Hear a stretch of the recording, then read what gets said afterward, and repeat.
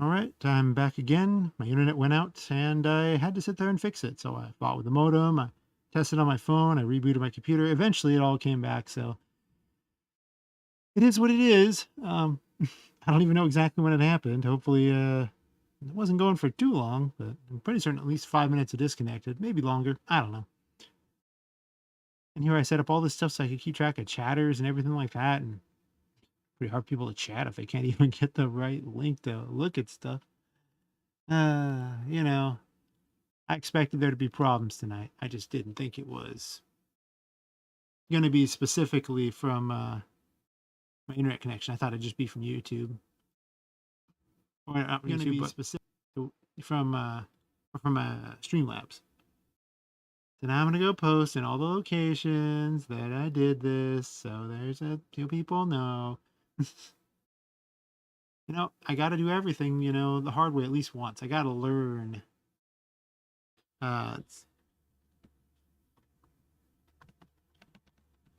Learn through pain and suffering. The best way to learn, because you'll never forget.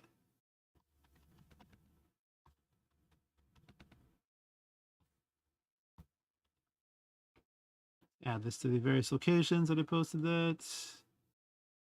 Yep. Guess I should also get music going, because, why not? Right back to we'll do our future steampunk, because why not? It's all so exciting. It was one of the first sets of music I was going to use, but then I didn't, because they copyright claimed me on it. But now I can use it in these, and it seems fine. So I don't even know. Like, it's probably fine. It was probably just a fluke, but it did stop me from ever buying music from RPGMaker again. After that, I was like, oh, if I'm just going to get a copyright strike for what I paid for, he ain't bothering. And yeah.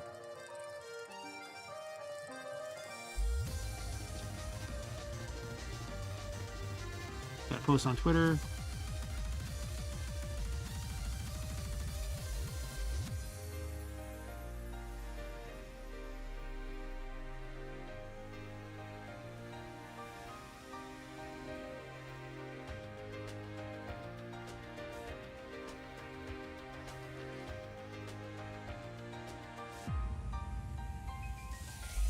All right. Now, what I was doing, now I've posted everywhere there, was I was making the character, the first quest, the character you can rescue. And she was going to compare her origins against that there. Oh, I know. I was writing a behavior so that when they get to the painting, they're going to walk through it.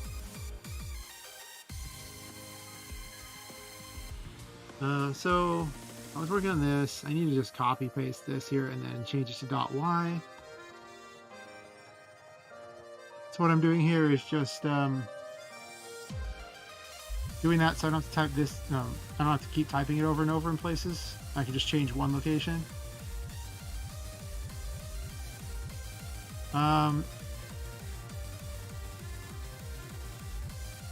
It skips. We're also going to turn through on. So I think at the start of this, I'll turn through on. I don't want to keep running. I mean, it doesn't matter that much, but why run the extra command over and over when I only really need to run it once? So we'll turn through on for this. There's never a point where they can't turn through on, so that's fine. I don't need to skip it or anything if they can't move. And from this point on, they can always move, so it won't be a problem. It's lesson 2. Do that.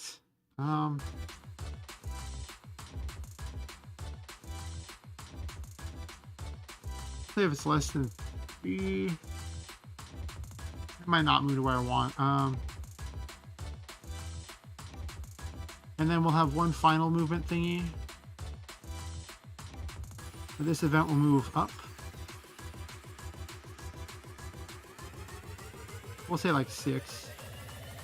Skip if you can't move for... Wait, I'm just going to turn around and leave. There's no reason for that. And then...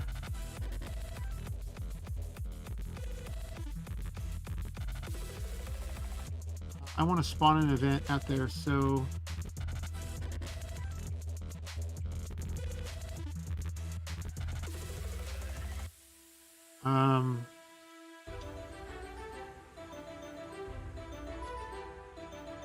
I don't remember the number for that yet, so we're going to save that there, but this will be a game map, dot event, this dot event ID, dot X, and then we're going to copy pasta this over to here.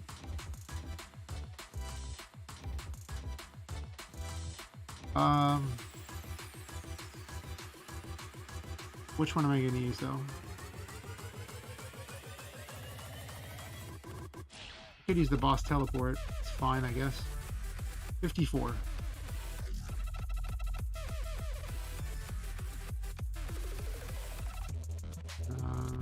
Doot, doot.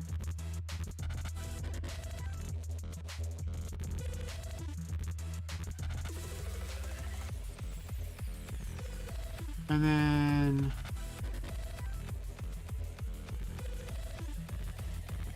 I can just use the despawn event, right?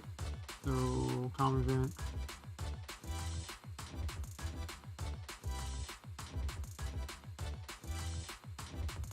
That should work there. And then now with that behavior in place, I'll never have to write it for another one.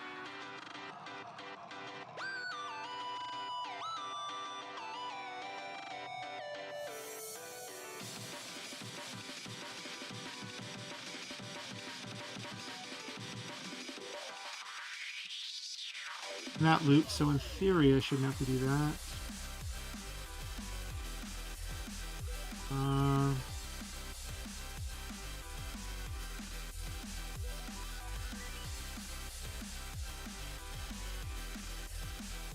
Try that.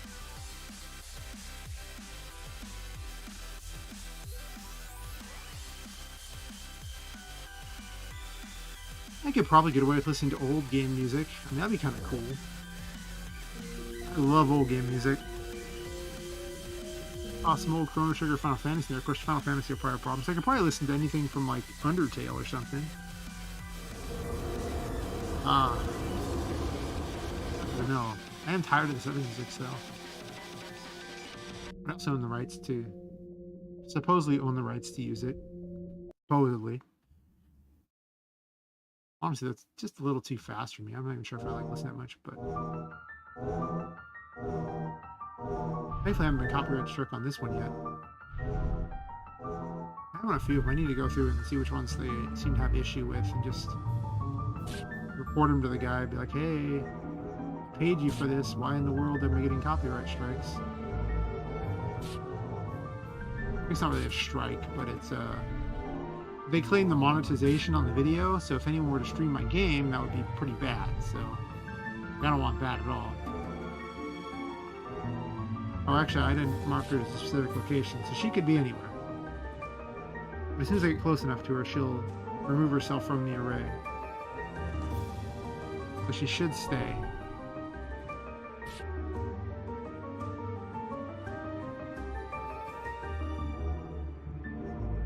I really like the arrow key movement better, even though the mouse is an option. I don't really like the mouse movement. It's just not very good. It really is going to need a rewrite.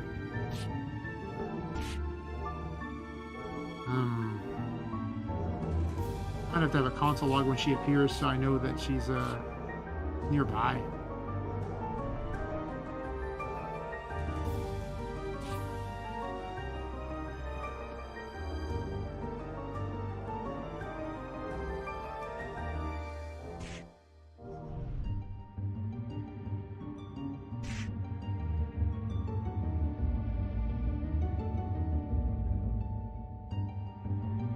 Yeah, I probably should, because there could be an error with her where she's just not appearing, and that'd be pretty bad. I did unmute the microphone. Okay, just double check. So the internet went down, I muted the microphone and was messing with it, just so it didn't come back up with, you know, me muttering things that probably weren't very kind about my internet connection. Listen, it knows what it did. It's already hard enough to get people to watch this stream in the first place without having to then check yet another comment below and go, oh look, this is the link I have to follow now. Oh, hi April, how's it going? You missed my little problem with the internet earlier where the internet cut out right in the middle of the stream, so I was like, oh, Okay, well. Hmm. Well, glad to hear you're doing fine.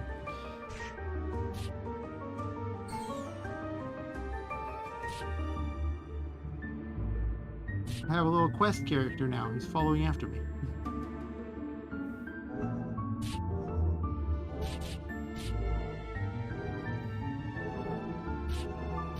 She won't fall if she gets too far away.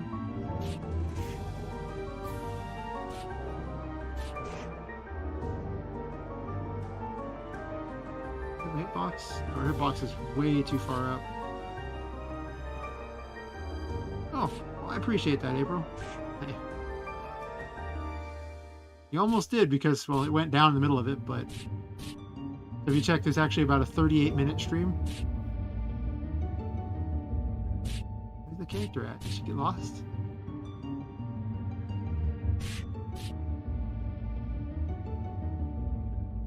She moved down there. What? There's two of her. Oh no. This is not going well at all.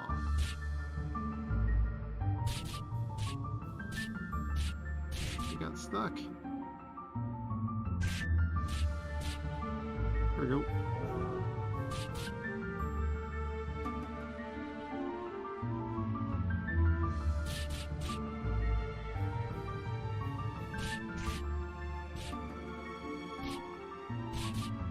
What are you up to tonight, April? Or morning, or whatever it is for you?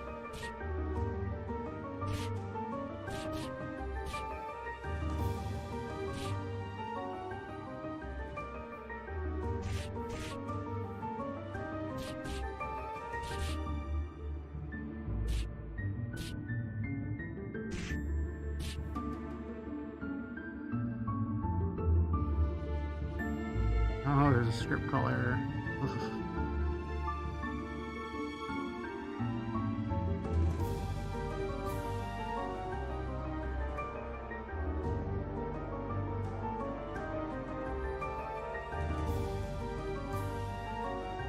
Is there?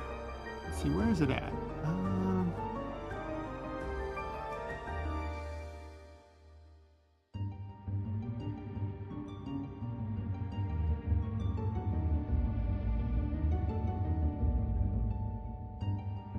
Yeah, I guess there is a missing one. Well, that sucks.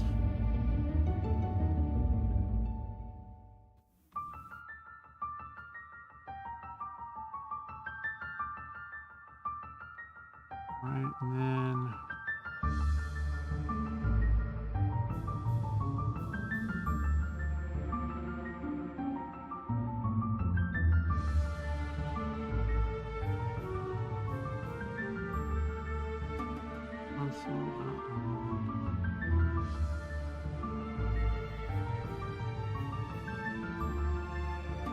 so I know she's on the map. Oh, I appreciate that, April. Sharing the stream around for me. Also, now I have a stream overlay. Exciting. Someone showed me Streamlabs. I'm like, oh my god. This is amazing.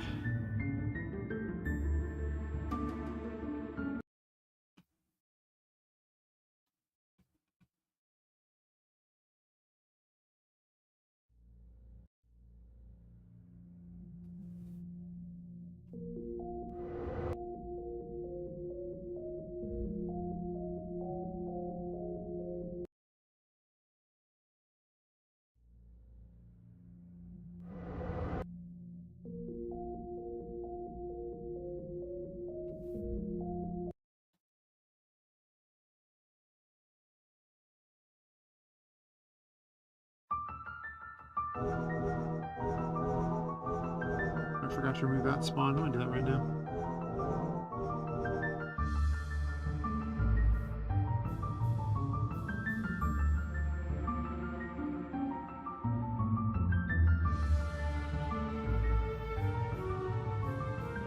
Oh, I'm just not gonna use that. I'm going to bother to comment it out. I don't plan on spawning it like that.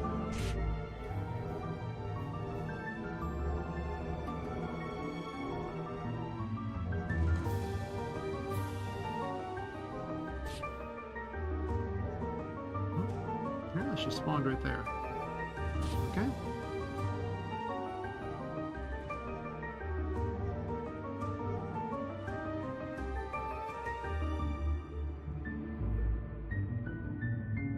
She's stuck in something?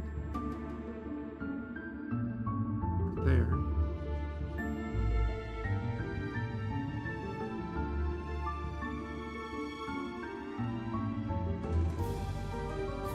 Okay.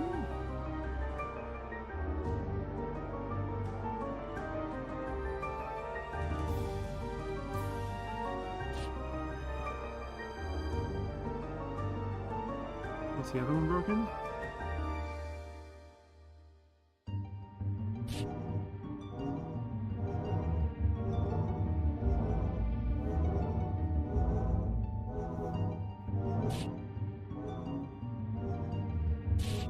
I really got to move her image up a whole bunch there.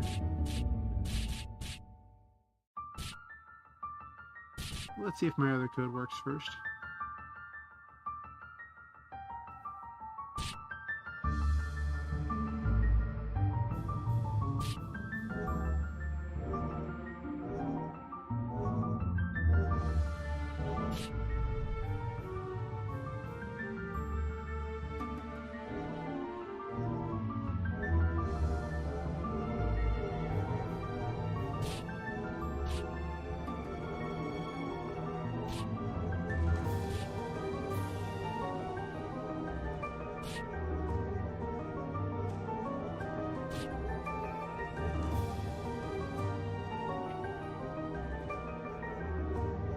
Well, she didn't move to the exact location. She moved to here.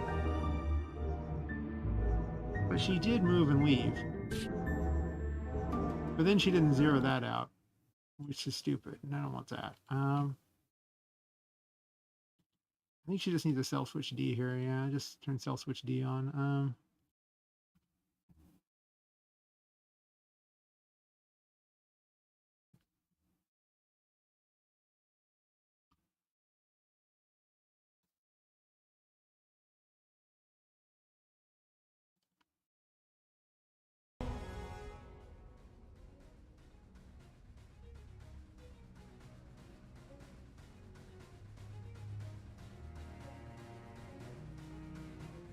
Well, thanks again for sharing it, April.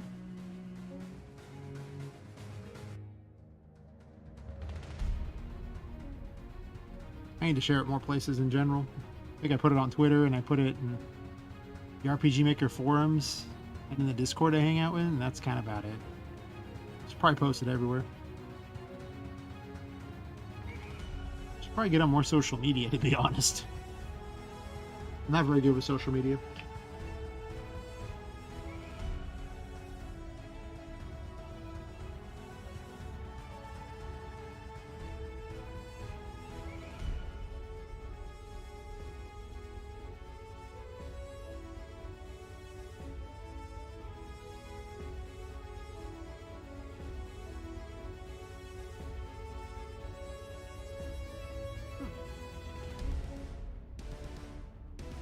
Thank you, thank you.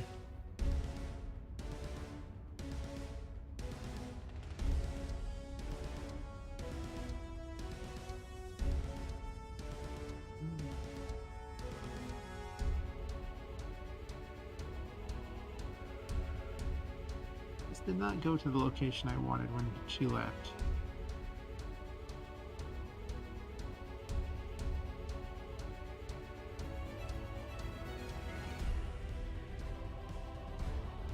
I'm going to make this a smaller number.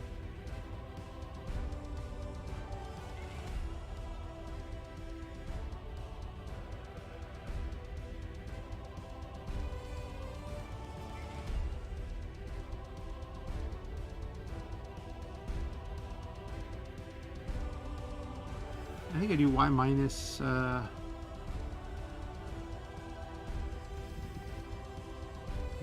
game event that y.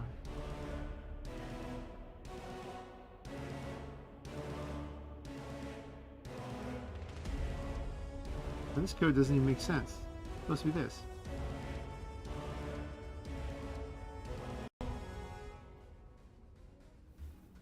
Right? Yeah.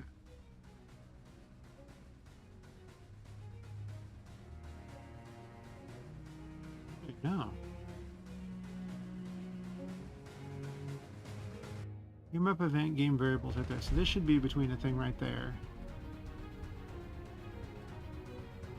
No, I do need to change that. That is wrong. I'm surprised it managed to find the right, well, find sort of the right location. Right, because the game up event is this, so it goes between those there, yeah, and that Y, okay. Oh, and then I want -2, I believe. So it goes to below the character.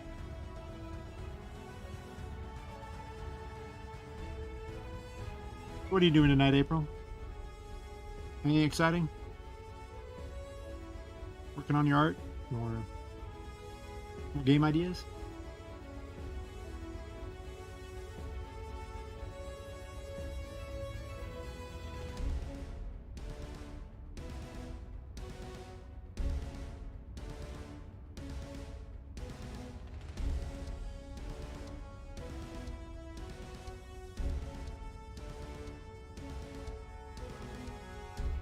I think this should actually work at this point.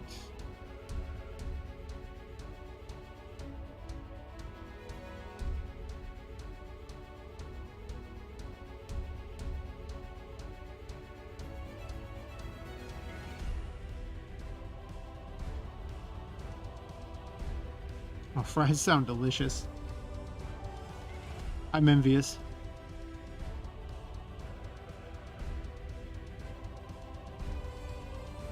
Did you go out and get them, or did you just make them at home?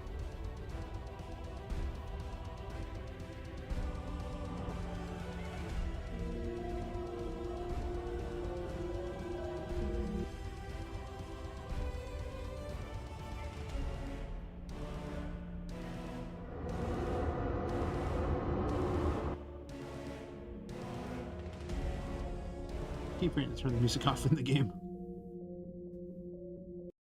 I'll just mute this music and then let the game play.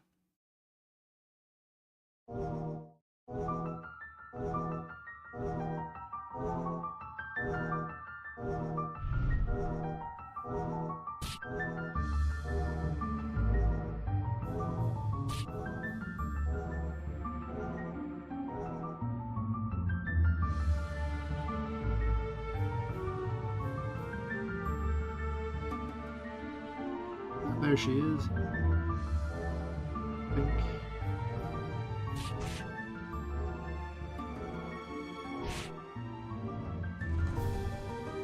Yeah, there she is.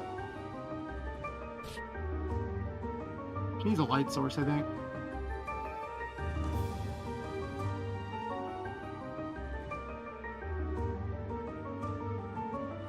I can also make enemies attack her so she can't get over there.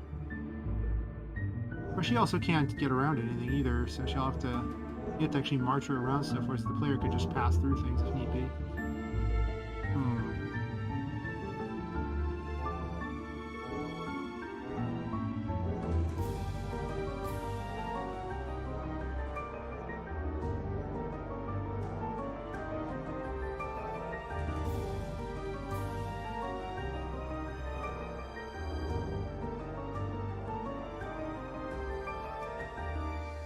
She moved up.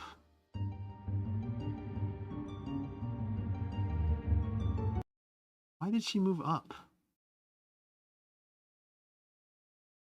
She's supposed to step towards this. When this is spawned, it makes itself 93. She went up. Why?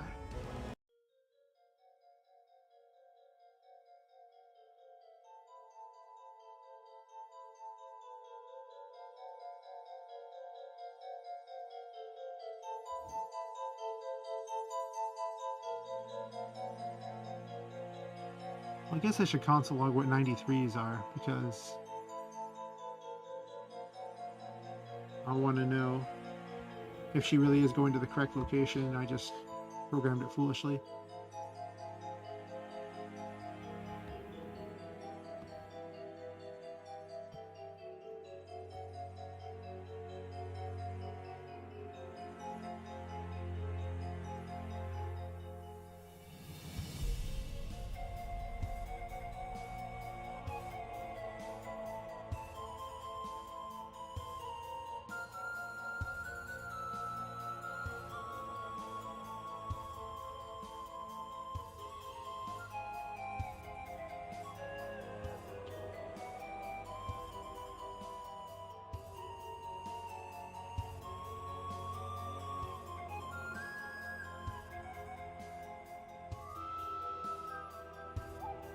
Pretty narrow right there.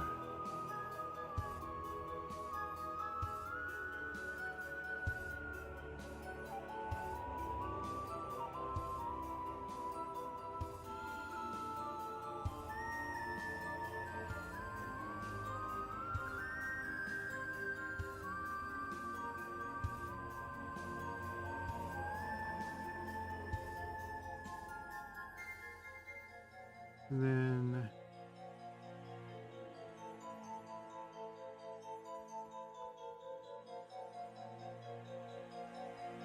this.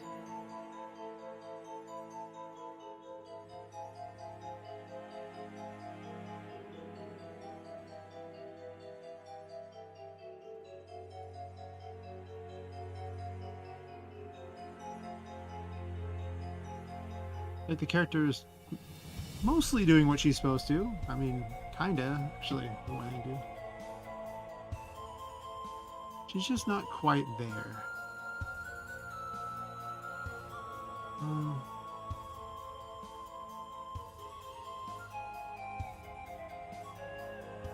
Set up object NPC.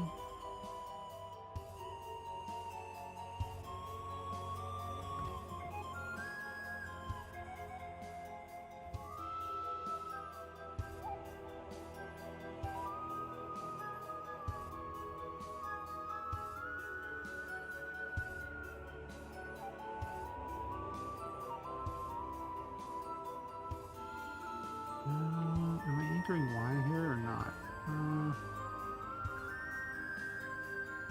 Did I do that for these ones? I might have.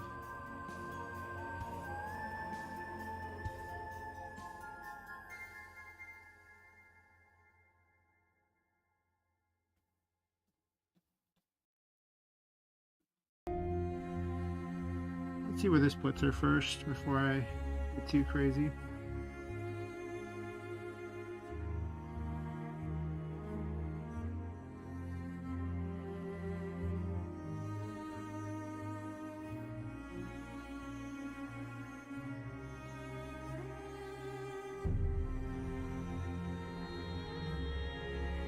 Trying to realize this. Oh, you're gonna live stream?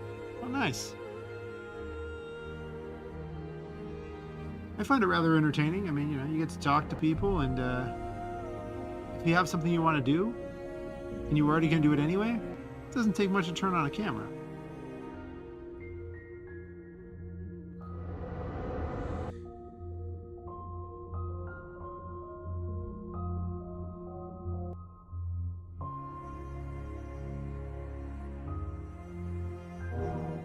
Why I started doing this is really because I had nothing else that I wanted to.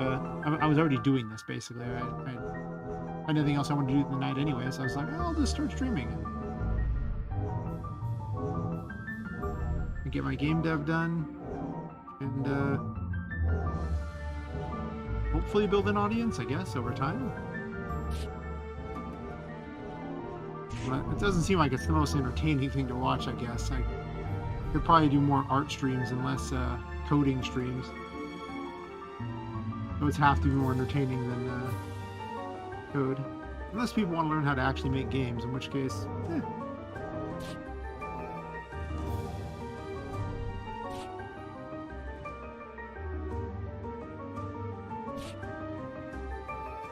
You're quite welcome, April. I'm not really sure what I'm being thanked for, but, you know.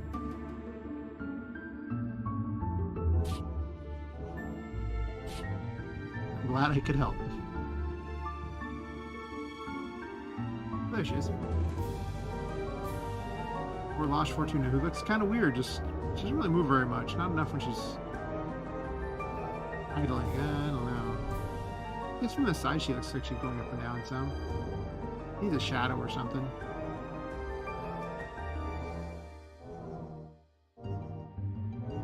So what are you gonna live stream, April? You gonna play games like the others? Are you gonna do art? Are you gonna make games? Huh? If you want to.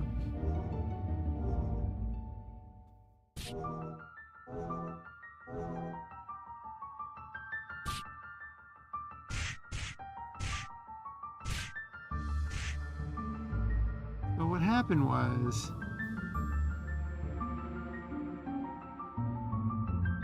that she was supposed to go to 13.6, and instead she went to 22.15.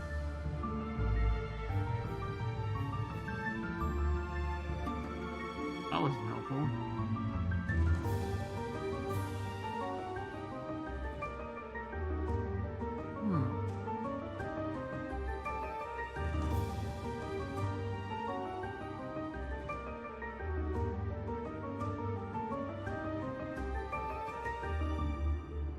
So right here, where it actually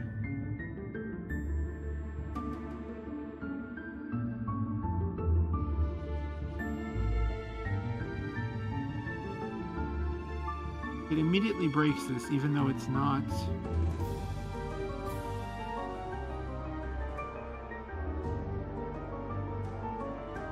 correct. Huh.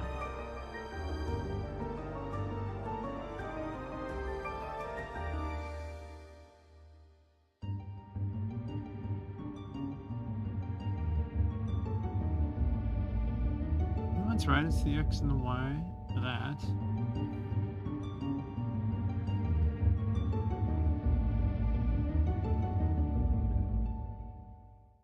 Somehow that comes out to less than 1? Or did she just attempt to move over and over and fail? Well, she can't fail because through is on, so she'll go through anything.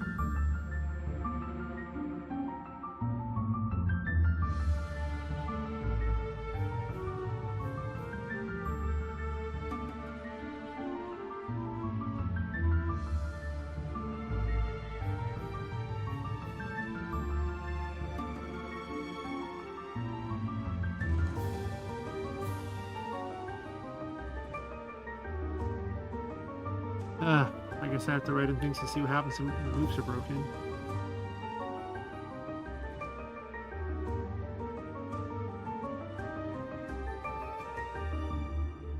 It counts.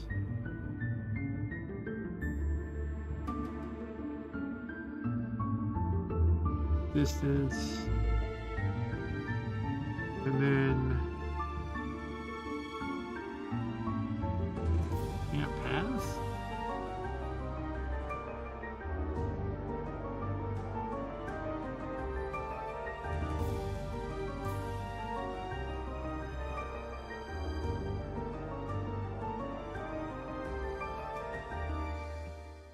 All right, let me try this again.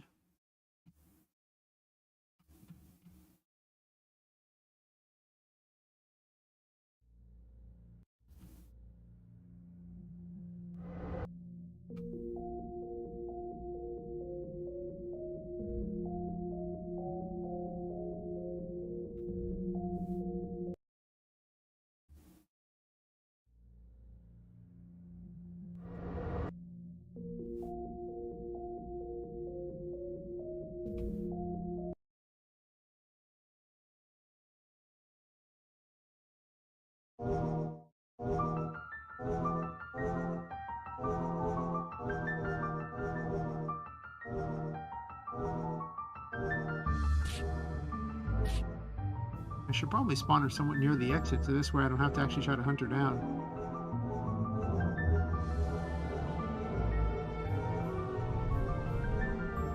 To be honest, I should make it where if you kill the boss, it spawns her. Then if you don't rescue her, then you just don't have access to her.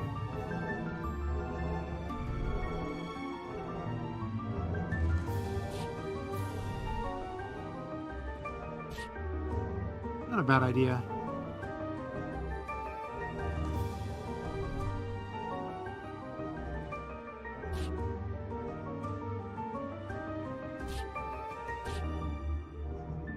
I honestly need more unique content in general because these randomly made levels don't seem very unique or interesting.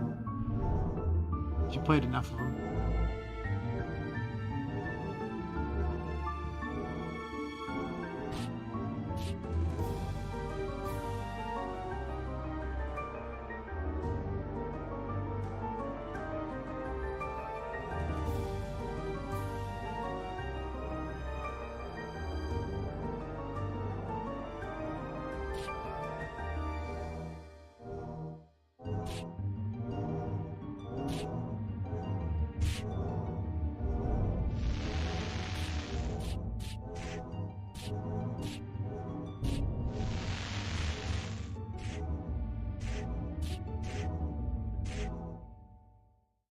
What happened? Her move count ended.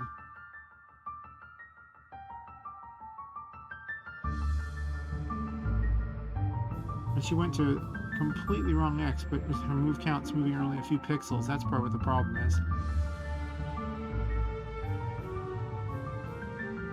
But there shouldn't be any reason to have a move count, because it already passes through anything, so it'll never fail.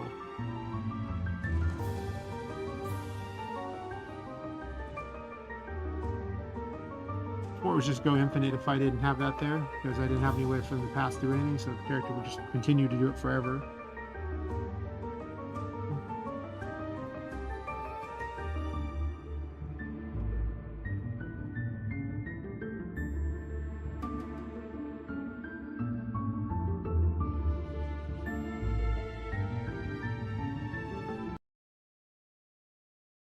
This is a super tedious test. But once I make the system work, I get to use the same system for every event that, like every NPC that's rescued.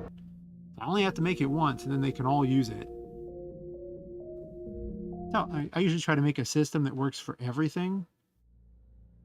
It makes it more complicated initially to set up, but then afterwards I can just sit there and copy and paste it over and over instead of having to make it each time. So in the long run, it's way better. In the short run, sometimes it leads to, like, half an hour to an hour of trying to get something to work.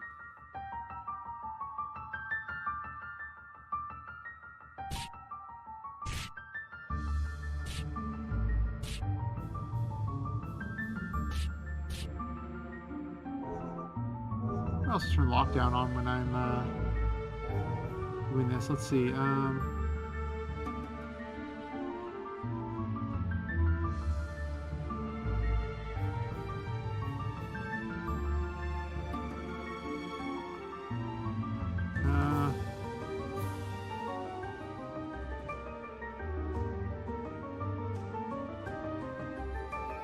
She flips her own self switch D on, right?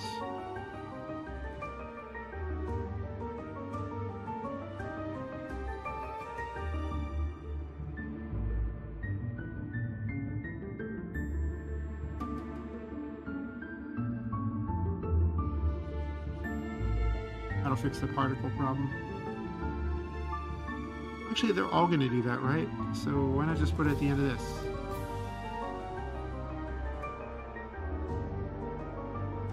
And then that's fine. She's actually up by the painting.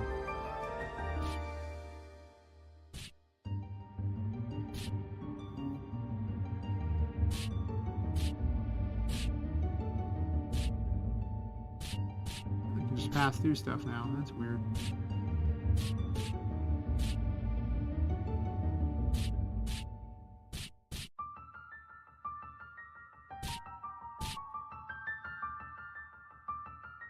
Okay.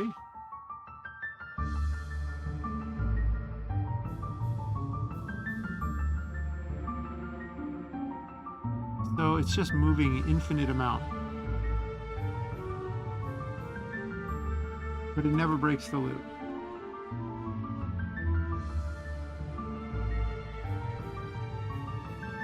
But why doesn't it break the loop?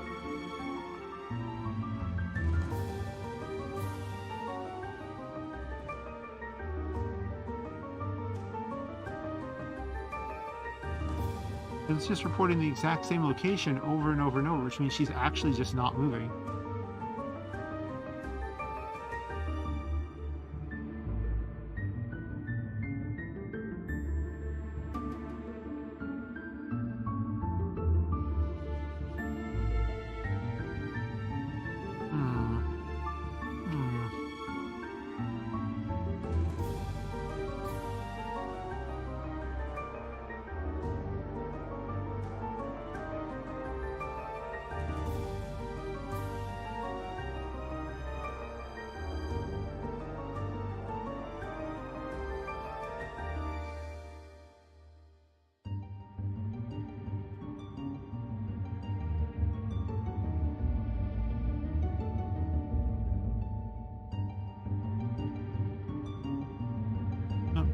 Okay, well, hopefully you can get it working. I will see you when you get back, April.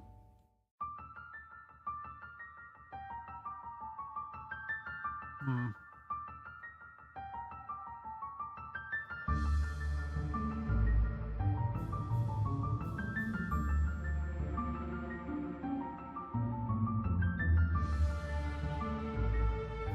There's another step toward command. I know there is.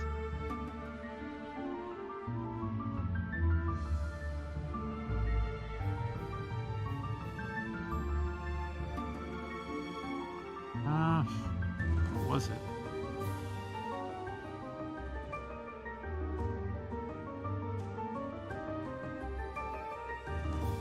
I'll look it up online.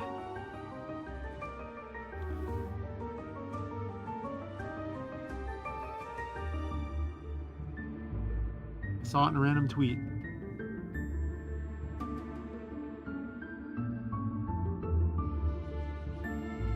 Well, the tweet was quite some time ago.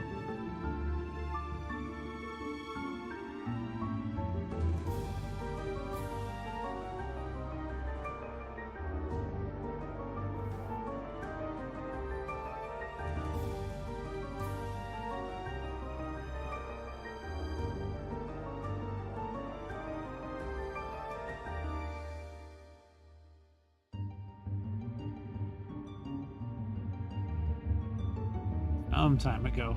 Still scrolling. Where were you at?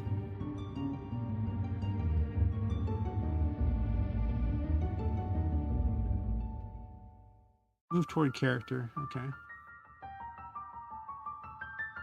So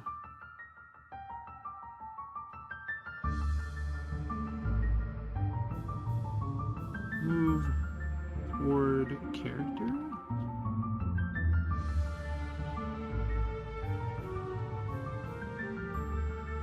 So wait for her to move so she moves a little faster, maybe.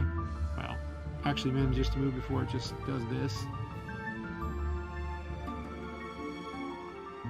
Wow, the game's just locked up. Nice. There we go.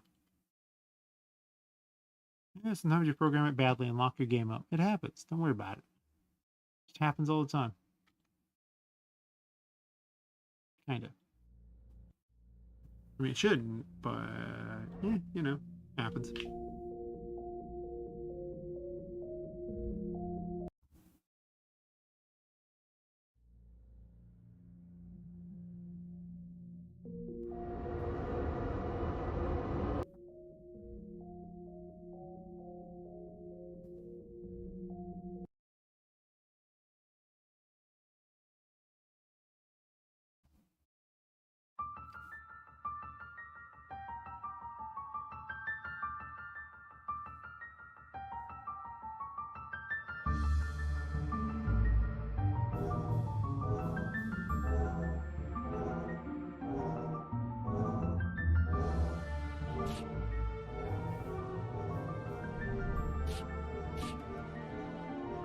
There she is. Come with me if you want to live, random NPC.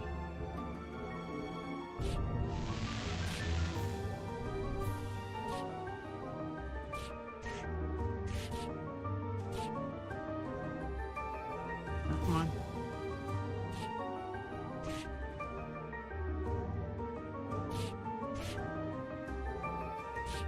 Where you at?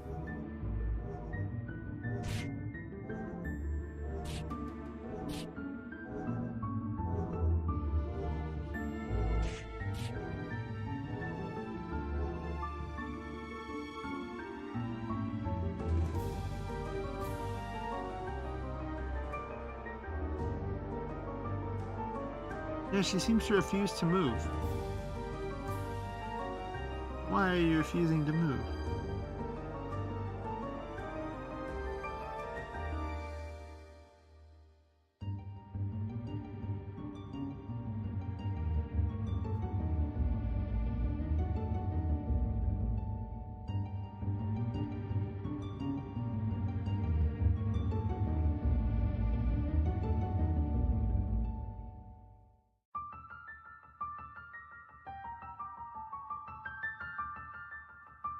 Huh.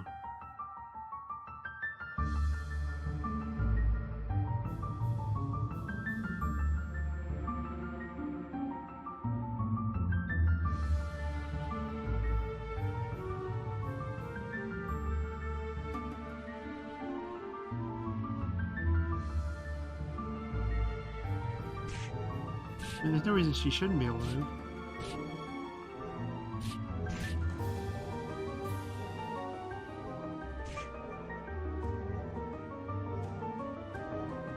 She clearly has through on, because I can walk right through her, so there's that. Unless I can walk through everything. Can I walk through everything? No. Clearly not.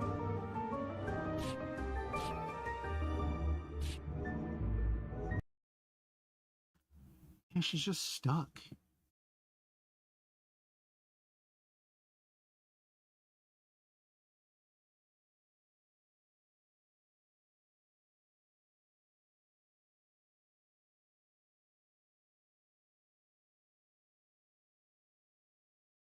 Let me double check and see if it's an issue with the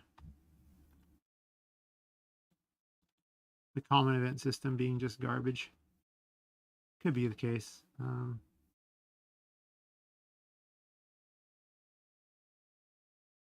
It'd be obnoxious if I had to put this every time, but whatever.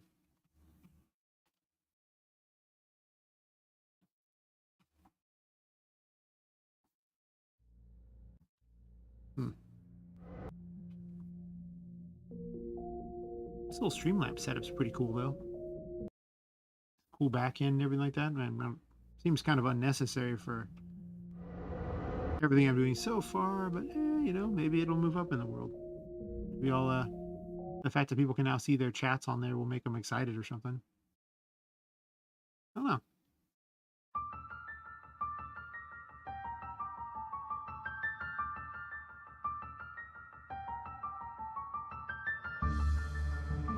Might also make some cool art for it or something. I don't even know.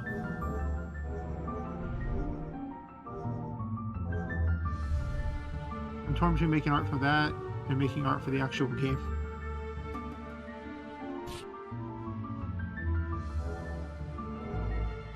But over time, I imagine that I'm going to want to keep improving the stream, just because why not?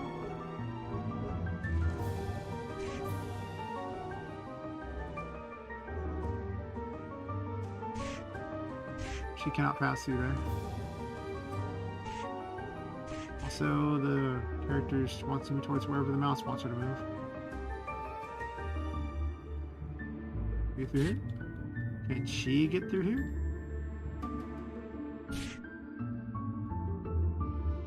Maybe?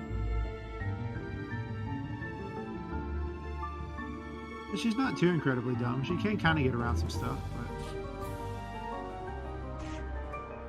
she's also not that incredibly smart either and kind of gets stuck on things, so.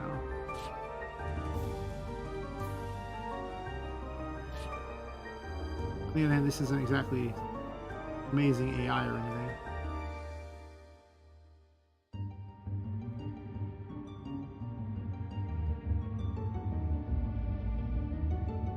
She refuses to step towards the target.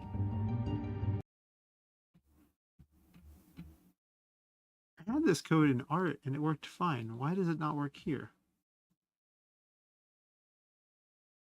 I am setting through on for this event, right?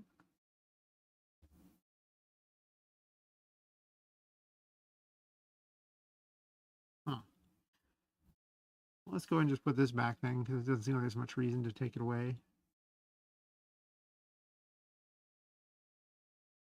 I'm gonna look the code up in art and see how it looks.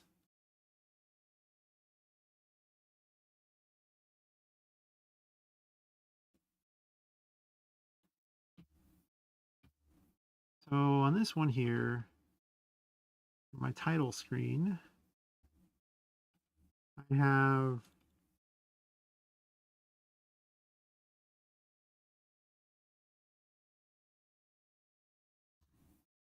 maybe the self variables just don't work that well.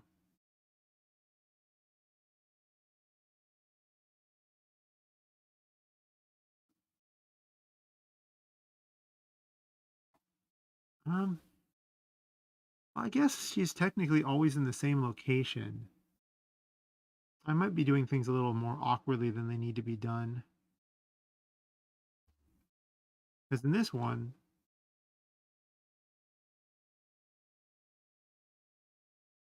the player just moves towards the thing.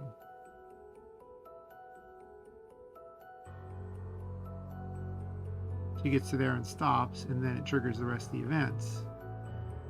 Which what's supposed to be happening?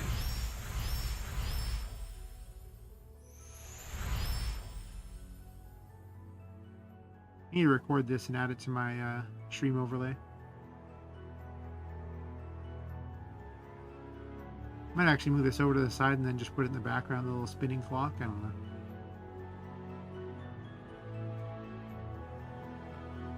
That works. So it's just a step toward and then break loop once she gets there. What went on with that? Wrong character. Wrong game.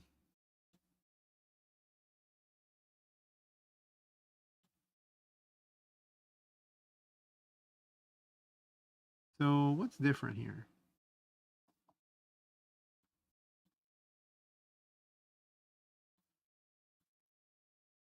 Let me double check that I haven't just entered weird code. It's possible this is just broken code. That does sound like me half the time. Probably NPC, because NPC gets messed up all the time and I just remove the code so later.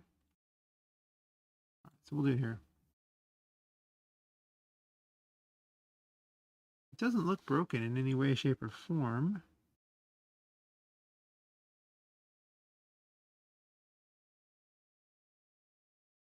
I've used this code before and it doesn't seem to have problems. I don't understand why it's having problems now.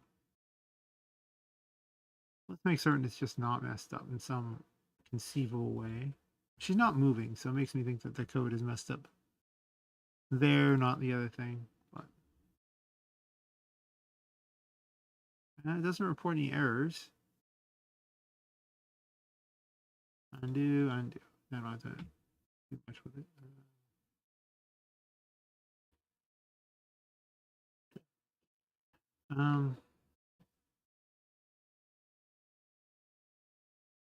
Where does Poppet move to in the first place? When she shows up, the painting moves Poppet around, right?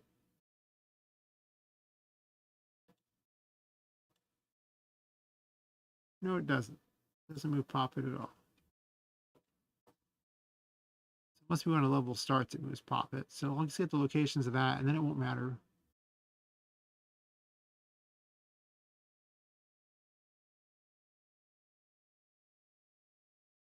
Because those are reporting that they are the right location.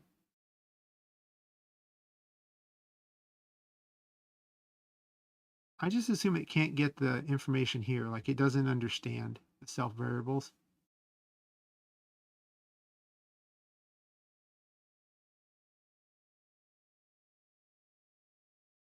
But I really do know them in advance, so it just seems stupid to complicate this any more than I already have.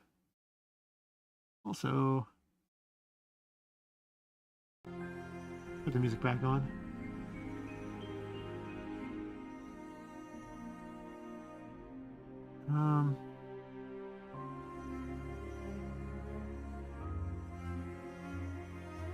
Yeah. Let's do that. Okay, so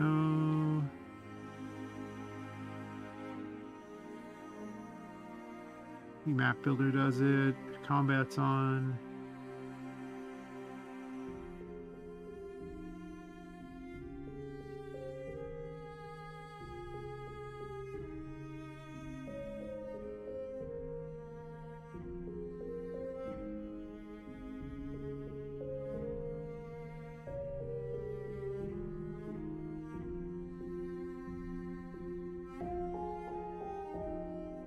What dictates when the character moves?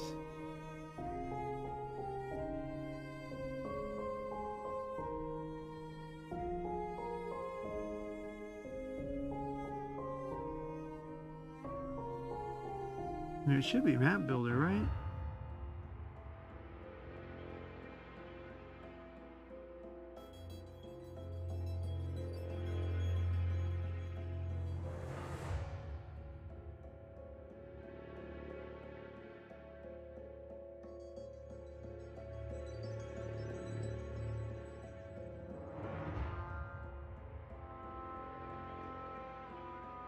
This is the right one, so sure that a painting doesn't do it? It sets herself up and then...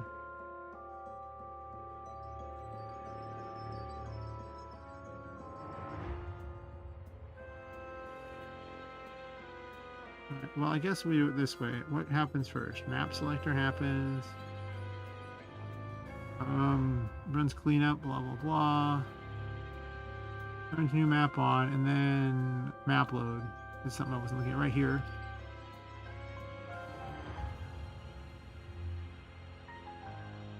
The map selector transferred him to 12.9. If they're at 12.9, that means that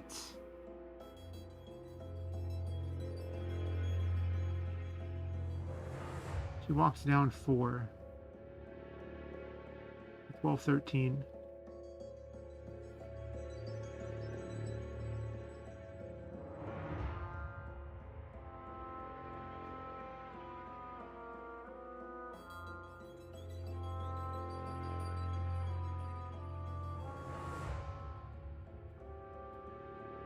So I'm going to copy, I'm going to do this just so I don't have to do it again later. And then we'll copy it out of here.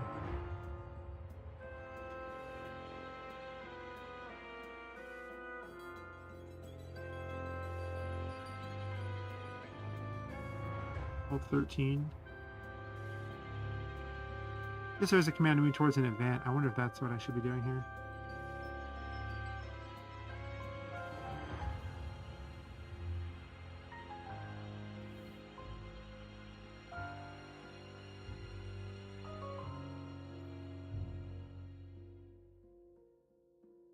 Guess we'll do 2, so it's close. We're skipping that, and once it does that, it should do the other.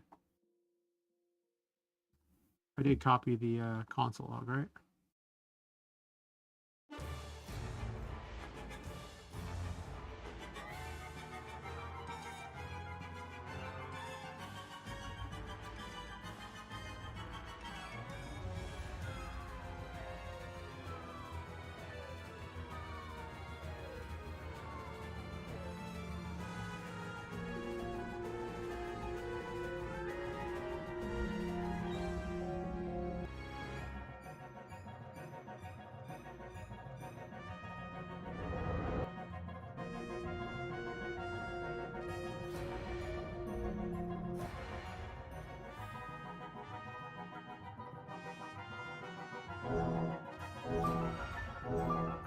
All this just so the character can neatly walk out.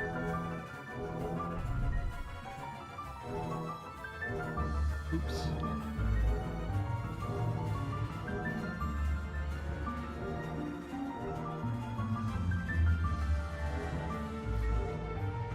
She's up there. Perfect.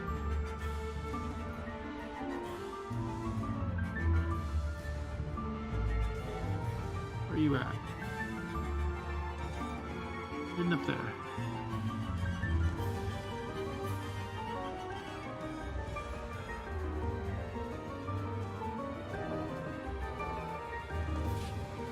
Move towards me, little buddy.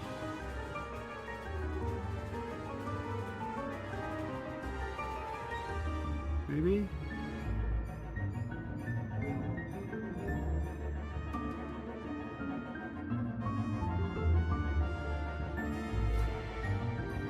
I think she's stuck.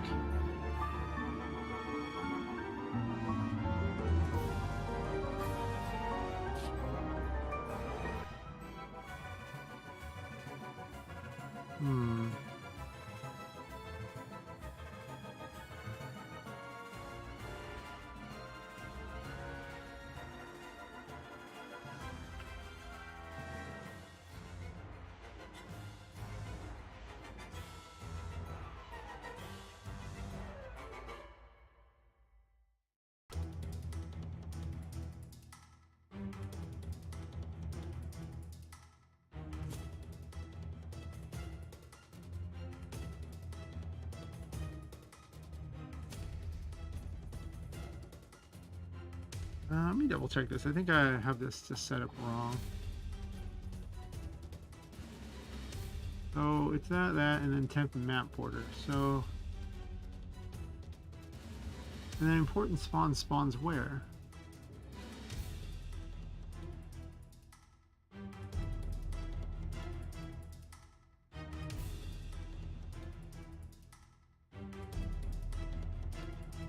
Okay, so it's just spawn array right here. This is what dictates everything. And in spawn array,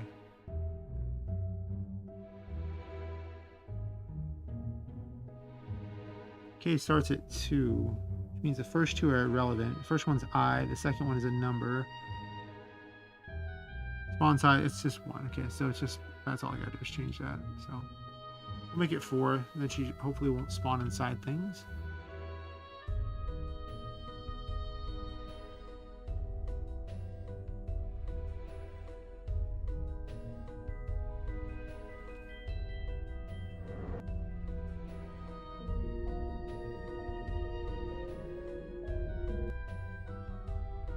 I have some delicious garlic cheesy bread that's just waiting for me after the stream. I ate half of it earlier, well, a little more than half. It was delicious, and I'm like, oh my god, more garlic cheesy bread, but no, I shouldn't eat the garlic cheesy bread during the stream. Nobody wants to hear that. I wouldn't want to hear that. Also, it's pretty hard to code while doing that. Maybe if I was watching something. I could become a React streamer. Yeah. Why make my own content when I can copy someone else's and just talk over it? Genius.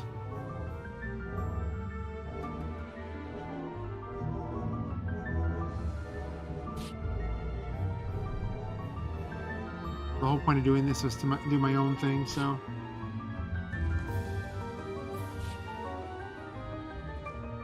Hopefully make a game that people are interested in.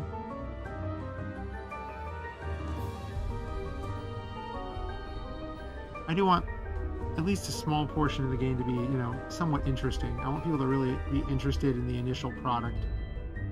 And maybe I'll even Kickstarter it or something, I don't know.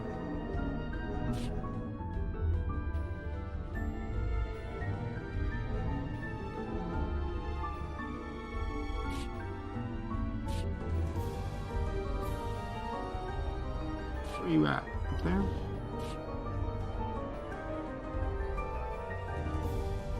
She's following me this time? Good.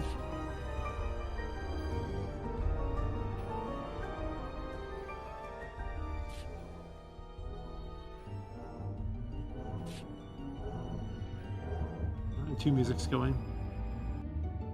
We're crossing the streams here.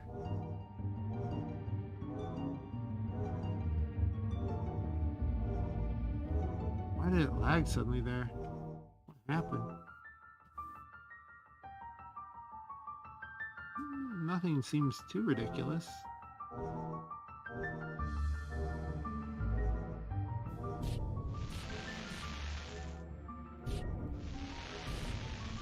I mean, to be fair, having that on also, it's pretty lag-centric, so. Lag-tastic. He wants to run back for some reason, it's really annoying.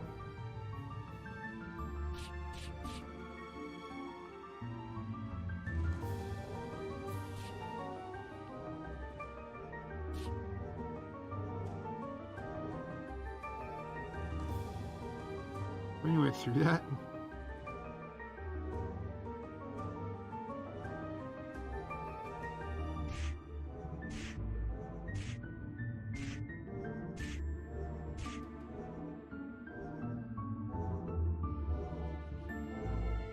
Why can't she move? Even with different codes telling her the exact location, she's just not moving.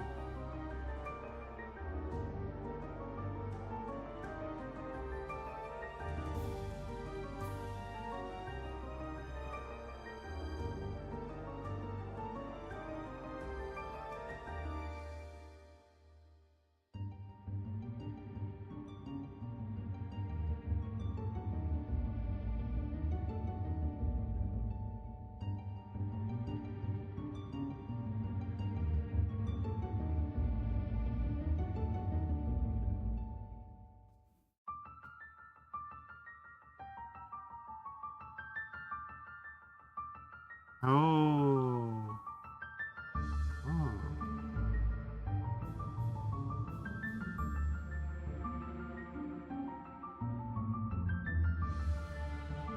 This is an object.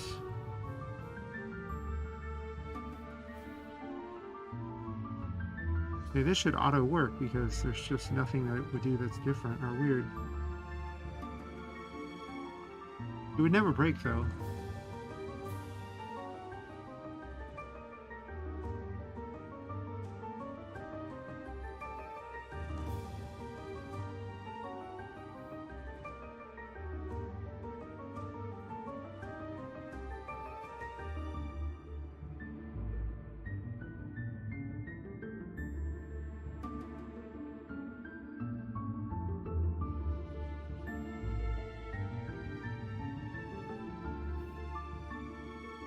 Place it out so it's nice and neat.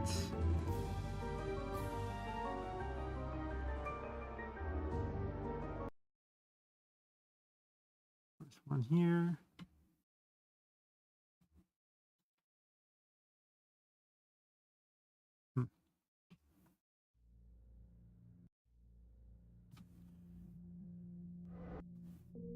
There's probably something really stupid that I'm missing.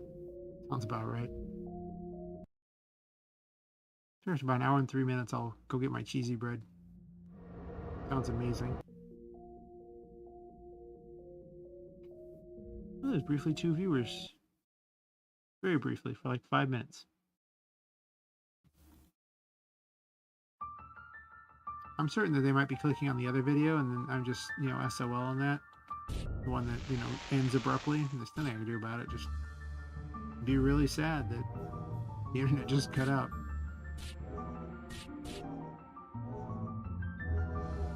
Oh, I did. We paid for better internet. Sometimes in the middle of the night, though, it just cuts out. It's really annoying.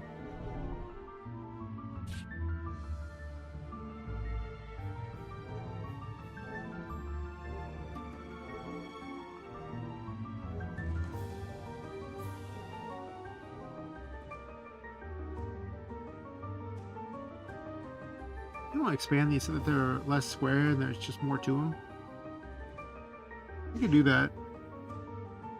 Maybe in the future, though. For now, I'm just going to make it more arena-like. There she is. Well, at least she so far spawned every time and successfully gets to the exit. So the first part of the code worked fine.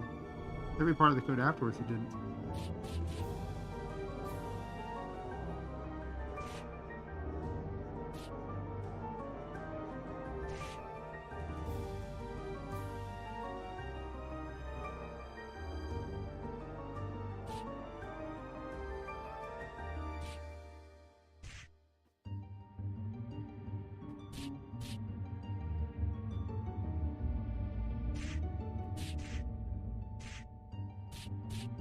There you go.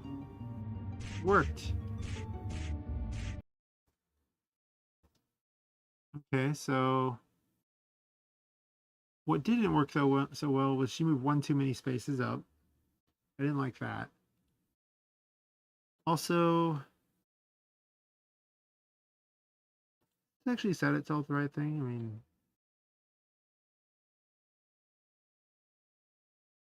I guess she doesn't need the particle, right?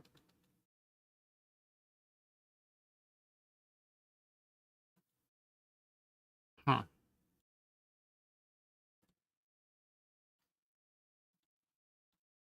She could just move up and vanish into the painting.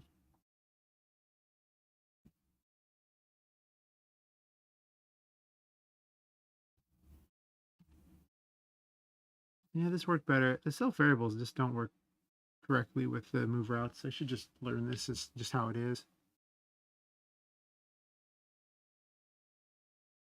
It worked well in MV though, which makes me think that there's something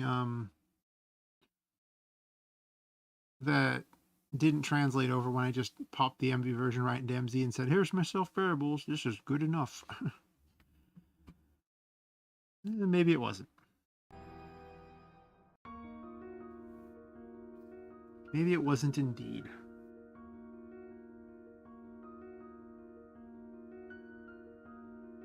I guess I test it without the particle and moving one less space to see if she vanishes just into enough in the painting that it will visually look correct.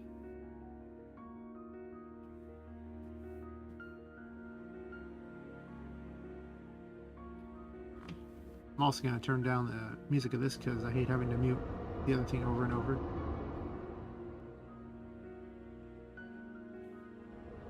Also, it leaves one character there temporarily. That's interesting.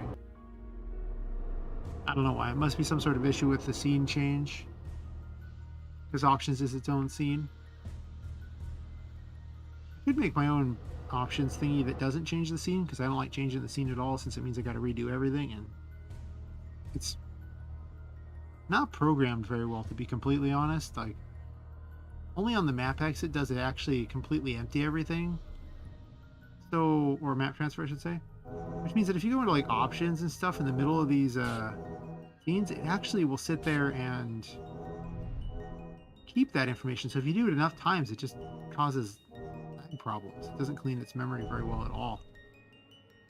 So I really try to avoid doing that, because I really don't want to have to rewrite RM just to clean its own memory.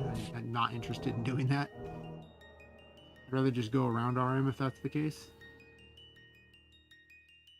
But I mean, all the commands to change the options should be available very easily, you know. I mean, well, easy is a relative term, but they're all accessible.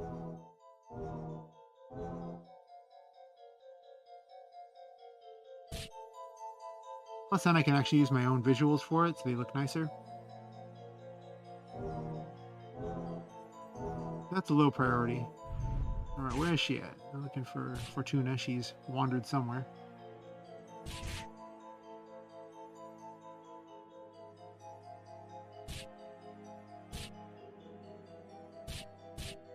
So far, she's never failed to spawn.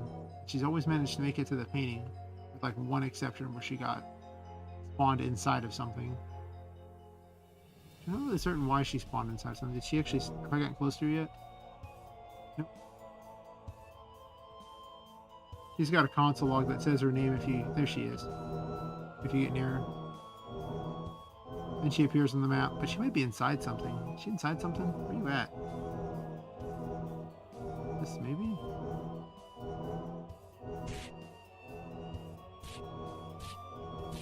Yeah, it's like she's inside something. Are you inside here?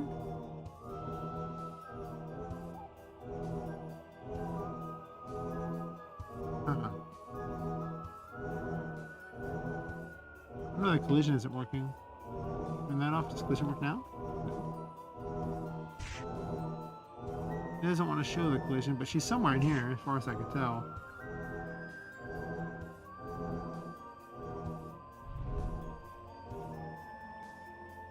Huh. Okay, quick change to those puzzle things so they're less obnoxious. Because that noise they're making is just irritating. I don't know. I'm okay with that one. That's not the one that's the problem. It's this one. I need a better sound effect for it, but I haven't bothered yet. We'll do 5%.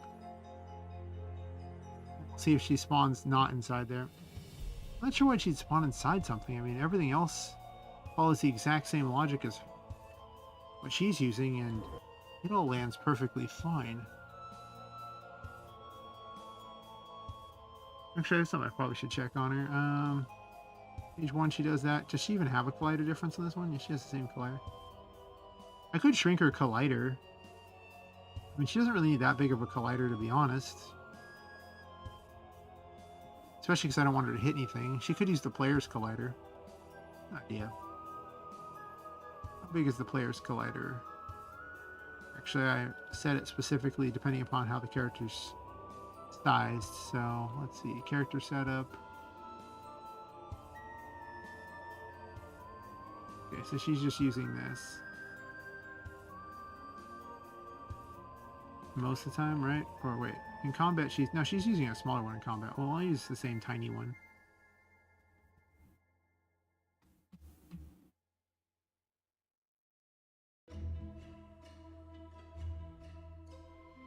Oh.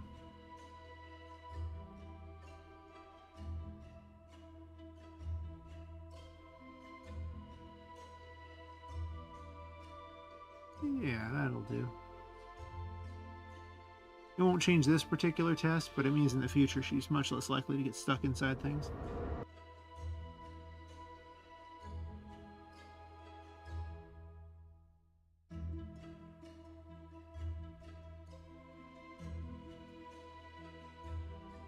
I might need to have some way to direct where she spawned and then just randomize it. I need to make a specific spawn for the for my randomizer, so I can tell things to spawn in a very specific location if I want. Because right now, the workaround is to simply spawn an event and then add it to the randomizer's array so that it can actually find it later. Otherwise, the randomizer doesn't spawn anything in a particular location. There's no option for that. There's an option to spawn important things, but not where you want them to be.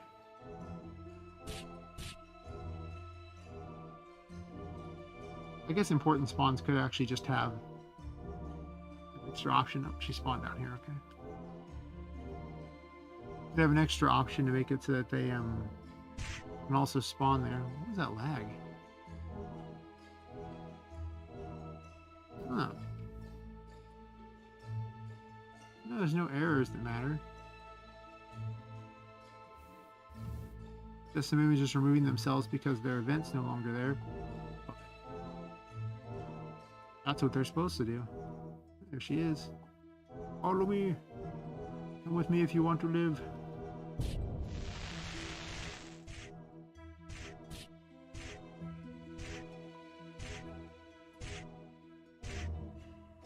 Oh, wait a minute. I think that wouldn't cause the problem. Not that. Is there a way for it to actually get to the thing? I mean, in theory, she should be able to pass through this. Nope, she cannot. Alright. Okay, you can get through this way. You can attempt to get through this way. The pathfinding is not that amazing. I'm gonna go ahead and say it. It's okay, but, you know.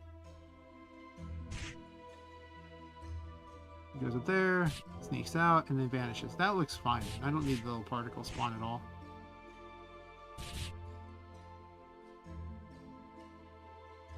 Yeah. Actually, when the player exits here... Yeah. I think the player should also walk out if that's the case.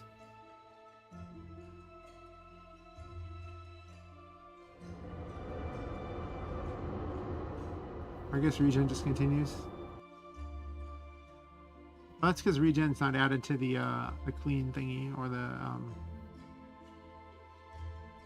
remove all status ailments. Huh.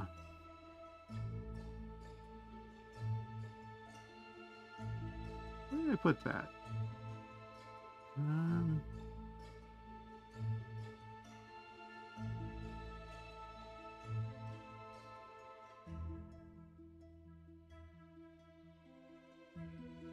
I guess I'm not cleaning all the status ailments. Do I want to clean heal effects too? I mean, I suppose that is an option. Because when you exit the level, I do run clean status ailments, right? So this is eventually going to be a potential heal spell, so I didn't really want to add cleaning all the status bonuses off. That'd be kind of dumb.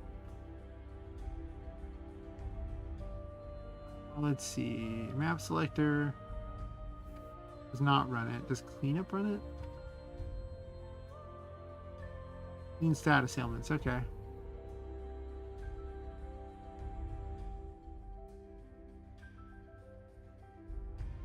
Clean positive statuses. Positive status, I guess, is fine. Okay, and then so I guess we just go down the list here. Start with star armor. It's the first one here.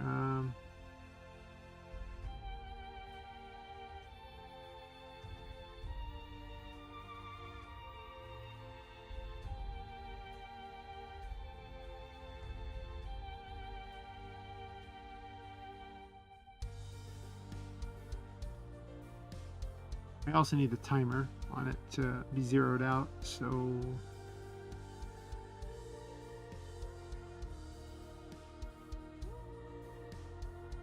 this. Oh, don't hit spacebar on this. Hit spacebar on this.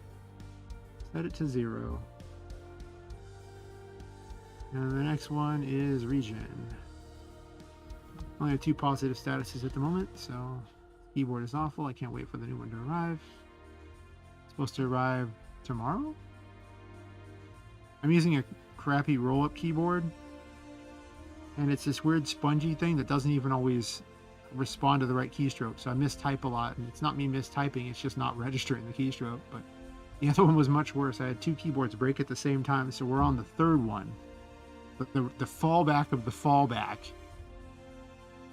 because I had a really cool silent one that was, you know, Logitech that I had only 4 months, and it just started cutting out and stopped working along with the mouse that came with it. So it's still a dongle, I think, that was broken on that. And then the one I had at my office, inside the mouse, the battery exploded.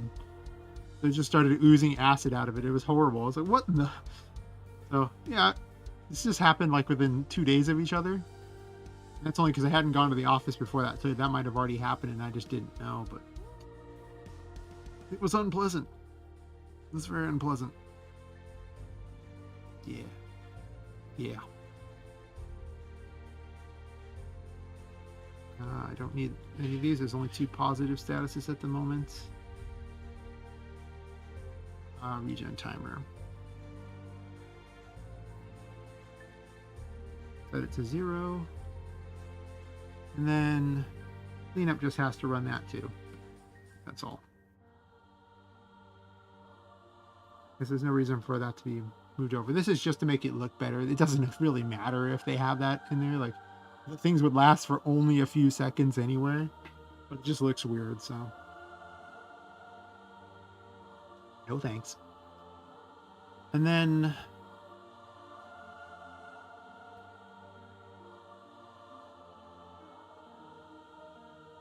we'll do player. Leave through Tinker's mirror.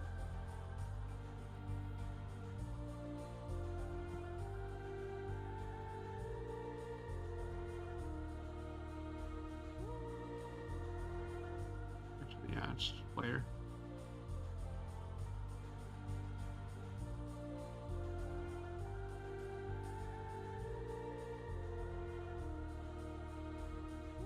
With the start of this one, we're going to run player lockdown.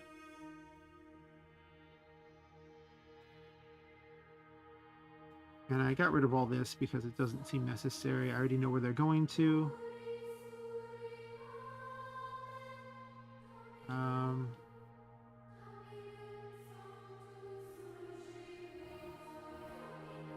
Player.x,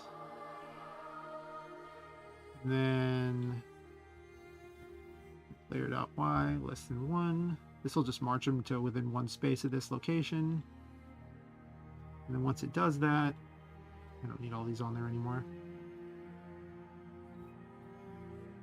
I'm not using the skip anymore because I tried to get all complicated. Don't need to. Then it'll just move up and then head out. Alright, and I need to make sure this changes to player. I don't need the skip on this because I'm not going to run that.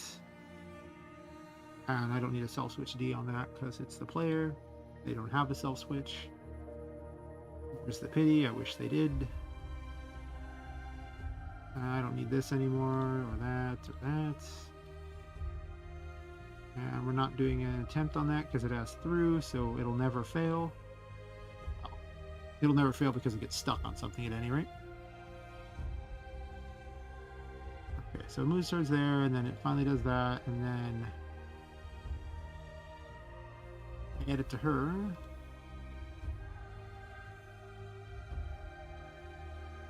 Exit the picture.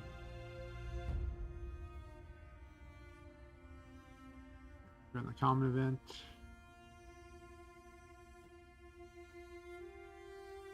Just in case I want this on some other thing, I don't know what it would be, but you know. We'll make it a common event so it's easy to recycle.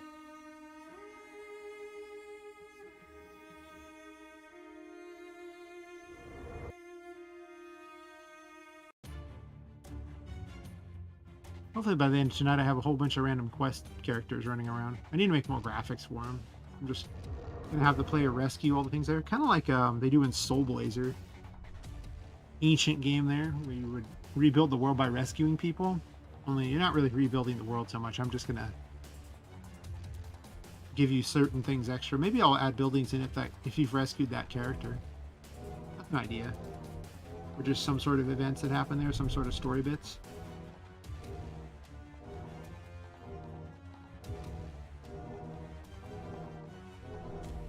Basically, I need more content to happen in here.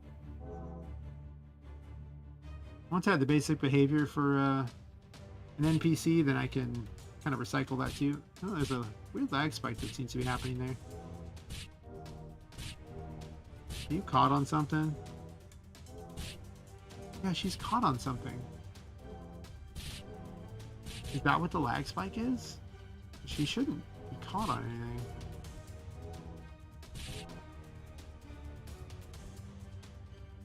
I had pixel movement on, right? And that might be screwing with this.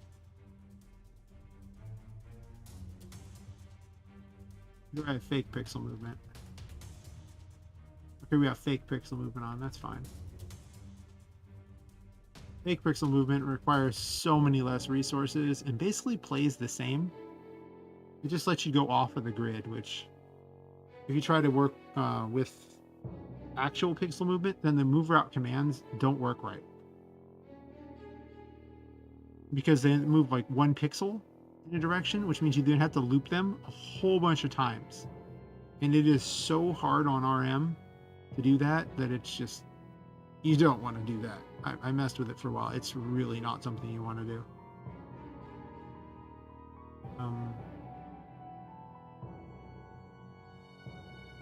What am I doing?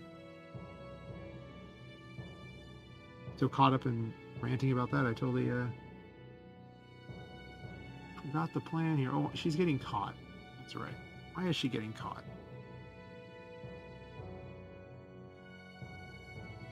Let's see. So she immediately removes herself from the array. And then she sets herself variables for the previous X and Y there. But we're not even gonna, I'm just gonna use actual X and not the PX ones there. Even though you'd think the PX ones would work better, but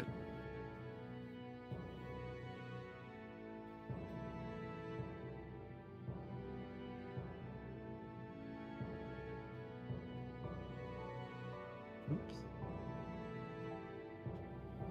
Since those are pixel coordinates.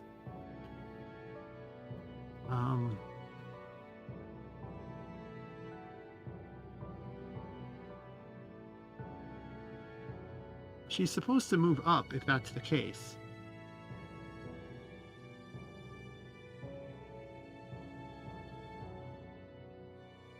Is she spawning in before the things that she's sitting on top of?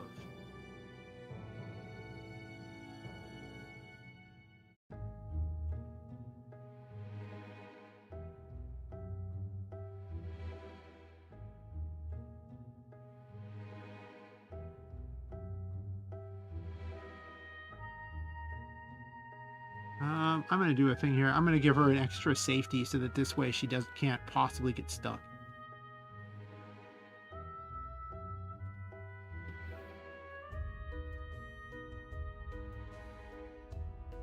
Oh. How's it going, J Marine? You're just in time to watch me make NPCs that follow the player around and our quests and everything in the dungeon.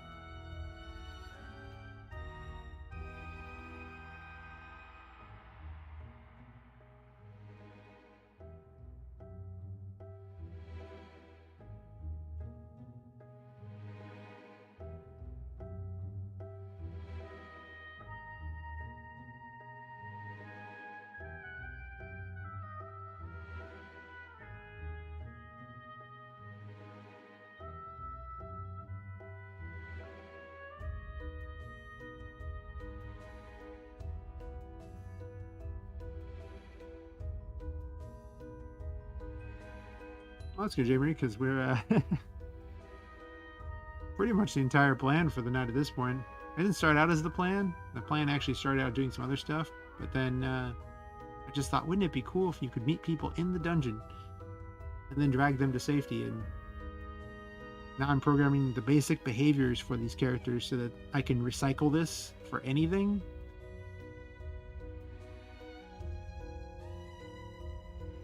I just need to make one character that's really, you know, perfect for what it does, and then I just have every character follow this type of script, but change what they say and if they spawn something.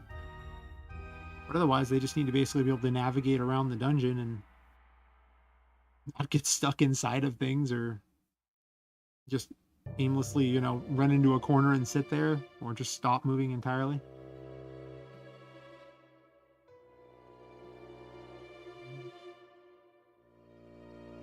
Now I'm trying to decide if I want them to, if they can't pass and if they just get stuck, if I want them to actually teleport to near the player. Or just teleport to a new location. I mean, it's the new location.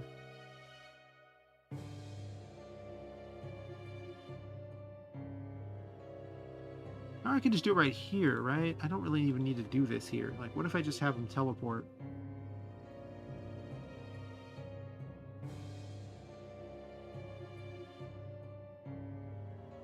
And this will stop from ever getting caught inside of something.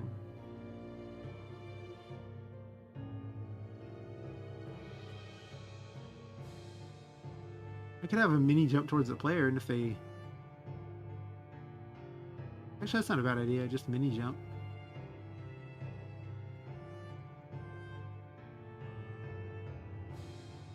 Actually, I have an even better idea. Let's just make a move route. For this event, they'll turn it a random direction, turn it random, and then what's the command for jumping? I don't even remember.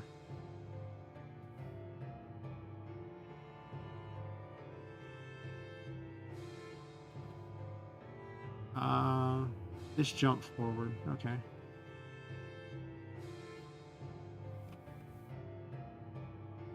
So rather than get all fancy, I'm just going to have them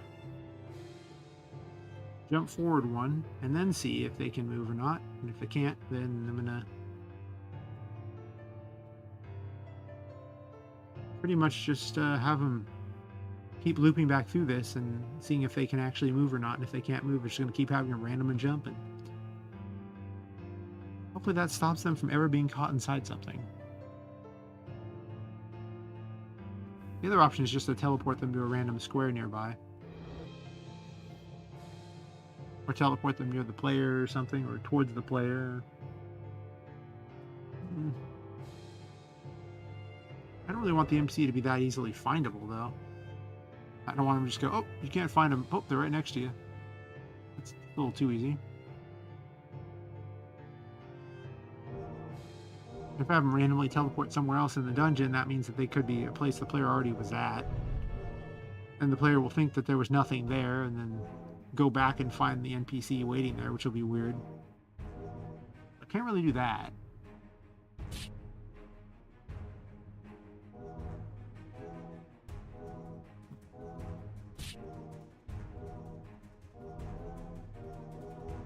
She's over here. You caught in anything? I don't know, can you move?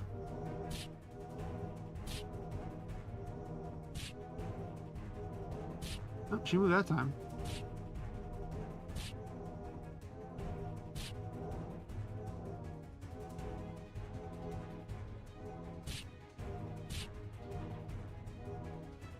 But she got stuck.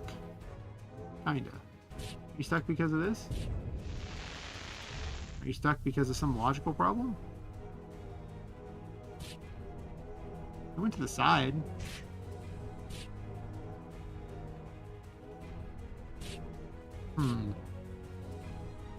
Yeah, she gets stuck, sort of. I don't really like that.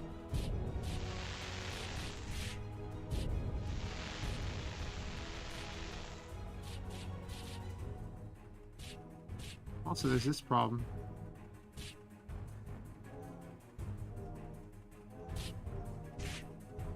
I mean, I could do that. I do have a thing that does something similar to that. There's actually a system right now that's spawning the things nearby the player, just off the screen anyway. That's why there's always something happening. But, I don't know, I wasn't originally going to use the NPC to do that. I wasn't originally going to have it spawn them in like that. Just random them in at some point when you're walking around. I don't know, I could do that. Just have them spawn in based on the encounter table and not actually as part of the main thing.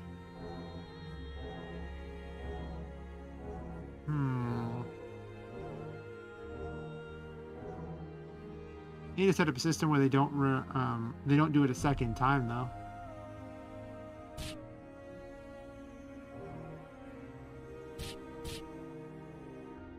That would make quest objectives, you know, never predetermined.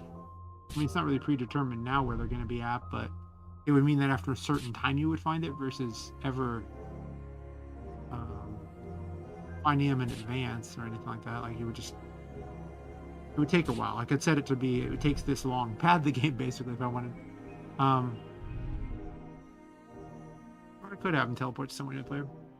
Also, the thing is I don't know if I want them teleporting to the player because they get revealed by being near the player in the first place.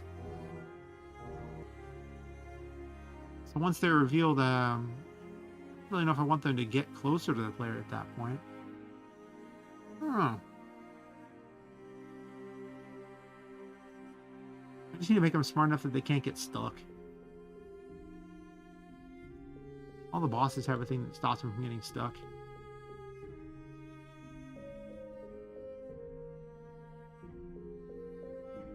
I'll use, I guess, boss relocate.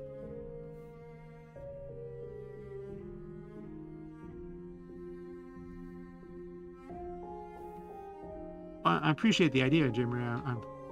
It's definitely gets me thinking on various ways it could go. I mean, I might still even do that. I don't even know. Not certain at all. Could go a lot of ways with this. We'll take the boss relocate there, but I need to actually get some code first. So, well, if it can pass, do this. Otherwise, boss relocate. It doesn't relocate into the boss. It's just named after that because that's what the bosses use to teleport to a new location. Let's see. This is if it can pass, do that. So if it can't pass, do that. And if it can pass, let's run its normal code.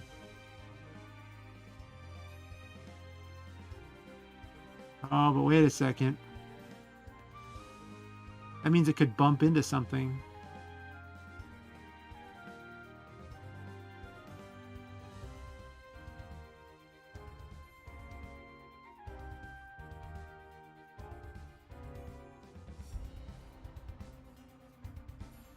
And if it bumps into something, it would teleport at that point. That wouldn't work.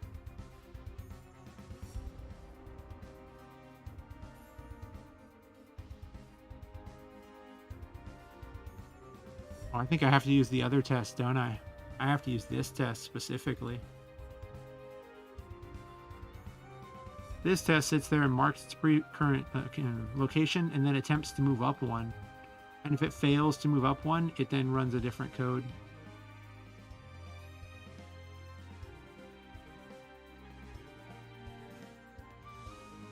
I guess can pass would do something like that. Actually, maybe I'm making this more complicated than it needs to be.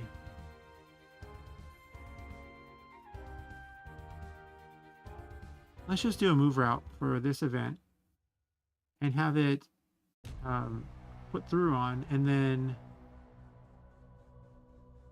it'll turn towards the player and then just move one step.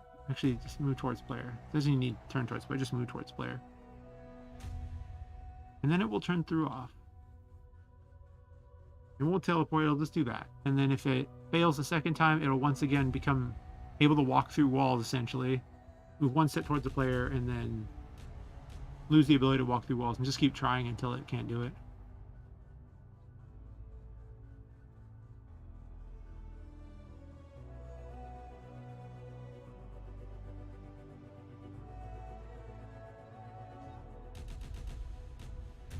Let's see if it's too far away, right? So don't do that right there. No,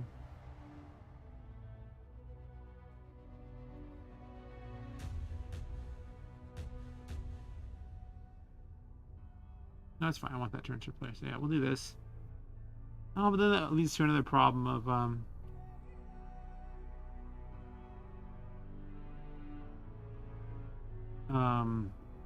it might try to pass through things, I think. I don't know how that's going to work out. Let's test it. I think the logic on that is just wrong. Almost certainly.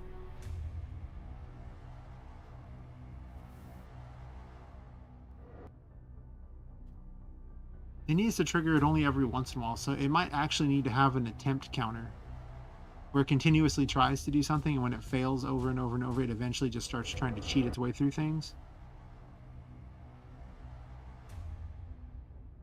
Through's a pretty dangerous thing to use.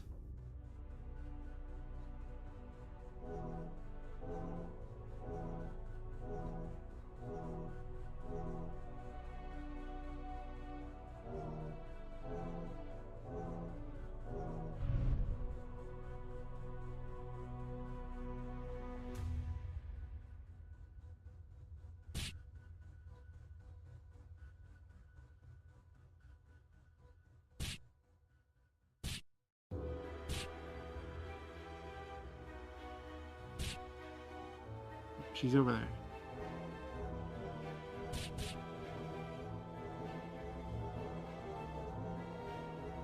Yeah, there's a problem right there, right? Because we're stuck inside something now? Well, she's stuck on me now. Let's see. I go over here. Then watch. Now she'll pass clean through and follow me.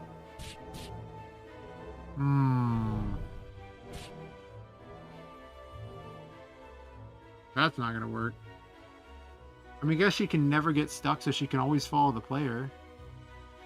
That's true.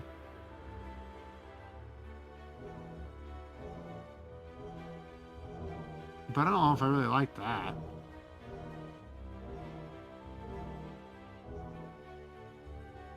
Then you can just cheat your way to the thing there, because, you know, the player can already pass through things temporarily, and then she'll just follow suit. Maybe a little slower, of course, but...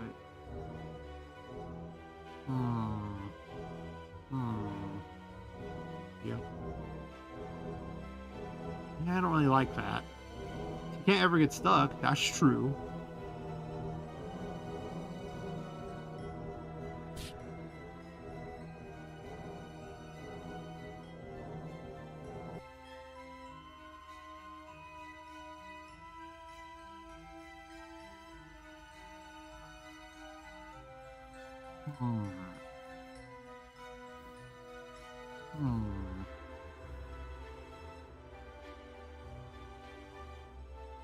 I guess can pass is the wrong choice here.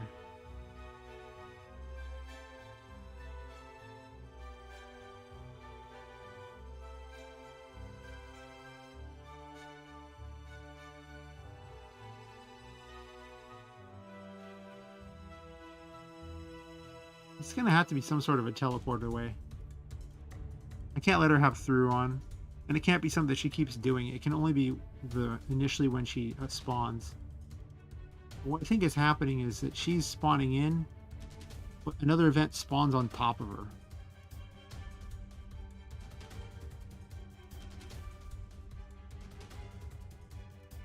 How does the encounter system work exactly? Because I might include her in via the encounter system, which is much better at spawning. Or maybe I just need to come up with a better algorithm for spawning anyway, so they don't end up on top of each other.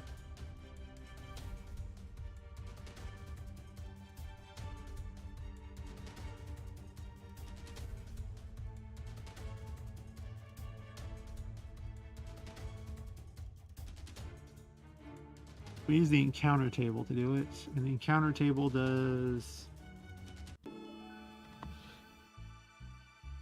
Oh, this is some weird music. I don't like that one much. Don't like half these ones that much, honestly. I really need to go through and find out if there's like video game music or something that I can stream safely without YouTube copyright striking me over it. I imagine for a lot of those games, I probably could get away with it. People put Undertale tracks up all the time. They don't seem to have copyright issues. This goes to tools encounter.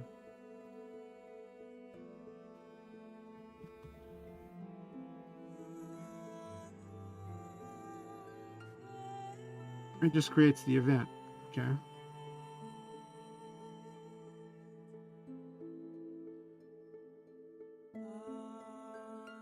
I guess the fix for the boss was that the boss just keeps teleporting around anyway if the player gets too far away, so it never mattered. And regular enemies, if they get too far from the player, destroy themselves anyway, or they also, if they can't move, immediately destroy themselves. But important events aren't set like that.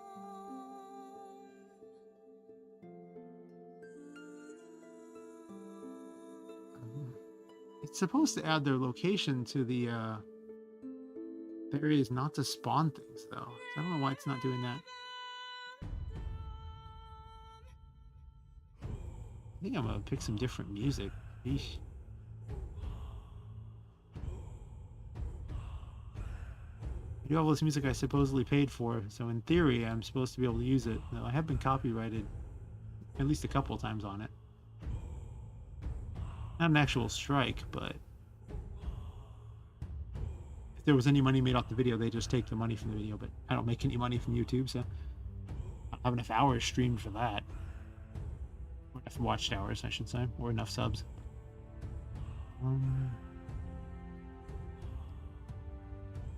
Where did I put all those? There's these here. Let's listen to these ones, I guess. Literally thousands of these tracks to go through, and I may one day go through them all. I don't know. Probably not.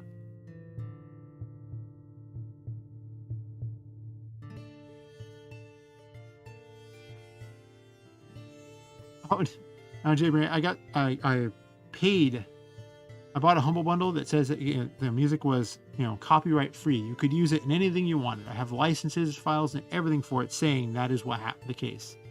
And yet, I still got copyright notifications saying that they allow this music to be used in there, but it's copyrighted.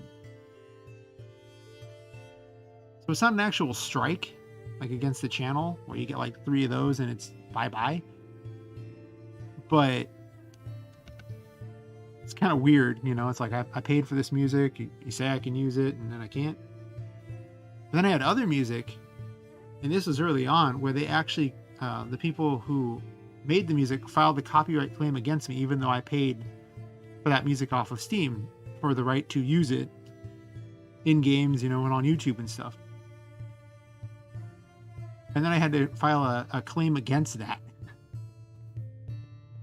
for the music I paid for. So music is a real problem on YouTube. You have to be very careful. Like, it only takes 3 strikes and your channel's just gone. So 3 wrong tracks and you're done. Most of these seem pretty safe. I mean, they get copyrights on some of them, but yeah, it could be scammers, I guess. But I followed the one that filed the claim against me, and it was the actual company. But they were in, like, I believe they were in Hong Kong, because I bought it through RPGMaker. I was like, oh, I'll pick up some of their music, and you know what? Basically, there's an intermediary. RPGMaker themselves are contracted with these people who then are selling the music through RPGMaker. So I'm supposed to have the rights to use it, but unfortunately, when I went to talk to them, they pretty much just gave me the cold shoulder, and RPGMaker just said, yeah, talk to them. So they didn't do anything. But the good news is if they don't fight the claim, like they don't fight your rebuttal of the claim, basically taking you to court, then it falls off after 30 days. You do have to basically dox yourself to them too. You have to provide your real name, like address, all that stuff. And they don't got to provide anything. It's terrible. It's like the worst system ever. So if you ever decide to live stream or put up YouTube videos in general, Because this was actually on a YouTube video this happened. Just remember that. They'll ding you for music. You can get away with like sound effects, that's fine. You can put clips of people's stuff, but it's the sound that you got to worry about. It's the music. And they'll get you on that, and they'll get you good. Because, I mean, I've had things where I put the... before the video has even got an HD version of it yet, they've already figured out what's, you know, copyrighted in there. Like, I can probably even... I don't think there's any personal information on this. I can probably just show you what I'm talking about. Let's see. I'm going to make certain there's nothing on here that they can't... I don't want anyone seeing.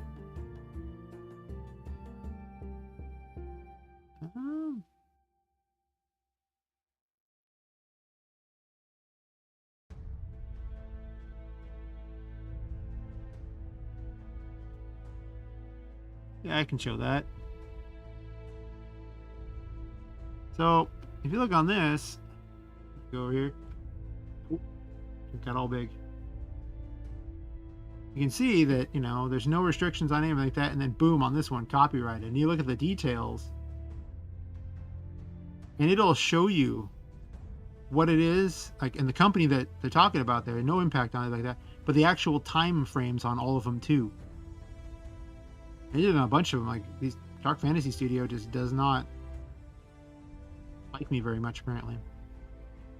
Now you know. YouTube is, like, this is before they even made the HD version of it. Like, the SD version was all that was available. It takes like 3 hours for the HD version of my streams to show up. And in that time, they had already located every single clip that had been, you know, copyrighted. They're that efficient.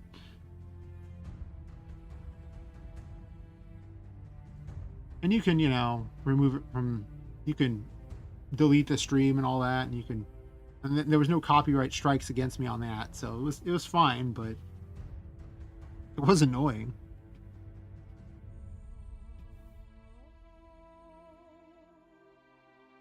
So that's why I end up listening to a lot of the same tracks that I think are safe. I hope are safe. Maybe? I don't know. I need a good logic trick for this. How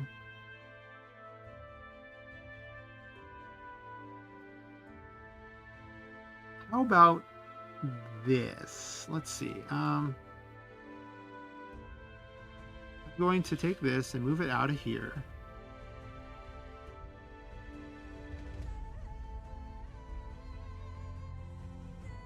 And then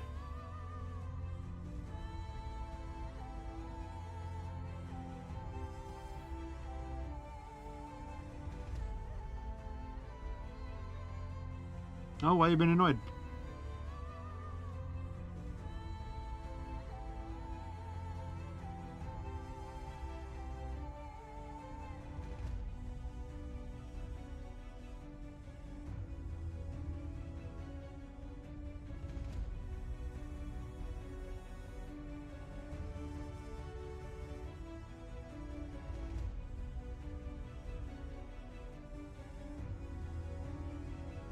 I think what I'm actually going to do for this is just a simple comparison. This test works great, but what it needs to do is just do it a different time.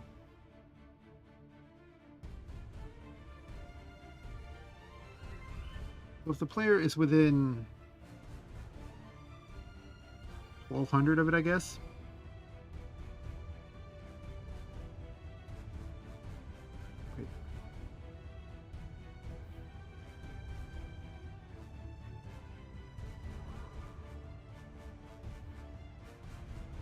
Wait, why am I pushing 229?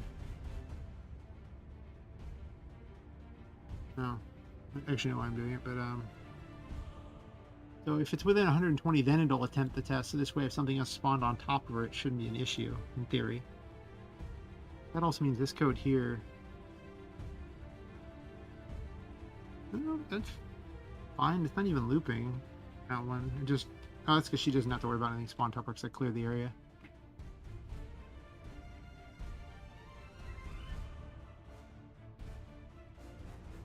I think that'll work. As long as it's within the spawn range like that, it should mean that it'll load in any events on top of her. Think.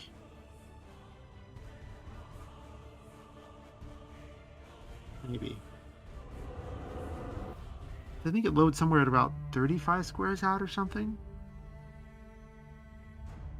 But apparently she's loading in slightly faster than the other stuff. Well,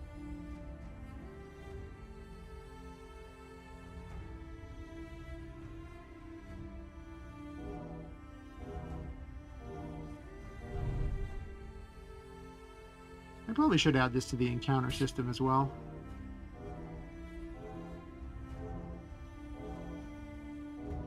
Originally I did have two different randomizers. One that made the world in front of the player, whichever way it was turned, it just kept spawning more random events. You still have to run. And, you know, I called it the narrator, because basically whichever way you were going, it just built a story for you. But the problem was I didn't have a really good way to keep track of it. And then I made one that just randomized the whole map. It required less resources because it just did it all at once and didn't have to constantly run. But the encounter system is kind of like a mini version of the narrator in the first place. Like, it just sits there and starts spawning things near the player just off the screen. It's like two different randomizers.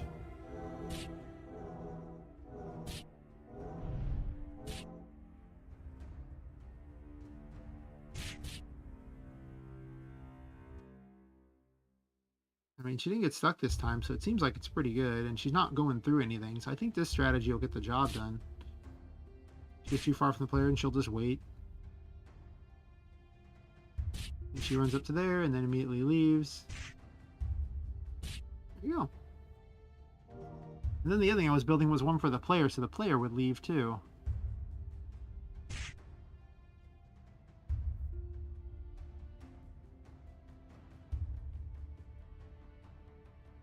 Now the player needs to move like one space farther down.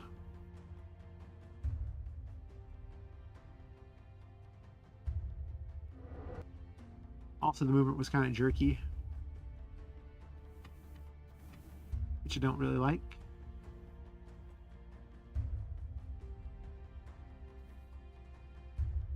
Also, I want the player to go one space to the side, I think. So we'll go to like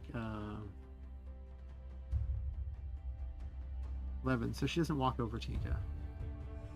That looks weird. She shouldn't do that. And if it's within this distance of it, it'll stop. And then move up.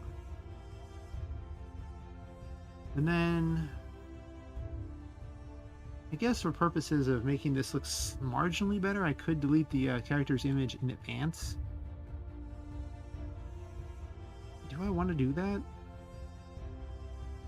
I don't know about that. That seems...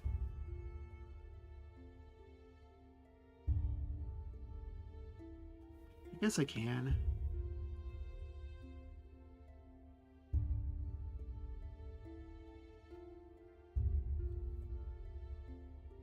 So if we get to there, it'll remove that, and then run the rest of the code.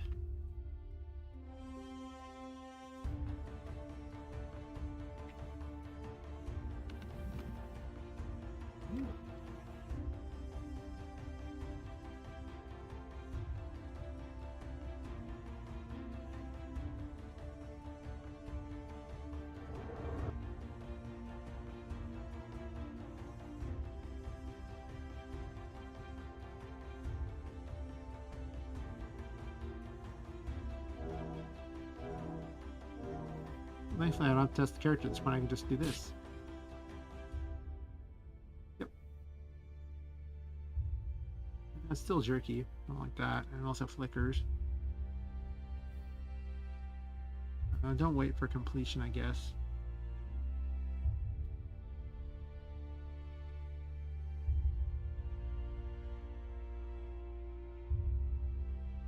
Why does it flicker? I mean, it has to be adding her back, right?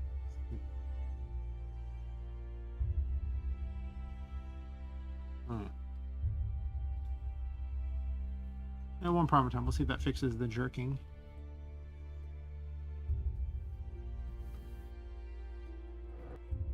I guess I could run a loop check to make certain that she gets to that location.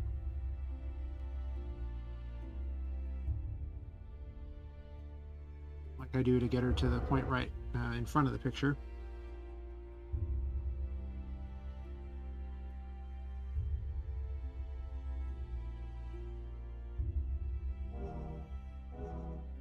I'm going to test this by walking over to the side here. Let's be close enough to her to talk to her, I guess. She's a little slow in the talk there. Oh, well. Thanks for stopping by, J. Marie. Good luck with your school prep. See you later.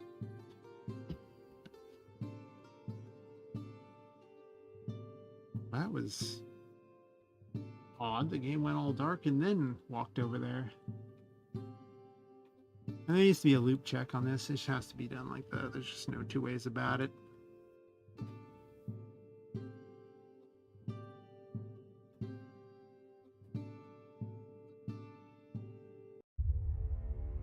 Don't wait for completion because it'll make it all jerky and weird.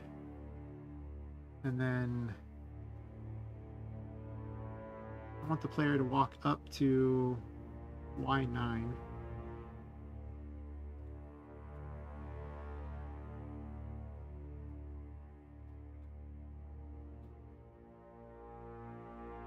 Once it achieves it, it should delete the player's thing. Hopefully. Maybe. Possibly. I don't know. Sure.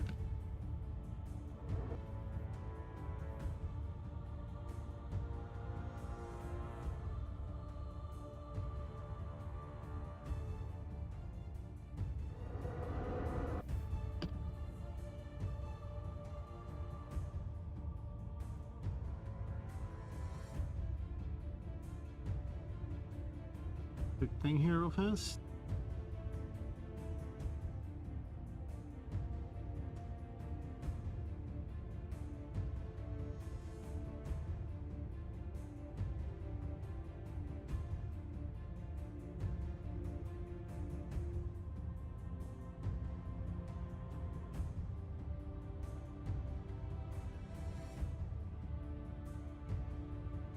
I have a standing desk, so I might as well use it in, instead of just being hunched over a computer the whole time. Oh, she's right here. I don't really need her right now, but okay.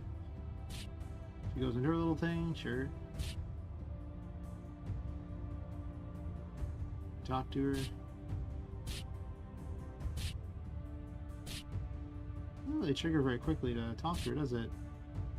The event must be farther over to the side or something. I'm not sure. She walks.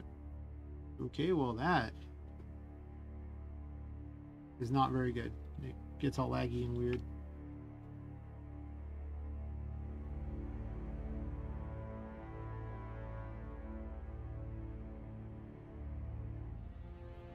Might have to live with it being kind of jerky and weird, though. I mean, I did it in this game,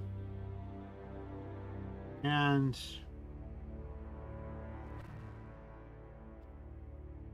this neither waits nor does anything, and it works fine. Oh, actually, there's a 1 frame in there. It does wait. It doesn't wait for the move complete. Maybe that's the secret.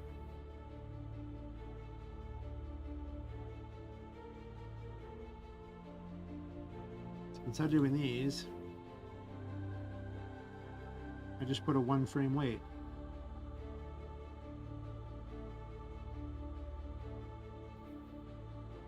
I snag code out of my other games all the time, since I did all these things in the other ones and all the other game, and they share so much code. So much code.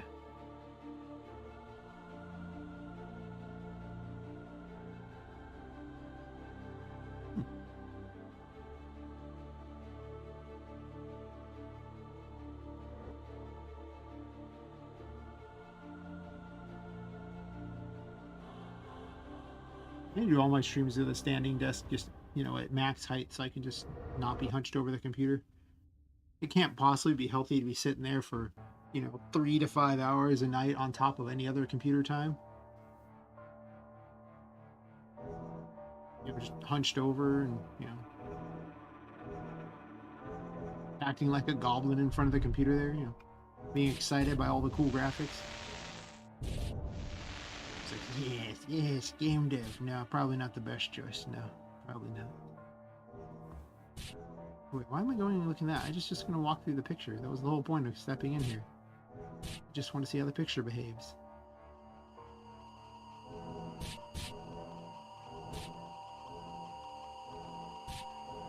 Oops. Obviously that thing would let me travel into the picture, but about that.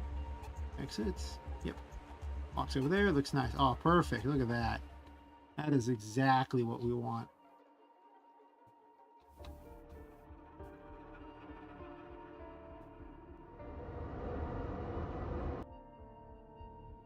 And if for anyone's curious, the other game that I was working on, what I was using as my example,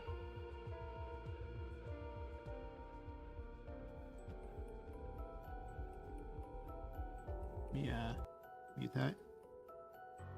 Yeah, she just walks right on up.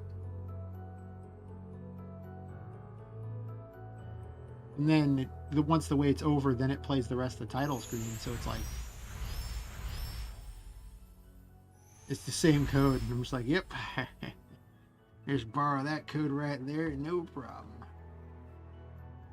This game uses so much of the same code. Oh my gosh. I may complete it at some point, but for purposes of having already made a lot of the code, just use it in Poppet Quest. Why not?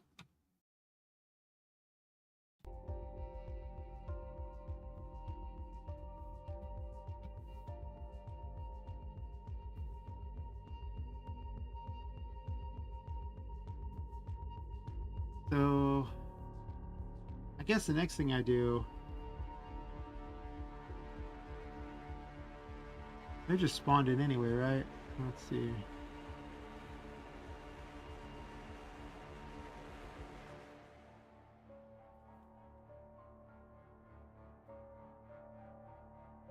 Um,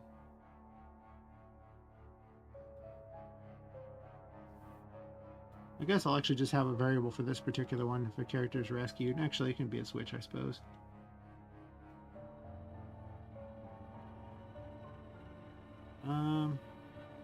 Well, I don't think there's going to be that many bosses. Maybe there is, but I doubt it. So, um,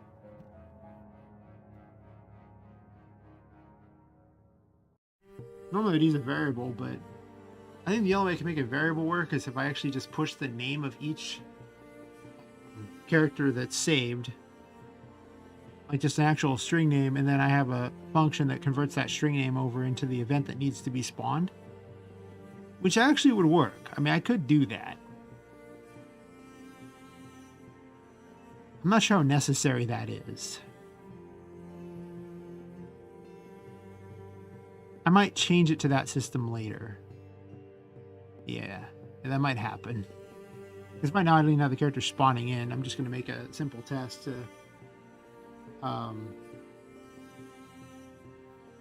see if it works. And then in a later edition, I will make it better.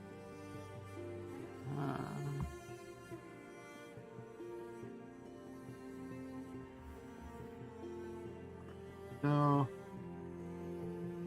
I don't want to control the switch, but we'll do a thing where if that switch is on,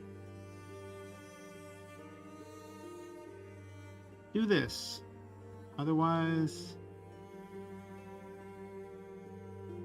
just have a wait or something, just so you're not running that code over and over and over. Or you can wait like a lot, because it doesn't really matter.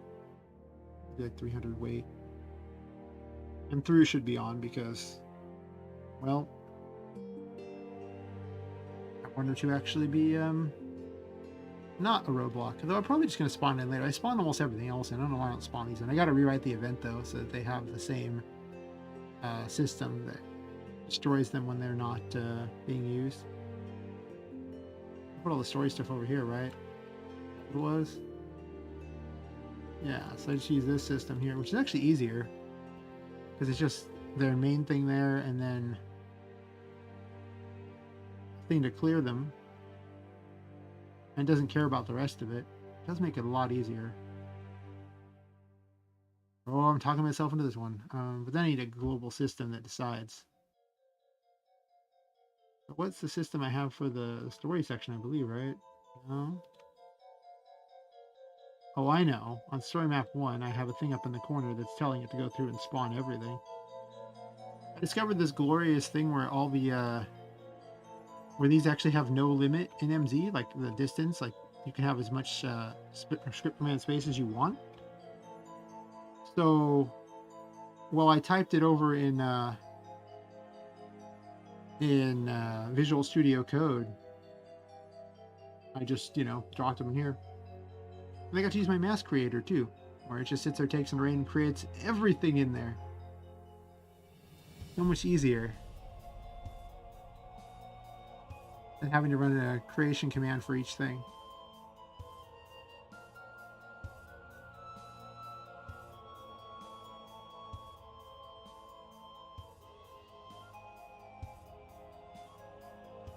So actually, in this case, it shouldn't be that hard to do. So conditional branch, if Fortuna Unlocked is on, we're going to remove her from this map.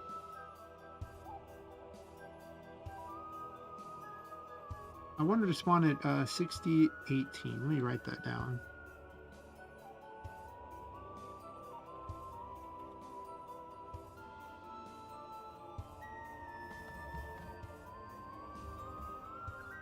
The number yet, but I do need 6818. Come back with the number in a second. We'll take this here and drag it over to my event map. That means she now needs the clear page.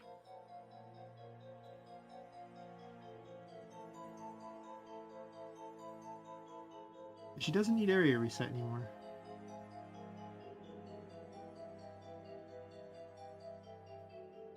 Then I think the rest of this is completely acceptable.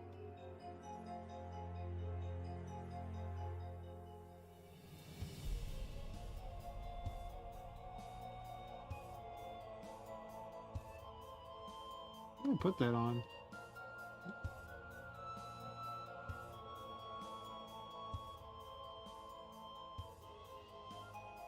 Okay.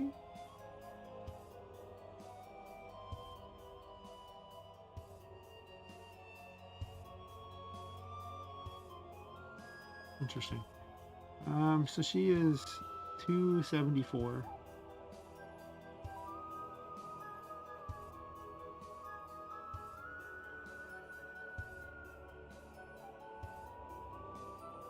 But the first thing we're going to do is actually, we're just going to run it with her out there and have her spawn just to make certain she spawns in. Before I go to all the trouble to save her, and I'll add the unlock variable from the to the event that appears in the world, and then be able to drag her out and save her. And then from that point on, she'll be a usable character. Well, not usable character so much as she'll provide a service.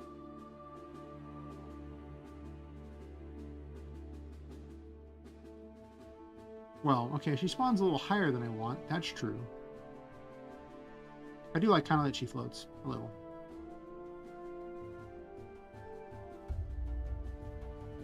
Oh, the other characters are appearing behind her because they do that?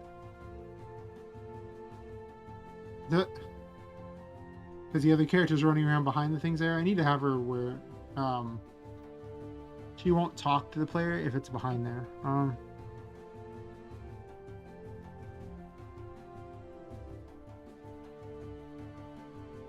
So what I need to do is basically get the coordinates of the pictures, the approximate coordinates, and then run a giant command that says if the player's within a certain range of these or those, each of the pictures. Do that.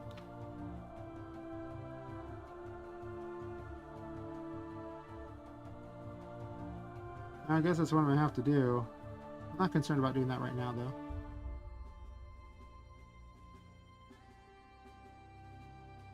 Let's spawn it down to 19 and see if that puts in the right location.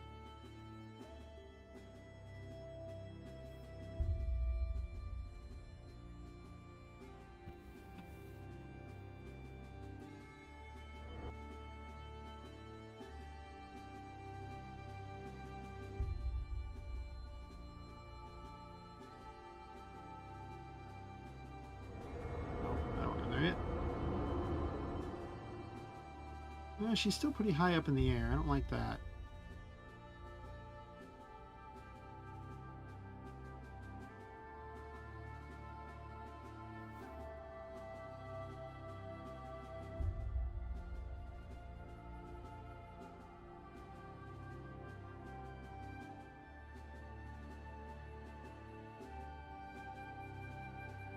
Hmm.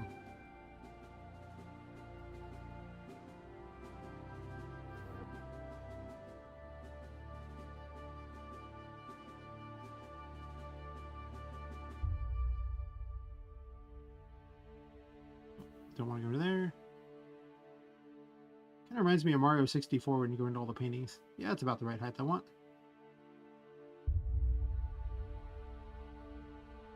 But the other character still appears behind her. Um. Hmm.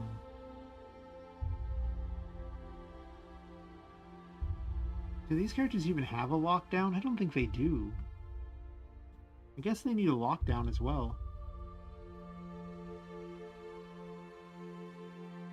Just regular lockdown would be fine. I guess we'll copy this even though I'm going to remove 90% of it. We do this page here, and then it's just going to be a nothing page. Um,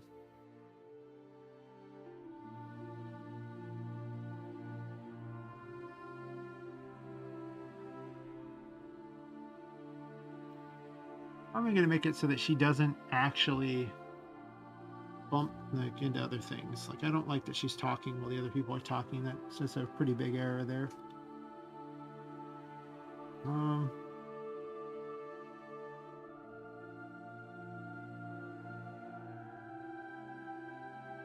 I could add each of these to an array, right? And then run a comparison to see if she's within a certain distance of any of the particular ones of these in the array. And if she is, then trigger the thing. That's just way better. That's just much smarter. So, which is one downside, and I have to have all these add themselves to the array.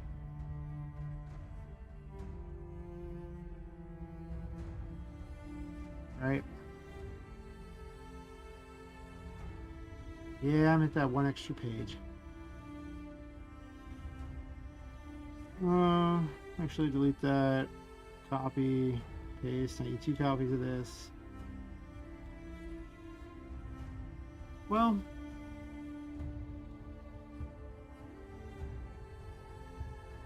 do I need to do that? Well, I'm going to have to rewrite the code either way.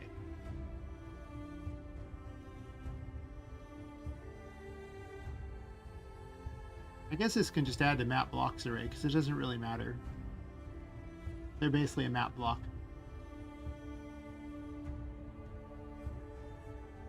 Yeah, it's probably better to just do it on a separate thing there.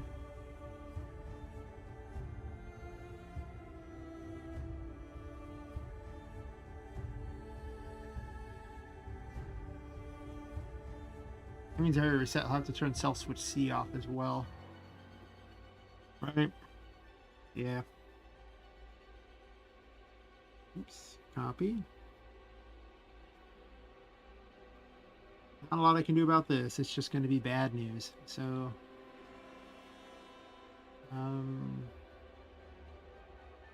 it sucks that you can't paste it as the first event or the first page. That's going to be obnoxious. What's the map blocks number here? I'll just use that one.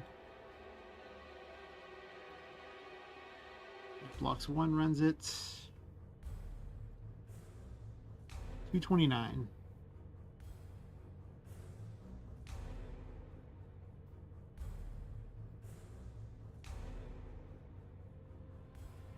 And we'll just turn self switch C on, I guess.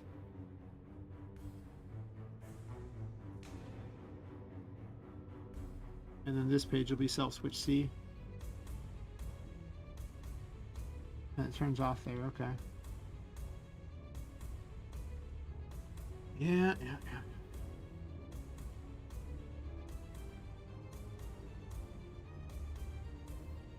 The fact that I can't do that as the first page means I'm going to have to do this the hard way. This one doesn't, I don't want him talking on that one, so we're not going to push that. I need to do this though, make one of those there and then add self switch C to all of them, and then I'll come back and I'll adjust it for the other one. But I can make a couple changes immediately. Now let's come back and delete the first page and add in that little bit of code. I can copy and paste it all.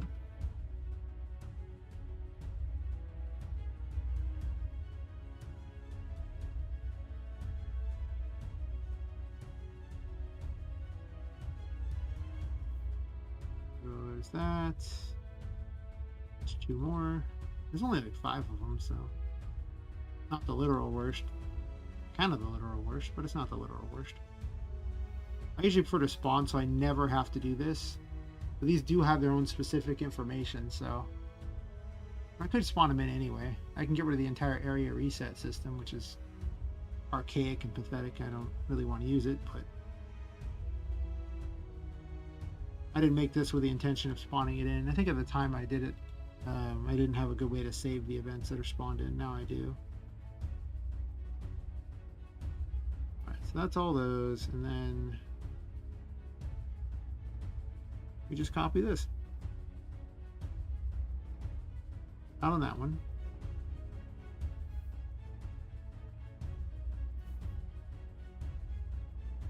Do you have C on that? Yep.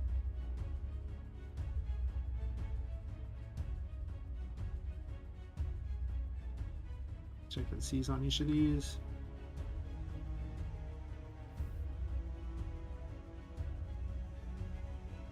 Basically what I'm doing is I'm just tagging the events so that they are smart enough to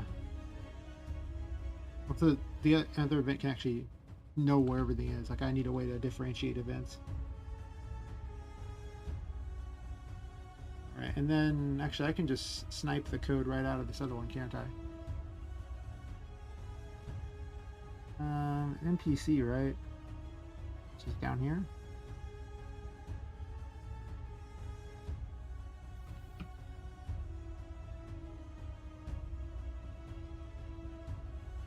Maybe it's actually done with in the events themselves.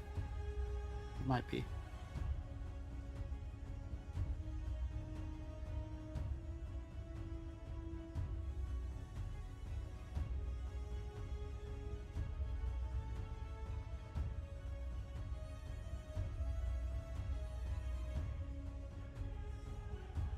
Actually, the projectiles probably do it. Almost certainly.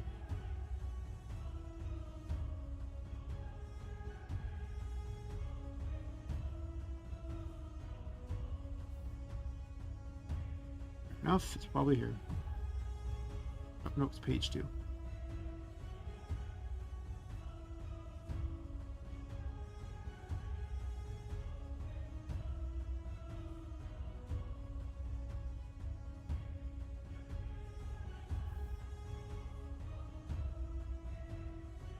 So we copy this code here. I don't actually need all that. I just need this portion.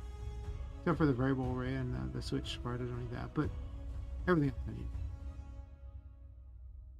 I need that. And then I need to make her smart.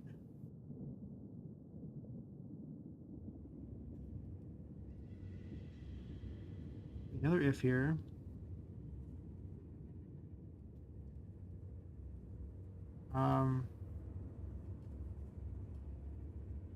Variable array is 229. I need that. I don't plan on adjusting anybody's self variables, so we can leave those off.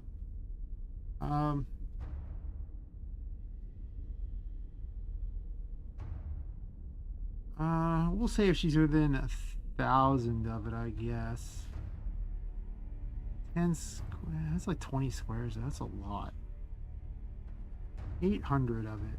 There we go. Don't flip any self switches. That's not helpful. I just need it to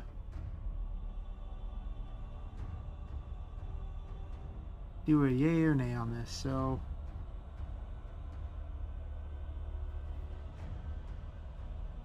if it is, do that. I might really think it needs a nay on that. It's just an else.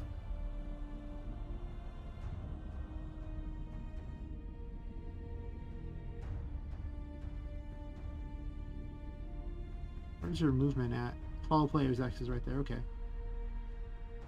Yeah, that'll be fine. Let's see if I succeeded in making her smart. In theory, it makes sense. By adding events to a particular array, I can essentially tag them, what they are.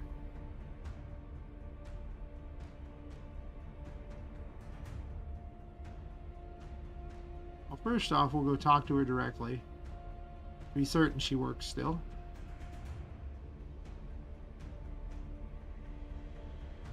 It's too far apparently. Let me try over here. Are you within the range of these? I don't even know. I might need to report the array here. You're closer to this. Maybe you're not close enough.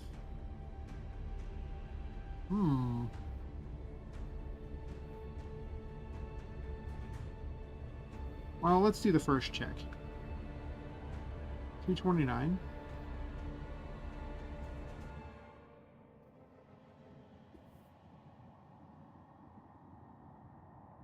Nothing is in the map blocks array.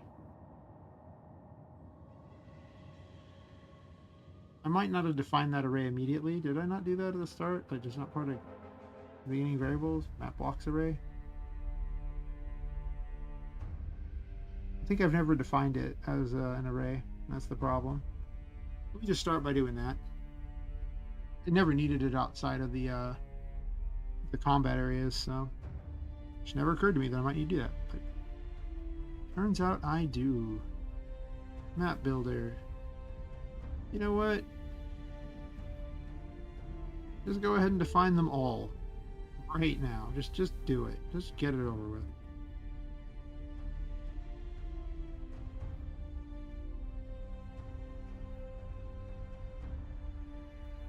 Map setup. Okay.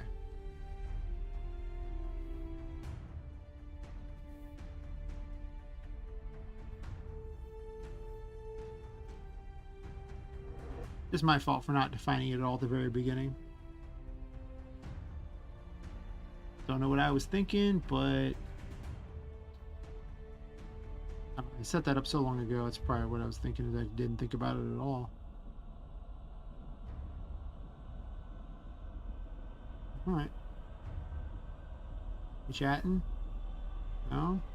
Does the array work? 229. Yep, map blocks array right there. Okay. So we know that works.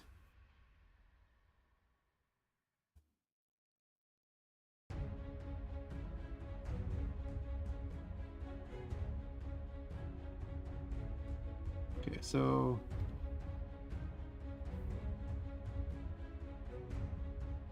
oh, I see. This comes from copying out of a plugin. Because I usually just push the whole event object through, or sometimes I do. Actually, I usually do. I get it by getting the event ID and grabbing the whole object, and then it's easier to mess with. Fortunately, that also means that it won't work if I just copy paste it without remembering to put this in place of event obj, which is what I usually tag events with when I just move the whole object around.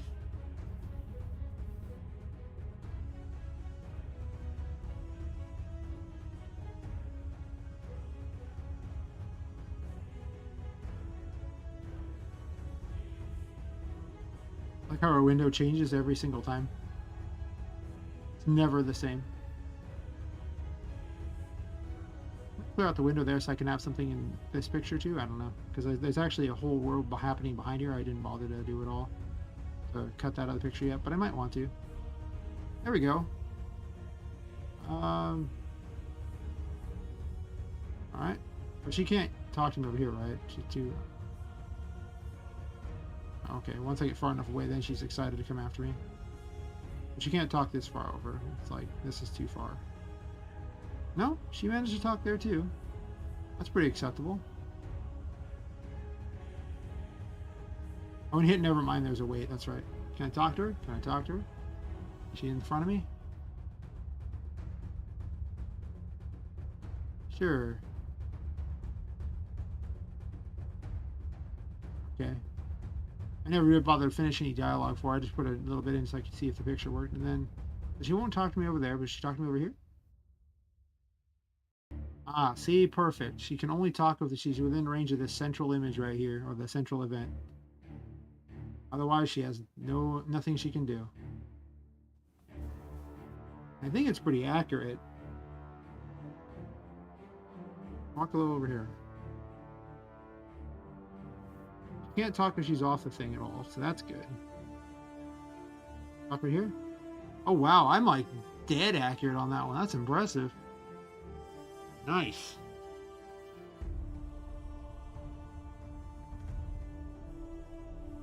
All right, so that works. And now that I fixed that weird error, and once again making people smarter and smarter, let's make it so she does not spawn normally. So turn this to 20 and not 18. And this switch was 184. Now, if you rescue her, I guess she can live over in the store area, question mark? I don't know where I want to put the... I guess you can stay here for now. I need to make a space for NPCs that are in the dungeon. So if you rescue her, it flips the switch. Now, let's do that.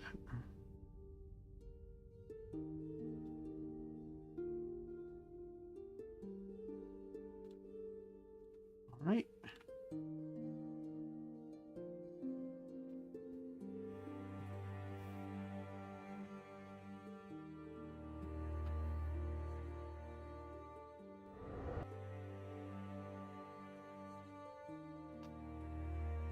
The wrist popped. Now, you know all this computer work, it does wonders on the body, let me tell you. Humans were not meant to be crouched in front of a computer or hunched over a desk or whatever. Not at all.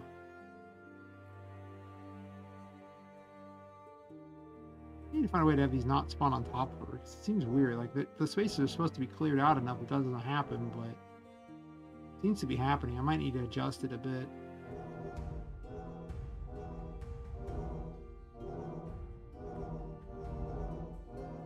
I really need a different sound for that. I find that sound kind of annoying. I realize the whole point is that you know they're your biome. But it's still annoying.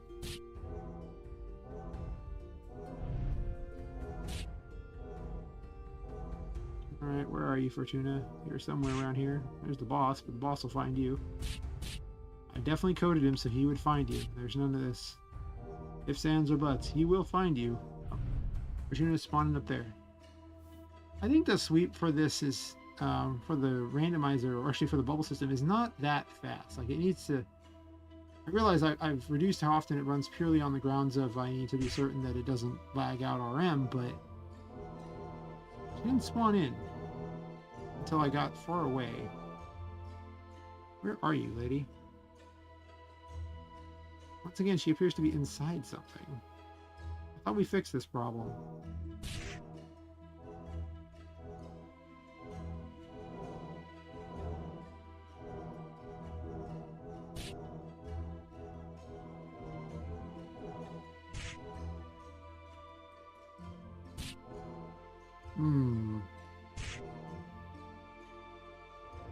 I can reset it real fast.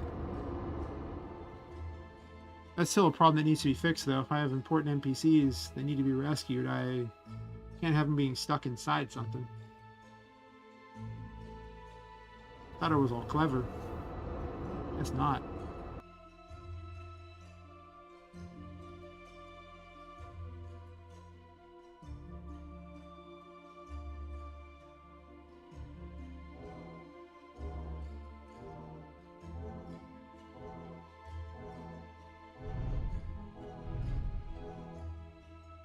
Spent so much time building a randomizer, and you know, could still use more work, honestly. Like, the randomizer really might not be the best choice. Like, once you've made one, sure, you never have to make another map again, but the real problem with them is making them interesting.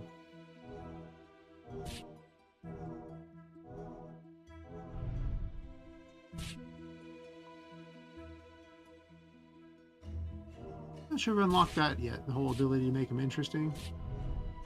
But I can always keep adding stuff to them. Most of the time the issue is just simply trying to make certain they don't spawn on top of each other, they spawn in a logical way. I can make better algorithms for stuff. Where's she at? Come on, spawn. Here somewhere. Have you spawned yet and just didn't notice? She's rigged to say her name if... Yeah, she did spawn. She's somewhere around here.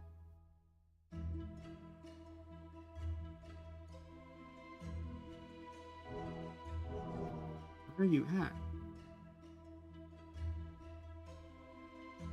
She's right down here.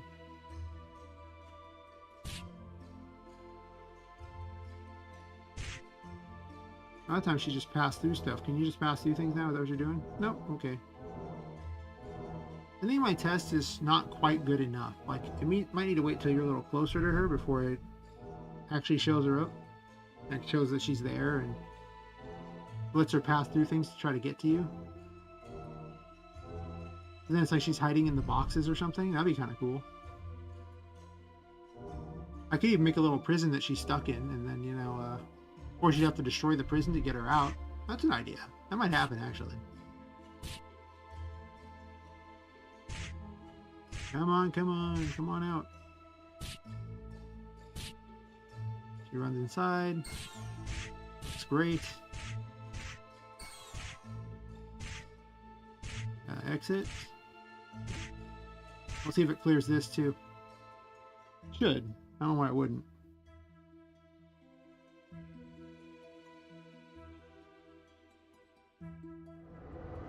Yep, it cleared it too. Perfect. Now,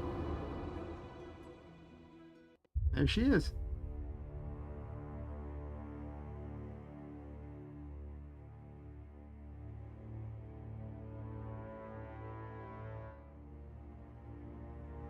Nope, she managed to talk to me.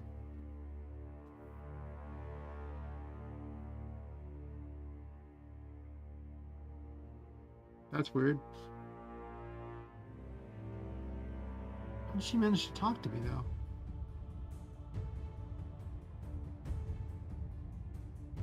Okay. I need to change the dialogue because I literally just copied her out of the other game. The only character that appears in both art and in Poppet Quest. That's wrong, there's two characters that appear in both.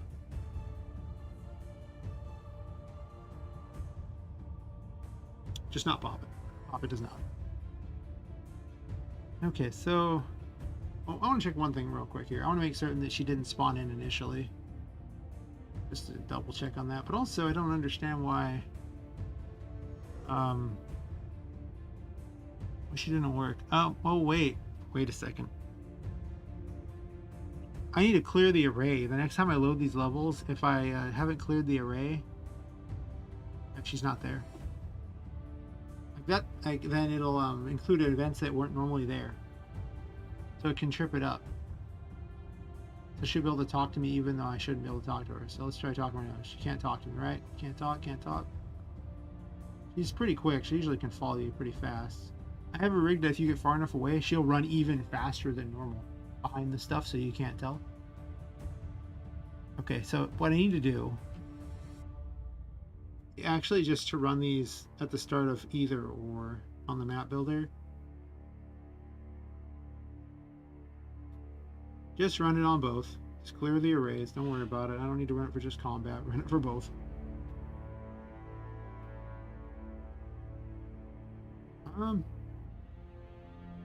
I guess I can max the player's health too on both, no matter what. It seems like a reasonable thing to do.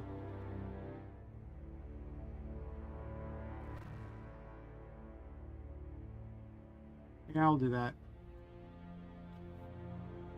Thankfully, this will be an easy test. I just run into a level, then run back out, and it should, she shouldn't have the ability, but mostly I just need to check the array there and see if the array is fine. Because the array has more than 5 things in it, or how many it has, well, it should actually just have no more than a certain number. So let's see, right now the array has nothing in it. That's weird. Why do you have nothing?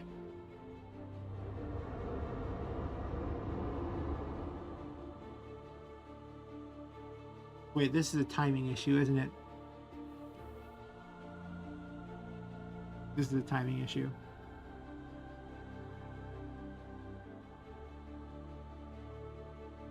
Right, because they're spawning in first. So what needs to happen is these need to be emptied, I guess, on a map transfer, right? Or cleanup can do it.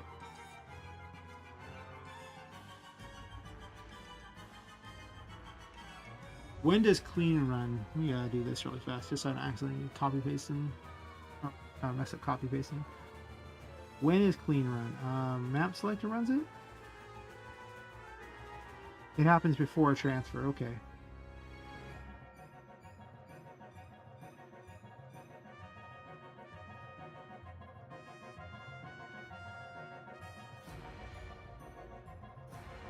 Huh.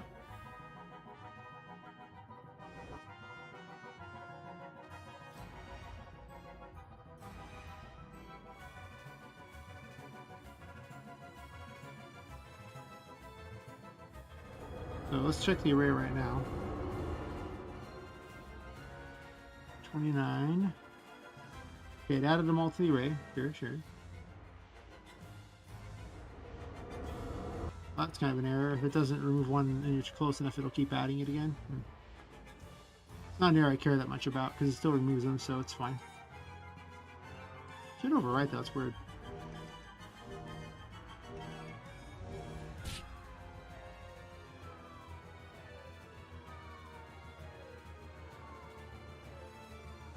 I wonder what added her back. Interesting. It's not a big deal, but it's kind of weird. Alright, let's check the array. Same array, good. Another quick test here.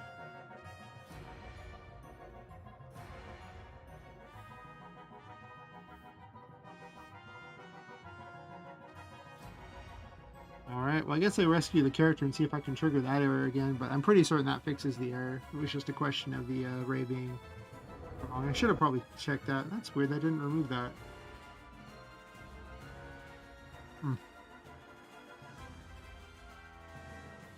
I don't know how I could have messed up the portals. Oh, wow. Well, I need to fix that thing there. She can't always just have a way to be instantly right by the thing. That wouldn't be very efficient or very smart. Worked great for this test, though. It's perfect timing. Just, oh, look, there she is. Boom, done. Nice. Everything I've ever wanted, and so much more. So much more indeed. Huh. I wonder if I'm loud enough there. I keep looking to the side and chatting, and then I look over at the microphone, and it's much like louder. So there's that little problem. I talk to this character, we chat, okay, but that's just dialogue for there. It's not the other character chatting. Sure, save happens, and then that's the thing. This actually reminds me of a Zelda track. Like when you go into a dungeon.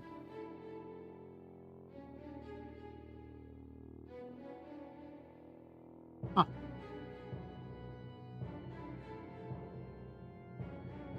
Less now with this part, but that background music there. Interesting.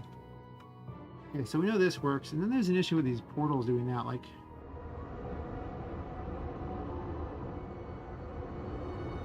how do I even trigger that error? I don't even know. I don't know. I can trigger it over here, so let's see if it works over here. There's an error with that too. Do you just glitch like that?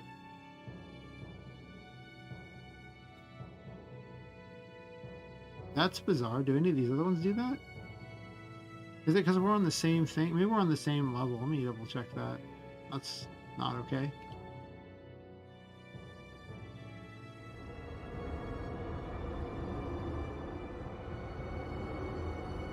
I don't know how I managed to do that.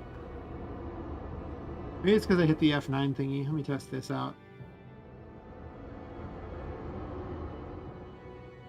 Uh-oh.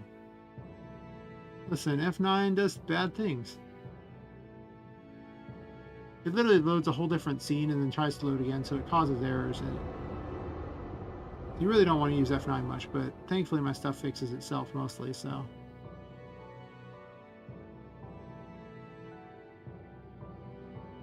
Does bad things to your frame rate temporarily, though. Okay, so why does the little voodoo doll do that?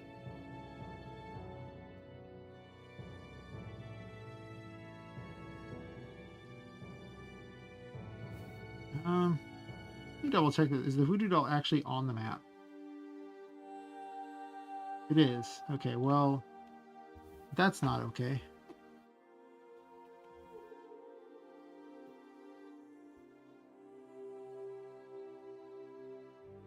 Copy this over here. Let's do the toy car here, but we'll change it to voodoo doll.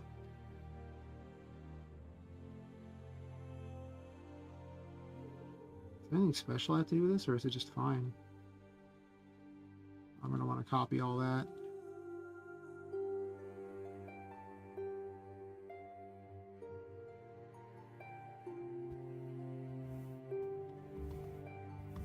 Even though the voodoo dolls aren't actually in the game. Also, they don't need this story thing here. That's just weird.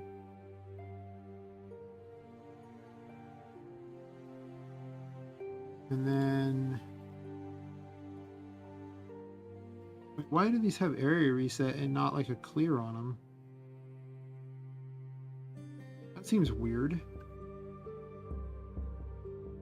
I mean, the level appears to load okay, but I'm going to make the assumption that it won't load correctly repeatedly and often if I don't have that.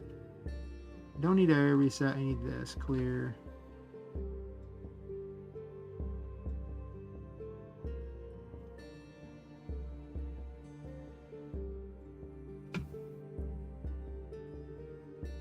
Well, these already all have it, it's just that one that doesn't. Sure, I did all of them right. No.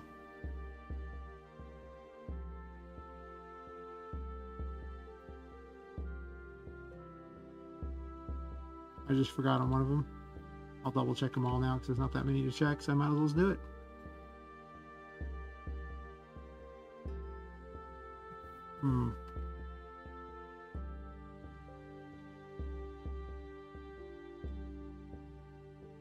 Okay, so I don't need this one anymore. And then 276. So on story map here, 276. With the mass create here.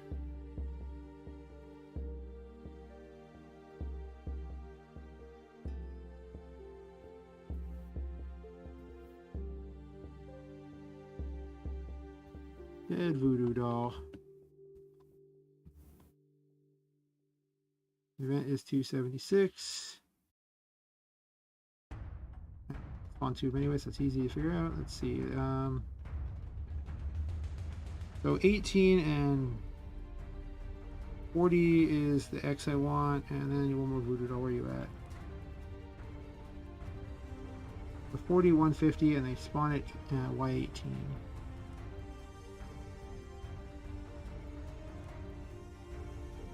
So 40, 150, Y18. Alright, and now I'm going to delete these.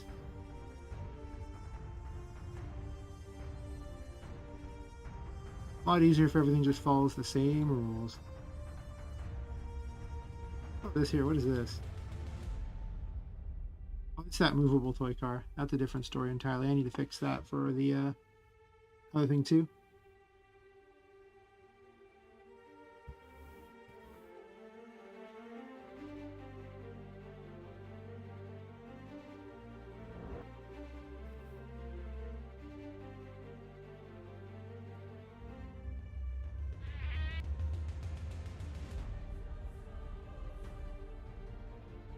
Why did it try to make a tiger kitty?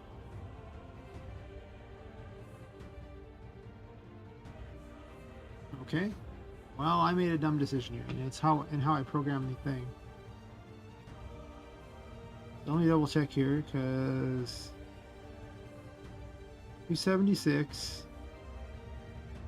Dead voodoo doll crazy mirror.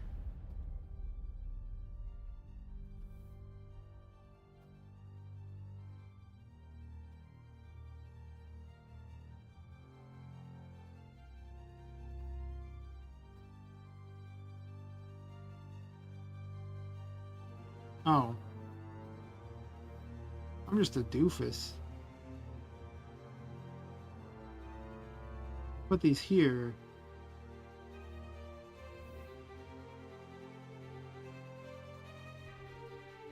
Alright, 276. That was the right one, right? I'm not stupid. I'm not stupid. There we go.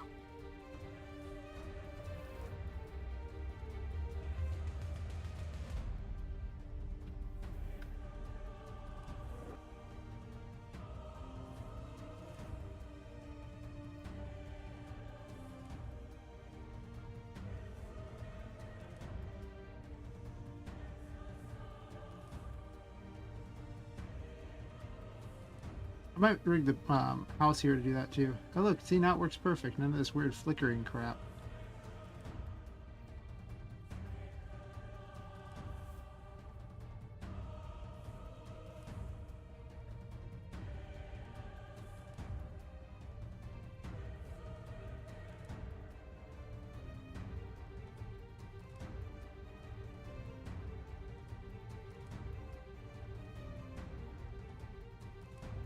I think I just do a blank wall for this one, right?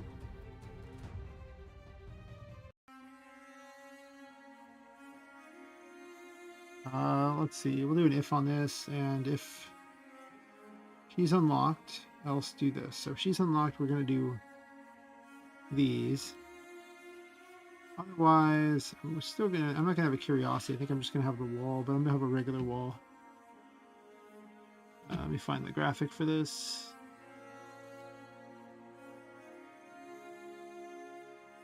Let's see.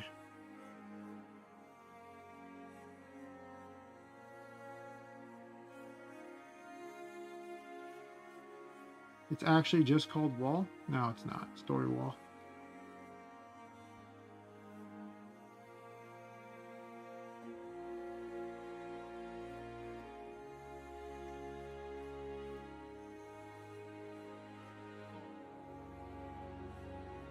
Alright, so that should make it where it doesn't spawn a pumpkin house, and then if you unlock her, she spawns a pumpkin house.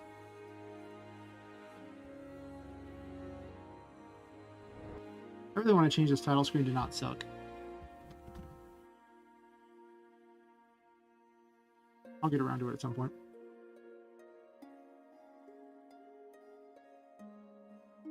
Alright, so there's no pumpkin house anymore.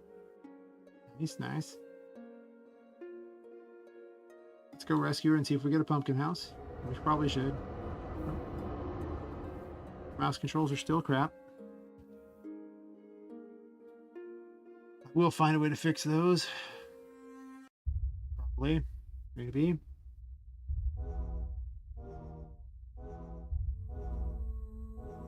I wish you'd spawn right by the thing so make it easy, but whatever.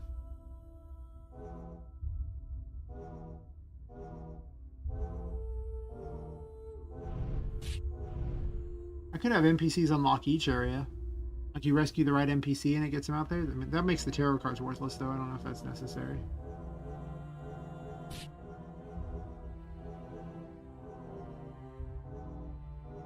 I'm also going to make the boss spawn only after you get all the tarot cards.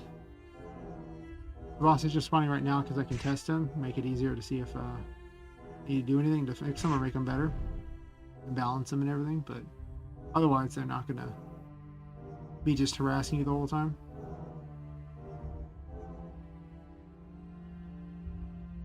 Or maybe trying to rescue the NPC spawns the boss. Wouldn't that be something? If you want the NPC, you gotta kill the boss. I don't know. A lot of ways I could play it on this one. We'll see which plays out the best. I don't know.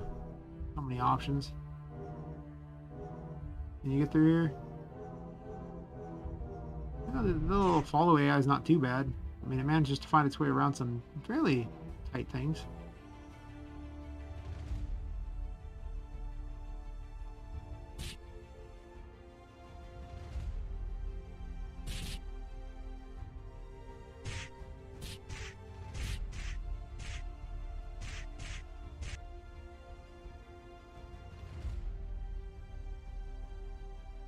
I should probably think about if you're in dialogue, it turns off all those.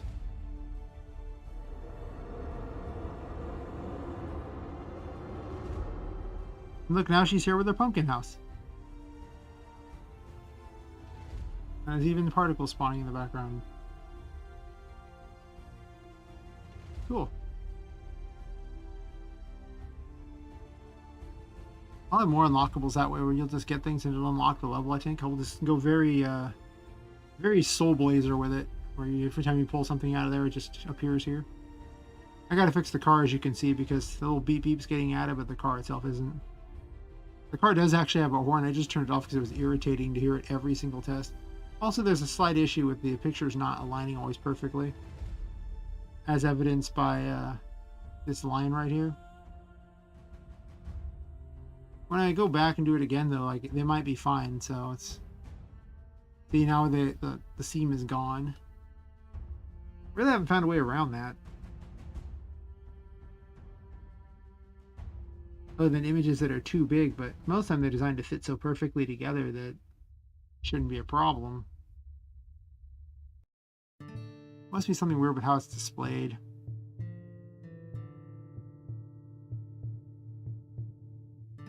I guess I can have an NPC that destroys the stuff on the way to get to the next area too. You rescue him from those things. Huh. That's true.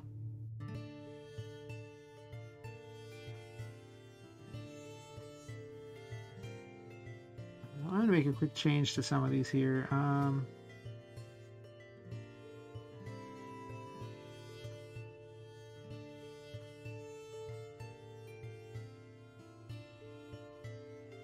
I need a conditional branch for a lockdown.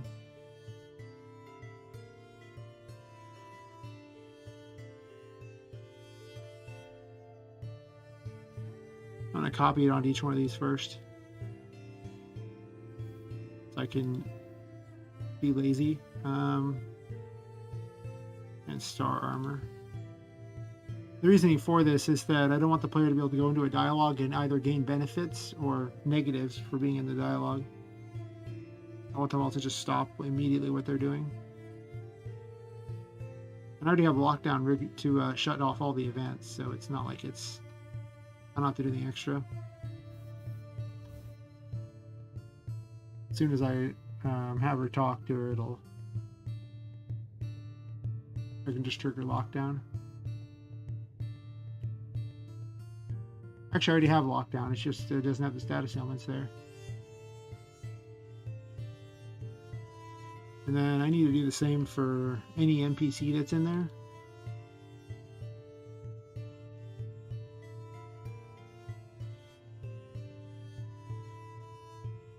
I don't know why I have a dialogue event, but I do for some reason.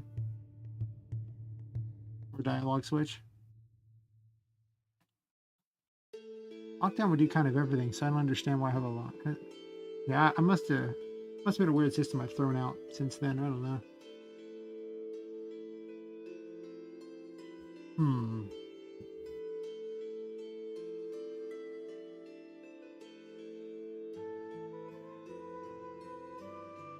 I guess I do have other NPCs I have running around I could put there. I don't really have anything for them to appear in the world. I guess they could just show up and wander around and chat. Maybe that's how you get upgrades in the game. Wouldn't that be cooler than sitting there having to collect an arbitrary number of things? Instead, you just actually get the upgrades by finding people.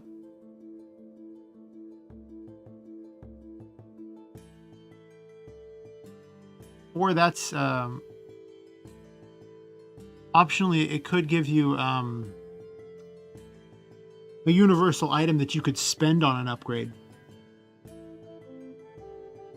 Every time you rescue one of the people, you can get an item that upgrades. Or even a unique upgrade, potentially. That does sound way cool by comparison. Every time you rescue someone, you know, like, it unlocks the unique abilities too. Not even have an actual tree so much as you just rescue the right people and you get cool things. I could even random who you could rescue. That might be, at least, a pretty cool game there. Huh. I do kind of like that idea.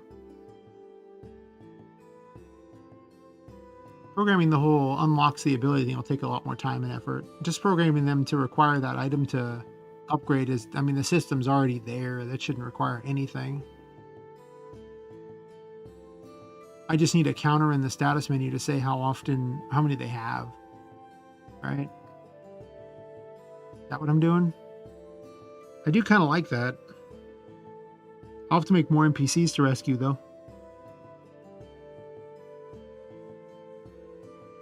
The only downside to that is I got to make animations for them to move around.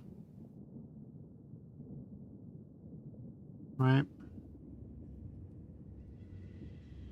And I guess it doesn't super matter because, you know, having a billion files doesn't really make much difference since the whole game is still tiny. Because, I mean, even without being compressed, with extra files that don't matter, like all the parallaxes, they aren't even used. And they take up 16.7 megs. And the actual game itself is,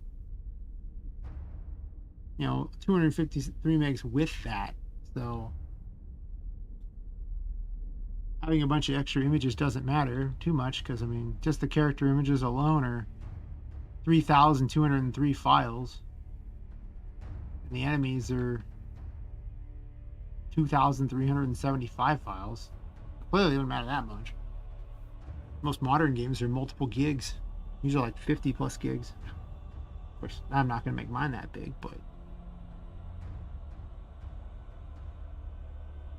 I think the biggest problem is just to make them. That's why I used Fortuna as a rescuable character in the first place, is because I didn't want to have to make a new one. I mean, technically Annie's on could be, well, she's got a stupid hat. All the other dolls wouldn't have a hat, unless I had a doll that was mysteriously different and you could rescue her. I do kind of want him to look unique, so there's a reason to rescue him. You don't have to rescue Tinker because she's the one who lets you into the paintings and out of them again, so there's no point in that. I just want to steal characters from art, put them in temporarily. It would let me have a bunch of characters that I can just add later. Swap them in later with another character. It does take a lot of time to render these images, especially for people. Like the little toys might only take like 30 seconds per frame or something, but some of the female characters with the really complex hair can take 4 minutes plus per frame. So, I mean, you know, if you have to render 30 frames for each direction, you can see it takes a really long time. I've actually made a point of having less complicated hair just for that reason. Guys, the hair is actually more like pixels in the entire body. So for the guys, it doesn't even matter. It's just these complex hairs that are messing it up. Fun fact. Hair, like, that's all strands and everything like that, is a lot of pixels. Well, not pixels, a lot of triangles. Let's see, who can I liberate from the other game? I mean, none of these characters would look correct for this game. That's true. But they do make great placeholders.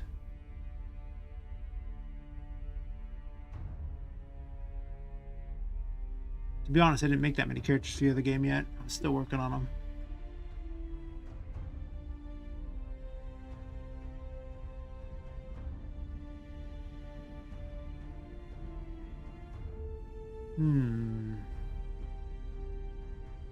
Screw it. Let's just grab characters and just rip them on over. Why not? What's the worst that happens, right? I'm just going to replace them later. Let's rescue everyone. We're all friends here.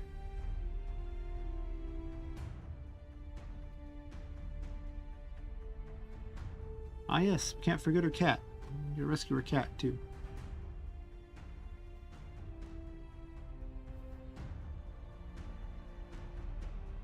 And,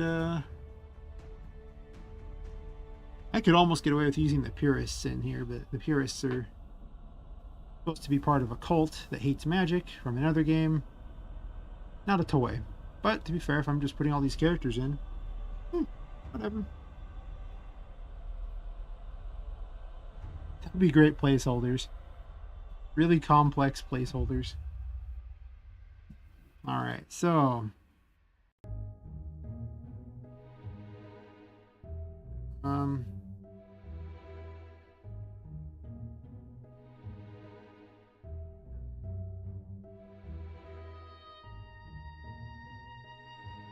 well, I'm going to end up changing this information here, basically. Oh, that's right. If I'm just wholly stealing items out of here temporarily to act as placeholders, I might as well steal the character faces, too. So why not?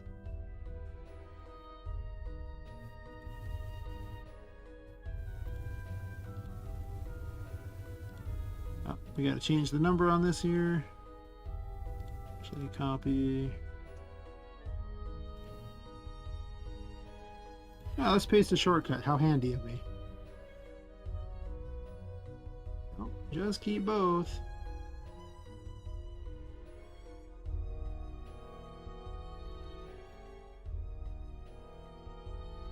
Nope.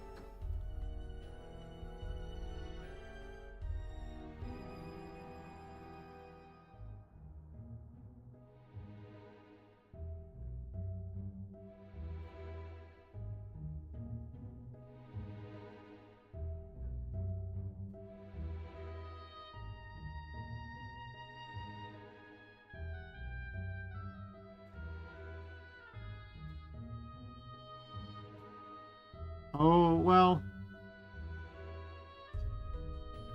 I thought about this and I realized the problem.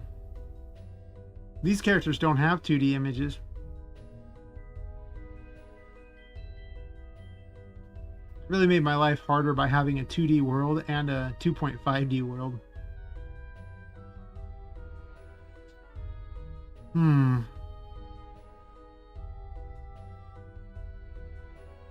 Miranda has images. The rest of them don't, though. Alright. Because I just come up with this concept for art, but I never fully implemented it. So only Miranda would have ones.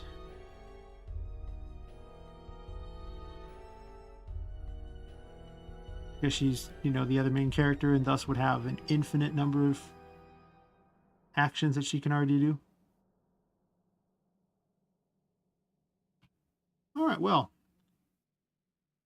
I guess she's the only one that gets to be in temporarily as my other placeholder. I should have made my my hub as a 2.5D world. I really should have. But I got pretty enamored with the whole 2D world. So, well, I went with that. Mistakes were made.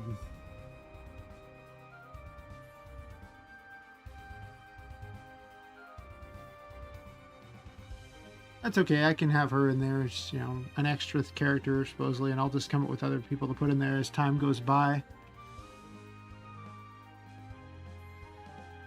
But for funsies, where's the NPCs at? Am I blind? I might be blind. Pretty blind 90% of the time, I think so. Oh, object damage. The NPCs can't be damaged. I could add that feature in. I mean, there's no reason not to, I guess, but just have the characters be able to be killed so you can't rescue them. I don't think I want to do that to the player. But maybe I could, you know, have characters that could die forever. I usually hate permadeath in games, so I really don't think I want to add it in myself.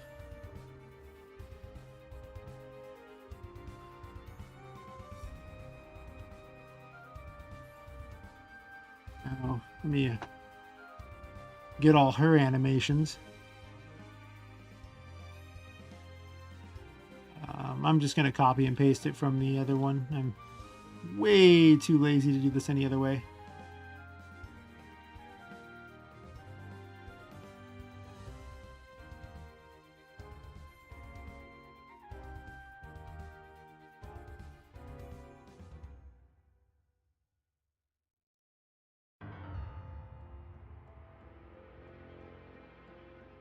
I guess I do hers separately? I must have. Alright, well, makes sense that I would basically use the same type of system. It's just that Papa Quest now has the better system, that's all.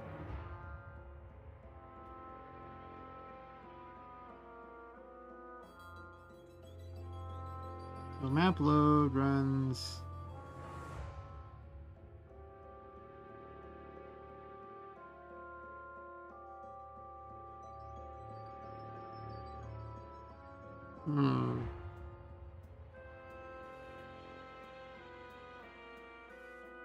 The much weirder systems I had in this that I don't really use anymore.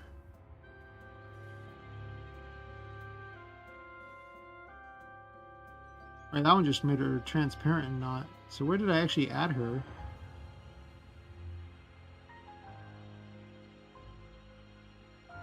Wow. There we go.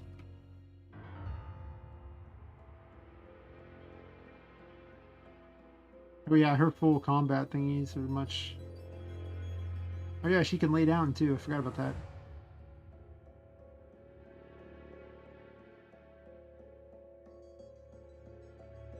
I'm just gonna copy this part there because I'm pretty certain I've changed the animation command since I built this. Like I'm 100% certain I have.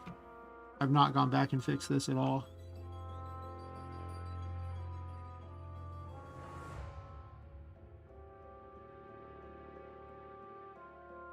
I don't need that. I need this.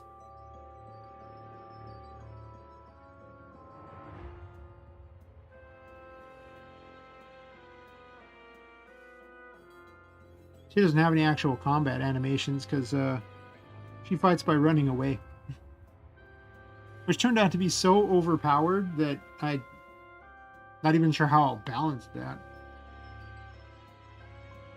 How do you make enemies relevant when the player can just run away forever and like they literally win by running away? Doesn't seem like the best plan. Not at all. I don't need all these then if it's just going to be that one.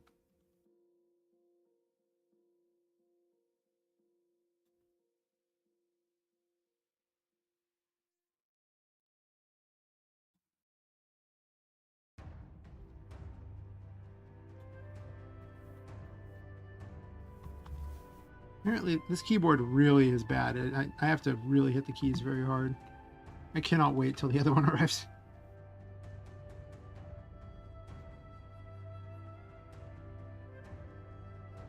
Um,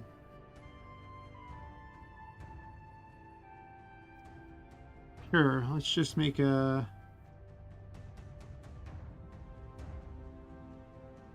2D for her.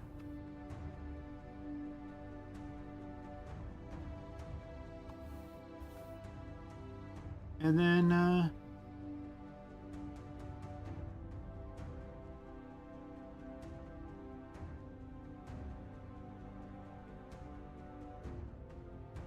we'll do an else on that, and we'll just have her kind of move around. Um, will I have her just move around?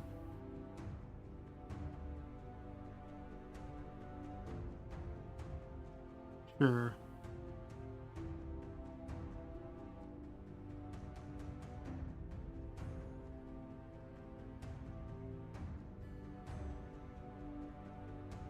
The problem is I can't have them randomly move up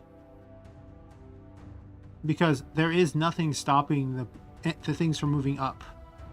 There's nothing. It's not designed like that. It's literally just designed to pretend like the character is flying if you go above a certain height. So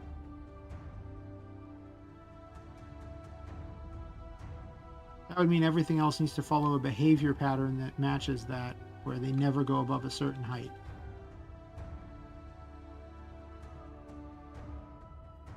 Means under follow players X, I put a limiter.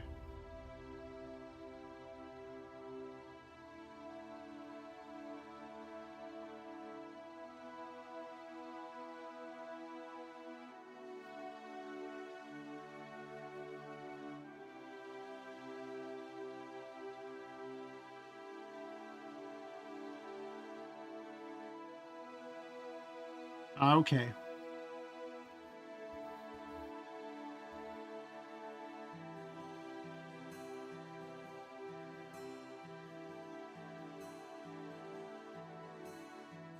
You know what I could do?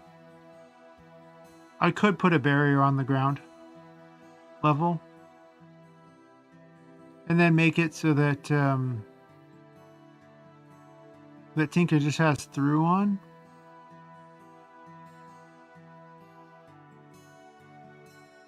Yeah, maybe I do that. I'm gonna do it at 19. Let me try that out. So I'm actually gonna use tiles for once. Not the way people think. Oh yeah, I put a temporary outside to test something for something. Yeah, we're just gonna use the first one. That's fine. So on 19. What's that event? What are you? Oh, I'm fine with that. So all of them is fine.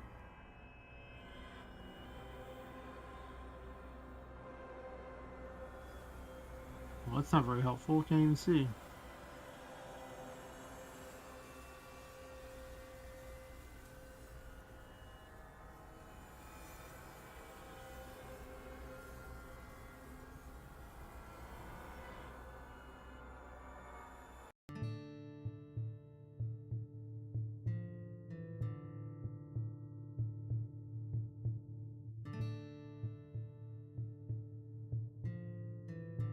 Do that.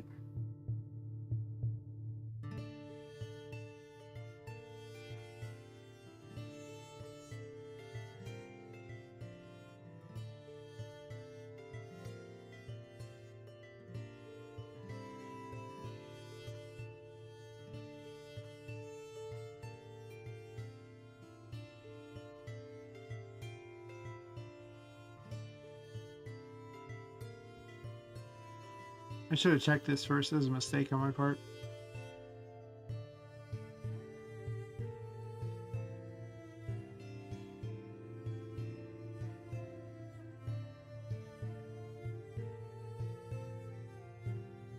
I have a thing to change the player's form based on the height, so that means that that should appear. Should have just followed that. Less than 20. So if I do it at 19, that's reasonable. Yeah, that'd be about where it would be. That's fine. I don't know where I stopped at. Whatever. Let's do it again.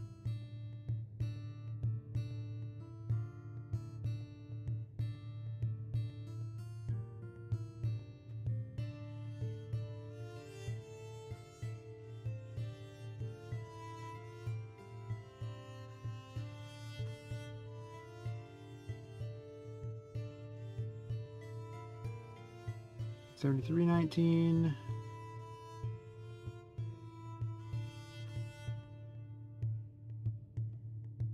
That's enough.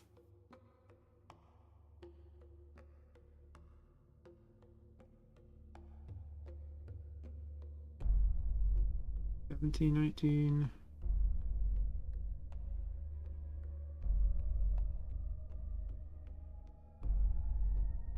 That's enough.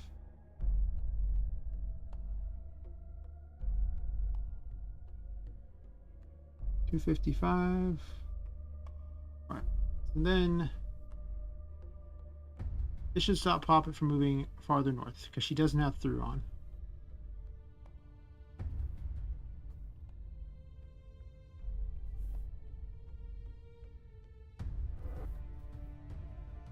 Probably.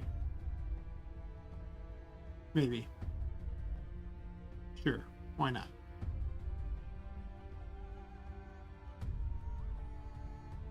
Oh no, that's kind of one too low, isn't it? Wow, that sucks. That means I gotta do it all over again, but one higher. Well, I guess the players or the enemies wouldn't be able to.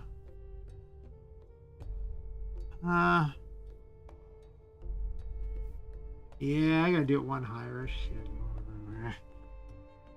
That sucks. Also, the details on top of the painting.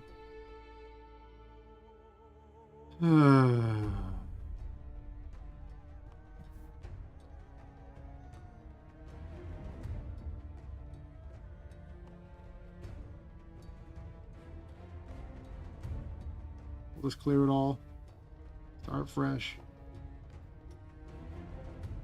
This is where I wish I could actually see what it is I'm doing, but I can't. I'll make certain to get the whole thing. Pretty close to the whole thing.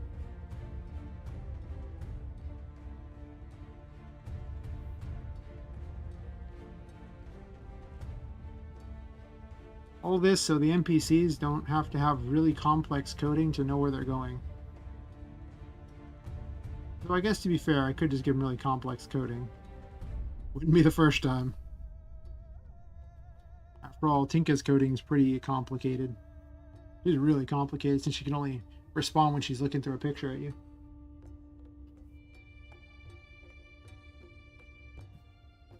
So, I wish there was an easy way to do this.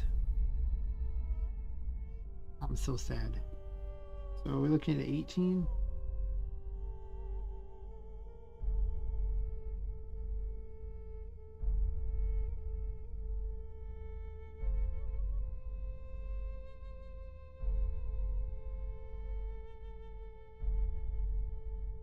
Oh 06, 18. Start from 207, 18 just to be certain.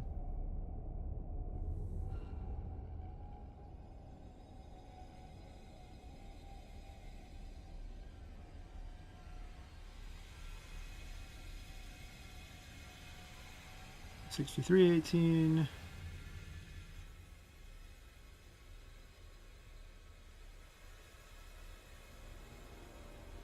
One more.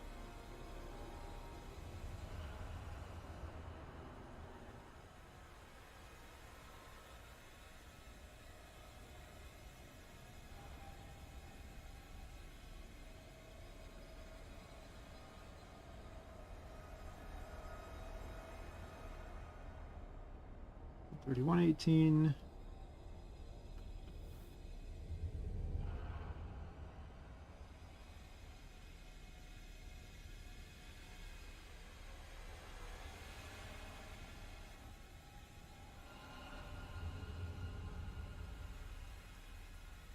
'92, 18. This has got to be the most exciting thing ever, right? Just everything anyone's ever wanted to see.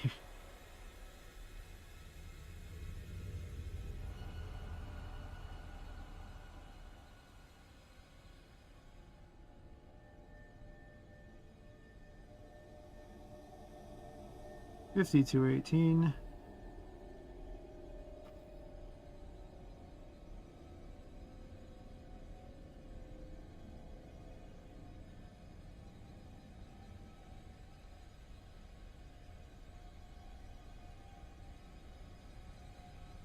'19, 18.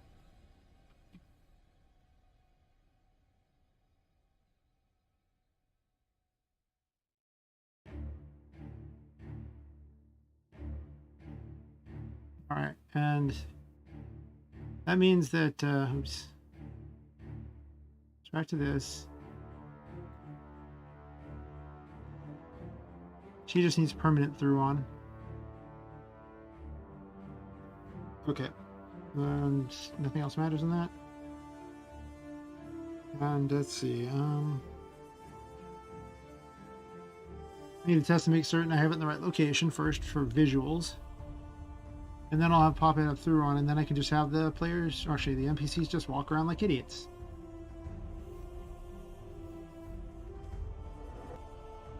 So I may give them complex behaviors anyway. I don't know. Still, having them have a barrier so they can't go up higher than a certain amount is not terrible.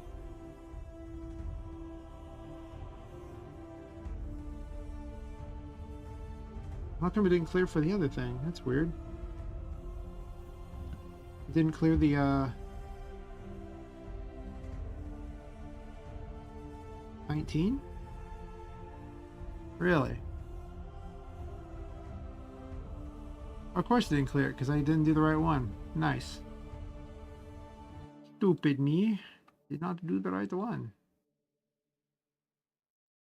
We'll just do the fifth one here. That'll do. Right? Yeah.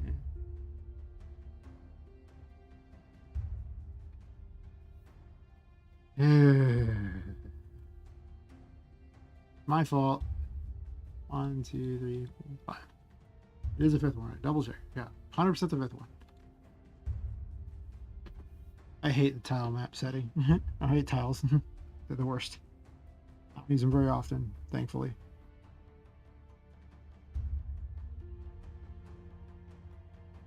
Actually, what am I doing? I can just do this and just immediately go all the way over the side here. 5019 here. Because I don't care if anything below gets hit, so I can just cheat. Close enough.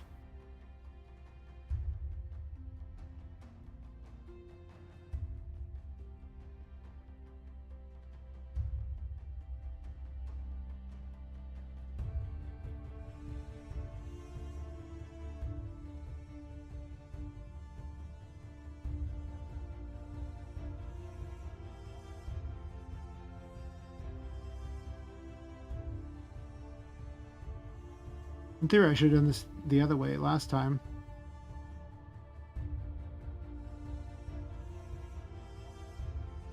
Because I could have always just overwritten it, so I could have just done 18 down and then done 19 down.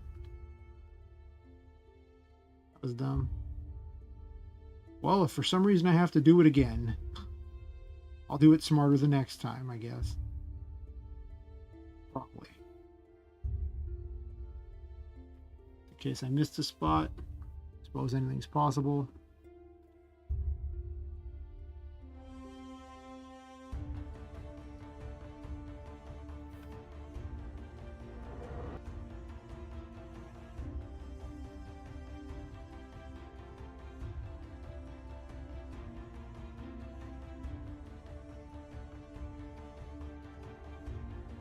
Was that a damage square now too? Really? All right.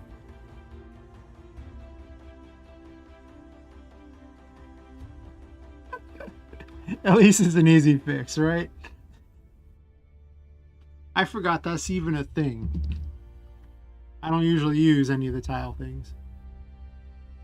Unless for some reason I wanted to find a passability that without having to do any extra work. Sometimes I'll do it, like on the sides of the screen or something. I'll probably have to put a restrictor so the player can't fly off the top portion of the screen either. Why is it flickering?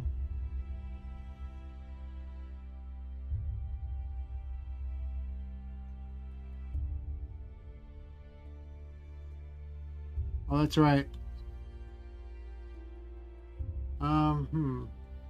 The mouse is pretty crappy. It won't see the ability to move up here unless the player has through.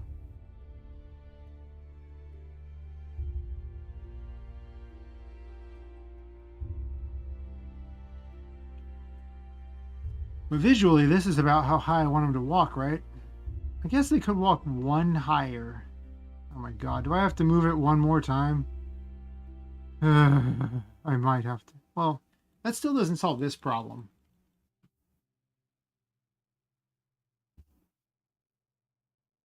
It doesn't solve that problem at all. I want the player to be able to do that. And unless they're given through, the pathfinding thing won't find a way to get there, right? Or will it? Let's see. She is currently standing at 19. Character swap triggers at less than 20.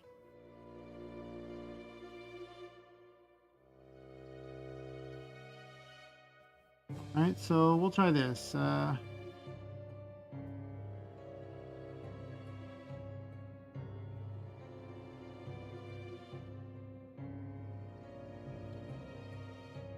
then on this one here,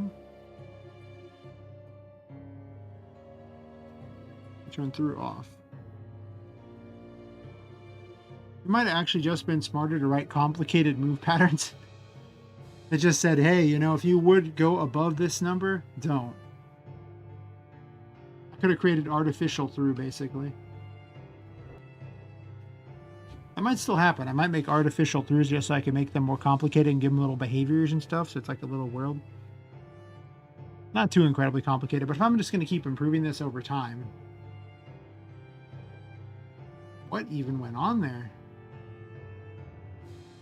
Yeah, I can't really do that.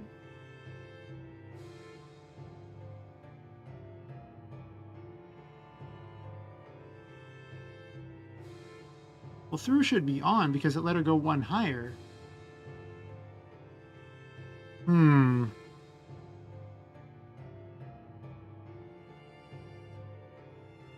But she should be at 19.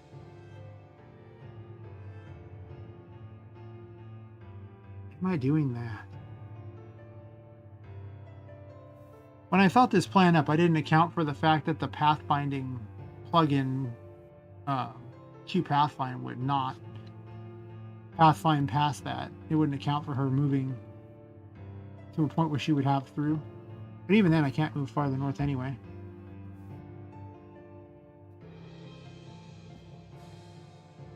I think this really just does invite a problem, me having to sit there and fight with a plugin that I don't want to fight with.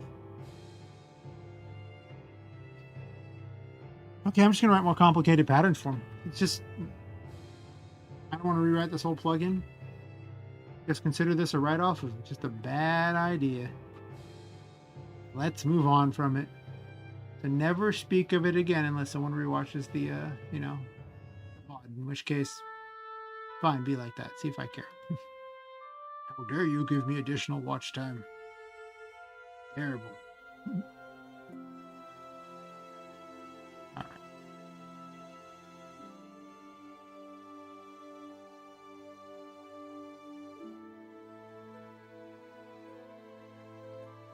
Doesn't matter.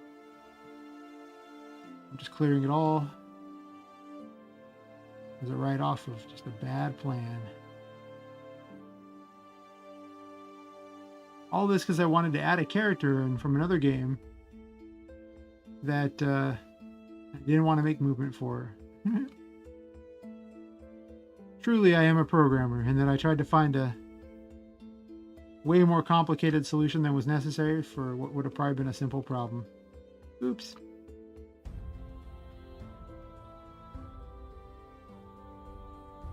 Well, let's make certain those are gone.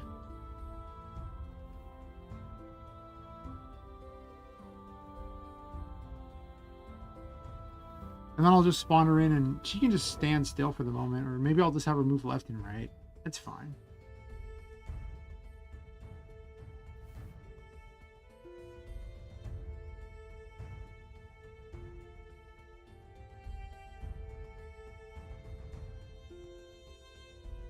What is going on there? Oh, that reminds me. The other problem was I was going to have to come up with some system to prevent the player from leaving the map. Alright, let's just make one of her.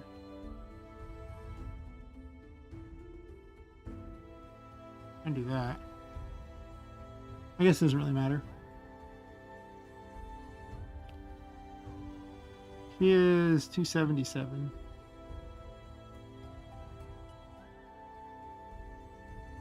Oh, this map here.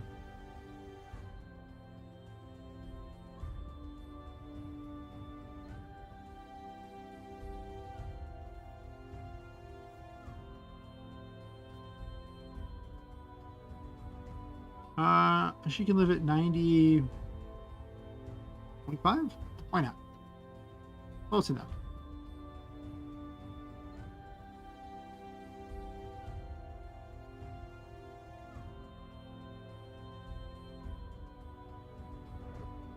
If I had it to do over, Poppet's hair would also be shorter, purely because of how long it took to render. Miranda's hair is also really long too, so.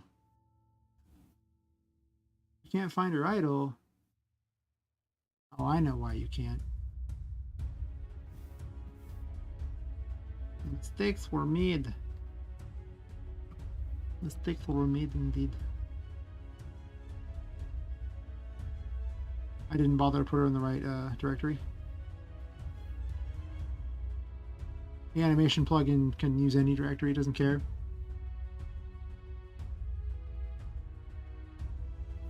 It's got a lot of problems with it, but getting images from any directory it wants is most definitely not one of them.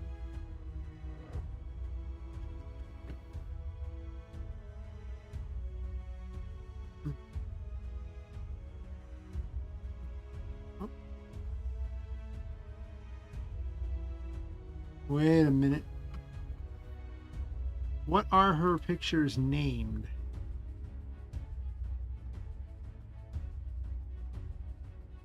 This might have been a...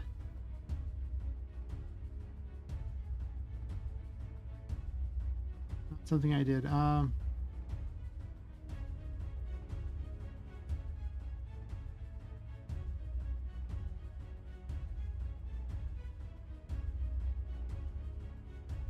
Did I not make all the directions for it? I had to have. There's no way I didn't. Really? Maybe I decided to make it all simple by not actually having those. Oh boy. Let's see if SmartMe actually rendered them, but just decided I didn't want to use them. That's possible.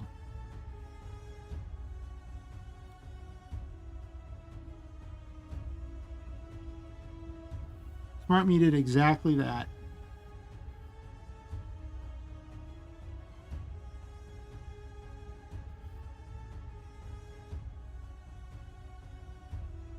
And then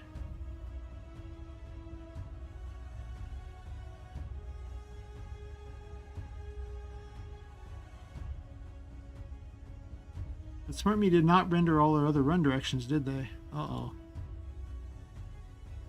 I mean, she doesn't have to run. She has all walk directions. That's something. Normally, events can't dash. They don't have a concept for a dash, but I actually added that in too. Because why shouldn't I add that in? I can add in everything. If I want something, it's just in. It's just how it works. Don't even worry about it.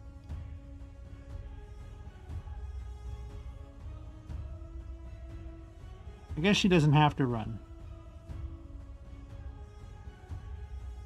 Kind of overwhelmingly ironic, though, because the character fights by running away, and she can't even run in the game.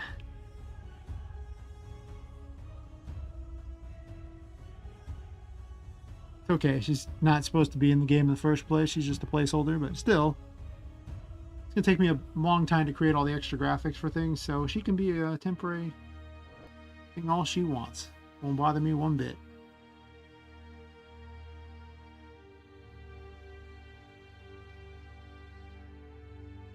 There she is. What's this flickering going on?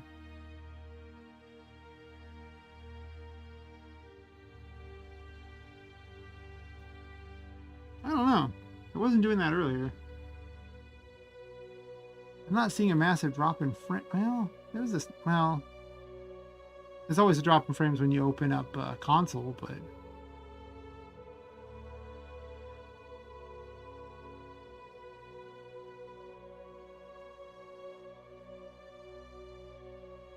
yeah, I don't know why she's not doing the best on that one.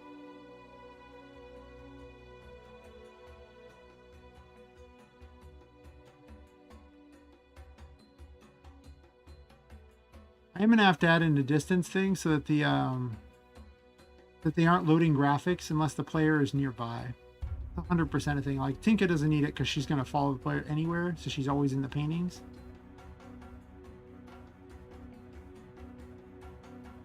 This voodoo doll being on top of there is obnoxious. I hate it. Move that over about 10. Yeah, I can already see that RM is just going to have some serious problems. I mean, I'm already doing that with all these images so that they're not loading. It's only loading like an image if you're close by.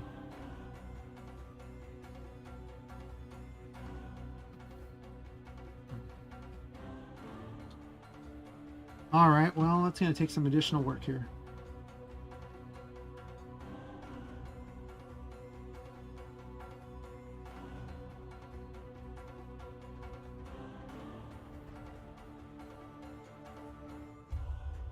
I'll just.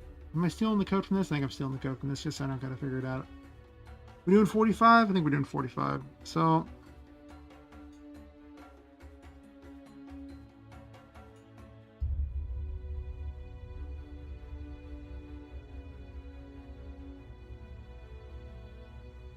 I might leave a starting page so I can push them to an array. There's that chance I'm going to want the NPCs to live in an array too, so this way I can keep track of them and maybe interact with them somehow. Yeah, probably. Alright, well. One of those things you have to do because RM is not a very strong engine. Yeah. It's just not. It's not a very strong engine. Okay, so I'm not gonna worry about the array thing right now. I'm just gonna do the down and dirty method of making it work here. So if it is, do this.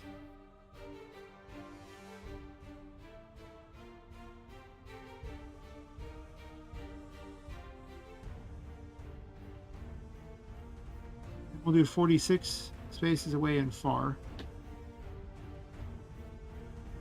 What we'll do on this one here is we'll just encircle this whole thing in a giant thing here. This one will have an else, I guess. The collider can be where it wants to be. That's fine. Actually, the collider should just be on both. Just in case I forget about it and I give all the events in the game a collider later. I don't know why I would do that. Having that there means that the thing will always have a 0 collider here, so I don't worry about it. But I could actually give them a collider. That's an idea. I'll have to think about that one. So, if it's true, then it's going to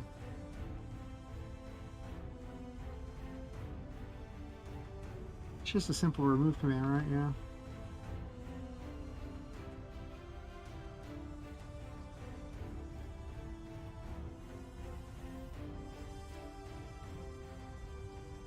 Okay, so we remove this, and it's not the right remove command, but I'll fix that in a second.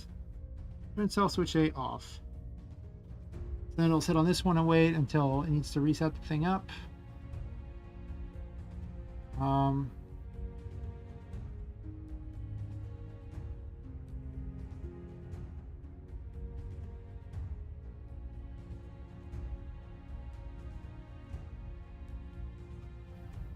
I'm just going to look the command up. It is 5:34 a.m. here. I cannot remember a single command to save my life. Nope.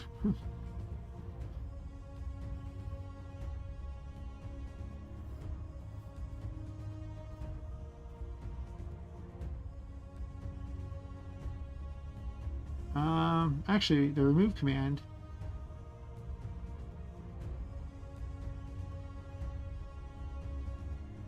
That'll work.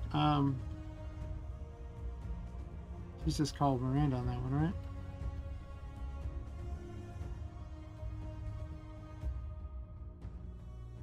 Yeah, it's just Miranda. Okay.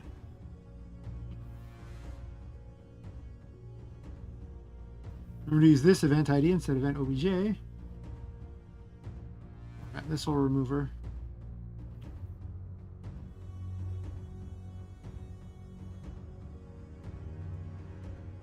And that should make it so that she's, not an offensive memory hog. Though in theory, that shouldn't be that big of a problem because the actual bubble system, I had a lot of NPCs running on that, or a lot of enemies and everything. So I don't see why it's a problem on this versus that, but there's still a bit of a flicker going on there when it's loading them, I guess, initially. Interesting. Seems to fix itself, but it can also be that ARM's just, been running so long and it's got a problem or two, because it kind of has some issues on how it clears its memory if you keep on loading it and unloading it a bunch.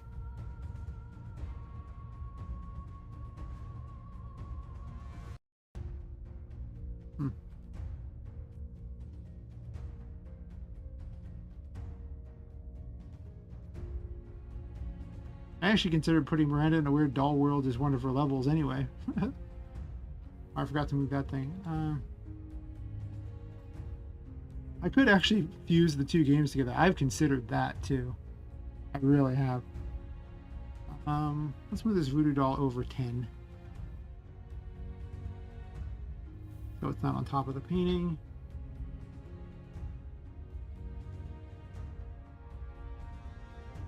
I'm trying to figure out why it would cause that error. I want to double check and make certain it's not something that's just RAM not clearing itself from RAM effectively. Oh, it looks like RAM is just not clearing itself. It's just being a problem child as usual.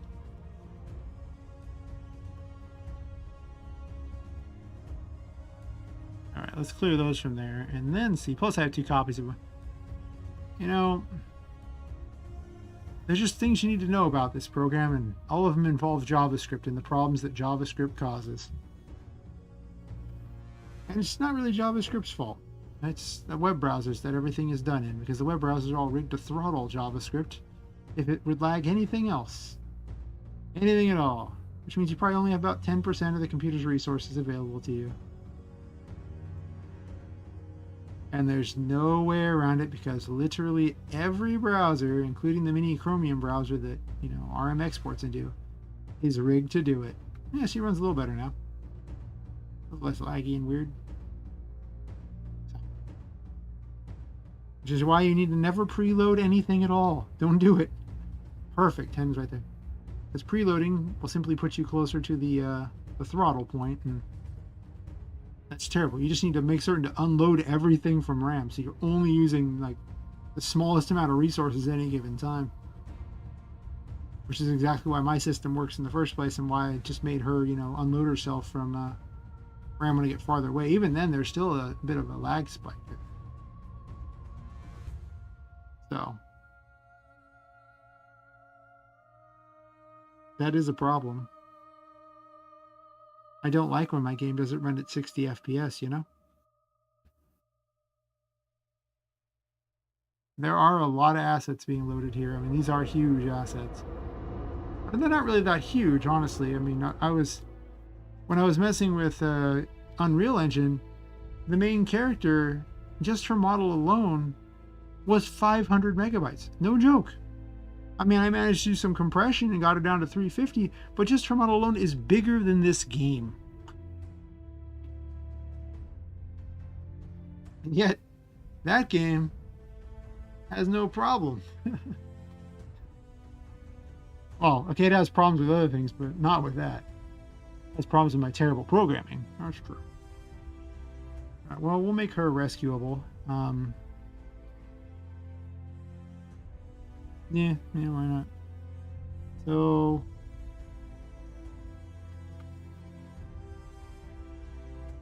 we'll just copy this,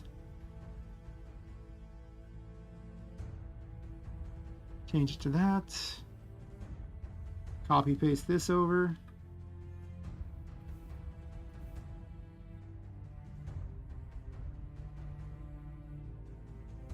Yeah, that's all I need there, and then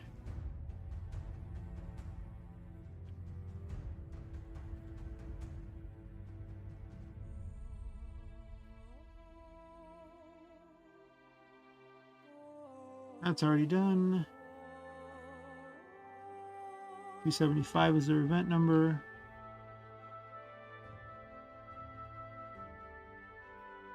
DM has it, not this DM, the other DM.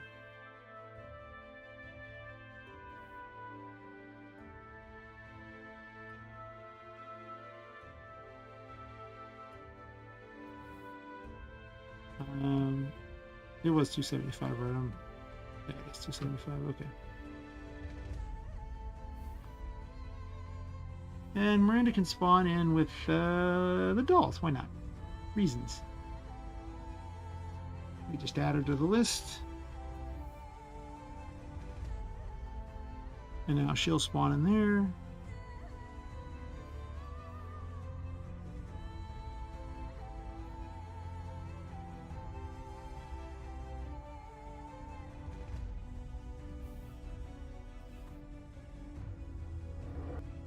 Not even flickering right there. I think that there's some issue with all these things being open. I'm going to close the other one because I have 2 copies of the game open anyway.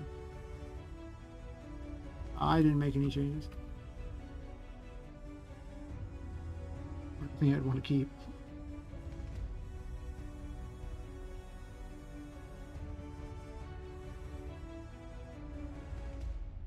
Why can't I move higher than this amount there?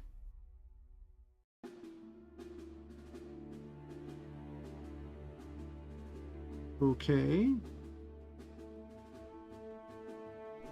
Well, it doesn't matter right now. I'll fix it later. Want to talk to me? There we go. Unlock everything. All of them.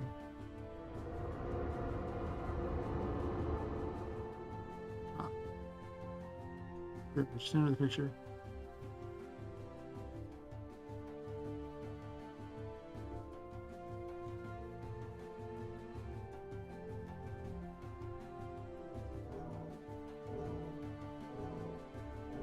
Oh, she's over here. It's kind of a weird issue going on with everything at the moment. Interesting.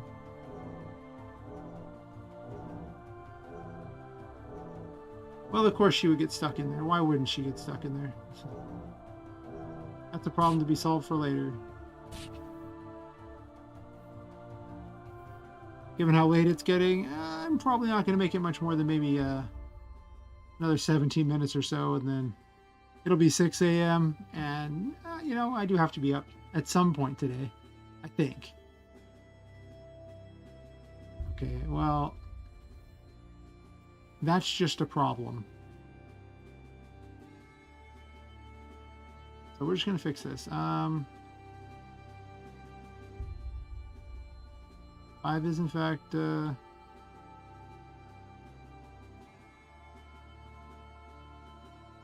one. Perfect. Yep.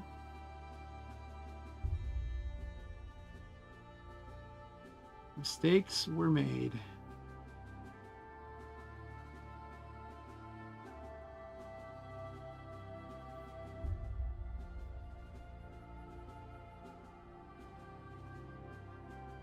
I don't even know how that could have actually been impassable, but whatever.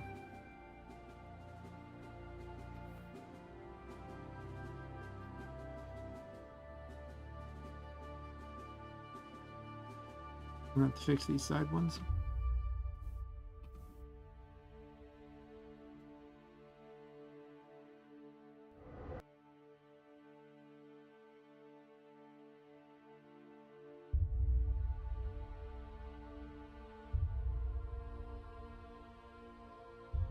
We still have problems flying up here? Maybe?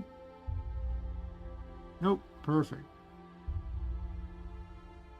Alright, unlock this.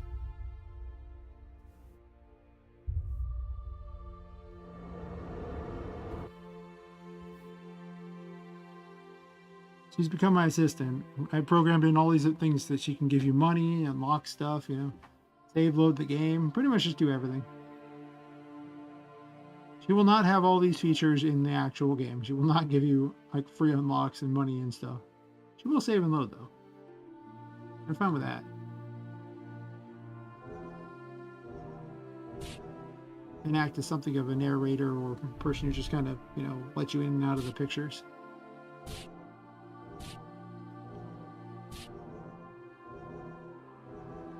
Ghost in the pictures. All right.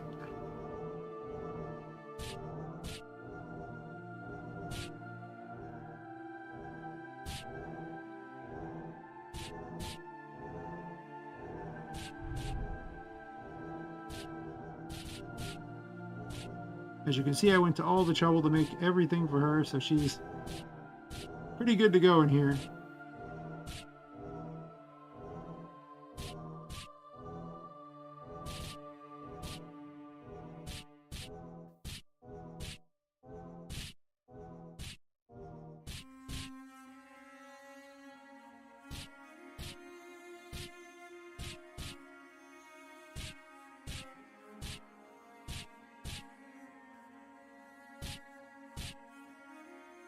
Come on. Oh, I didn't change that, but that's okay. She is a placeholder.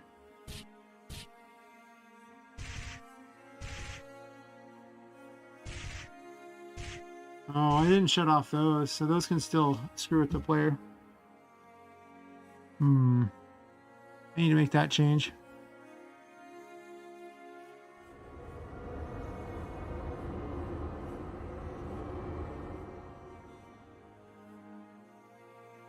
Wait, isn't she? Oh, she is. Yep.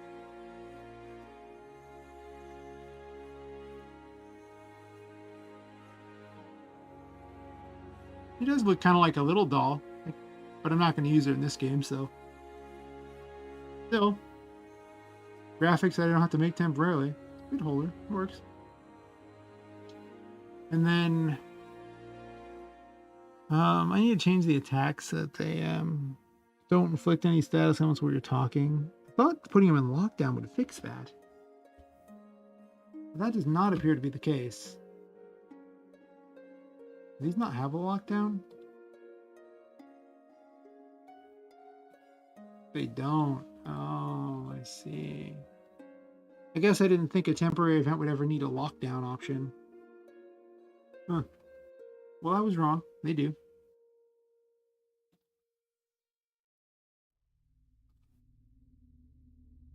Guess I'll just copy one of these and then remove everything from it. Fair enough.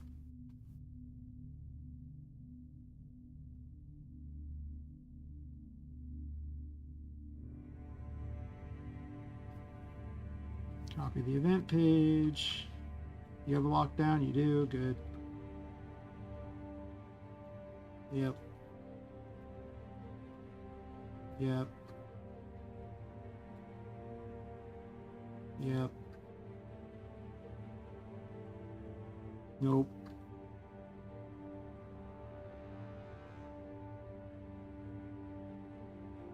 Nope.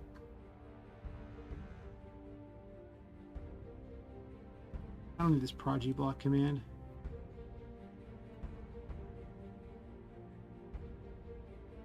Did I really just do that? Really?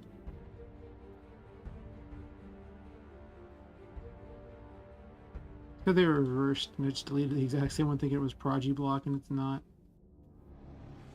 Paste lockdown.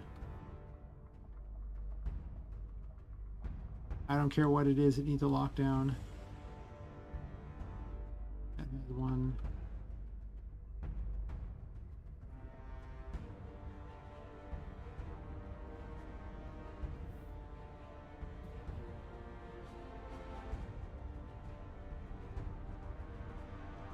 I mean, if you manage to somehow trigger the dialogue in the middle of the clown explosion that lasts for like 1 second, it needs a lockdown. Why not? Sure. Seems a little crazy, but yeah, whatevs. Whatevs. I ain't judging. Yeah, maybe a little.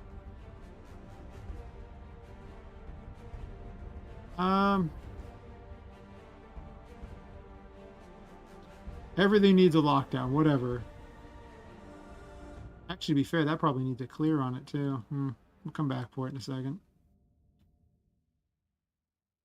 I guess the damage checks didn't have that because they last for like less than a frame. But just in case, I don't want this to be an issue later.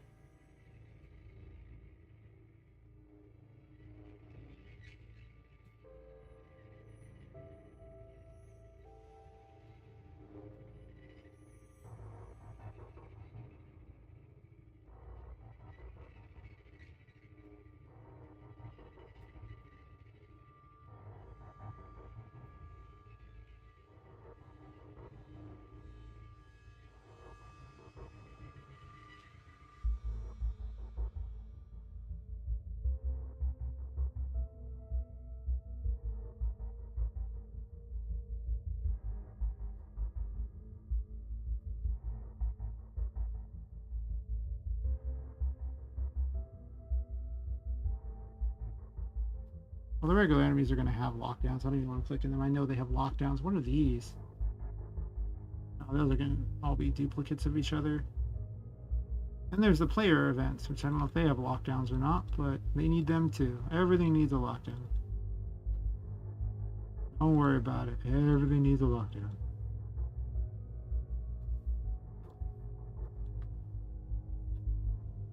Since my main method of keeping things from happening when they're in the menu is the lockdown, so I don't know why I didn't make this a thing a while ago.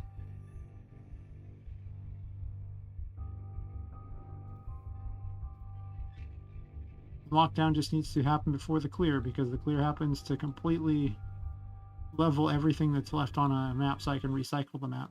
So I'd say prog block.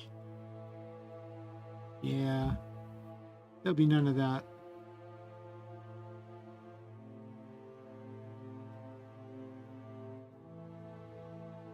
It doesn't really matter. I got rid of the plugin that does it, but just on general principle.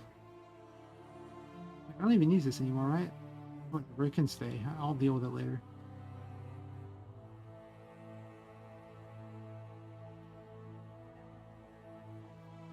I think these are just old crappy versions of the code, but that's fine, whatever. I'll deal with it at some point. Okay, these don't actually need it. These are just literally asteroids that appear in the background of some areas. That does not need it. That is good. I should probably make clear a thing that appears on everything too. More importantly, just on these a few events that just don't have it.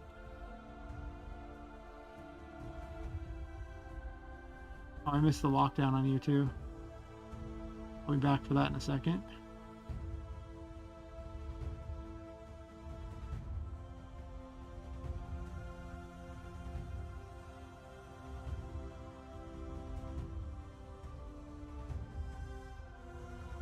I think it was just the damage checks that didn't have it. Everything else should. I'm not sure I'm even going to use the damage checks, but I forgot lockdown on this one too. And I forgot all these ones here, didn't I?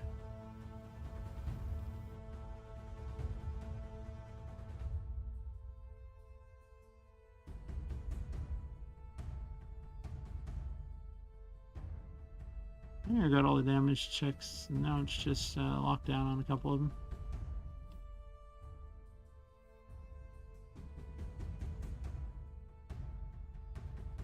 Okay, I need one with the lockdown. How about one without anything on the lockdown? I can be premium lazy.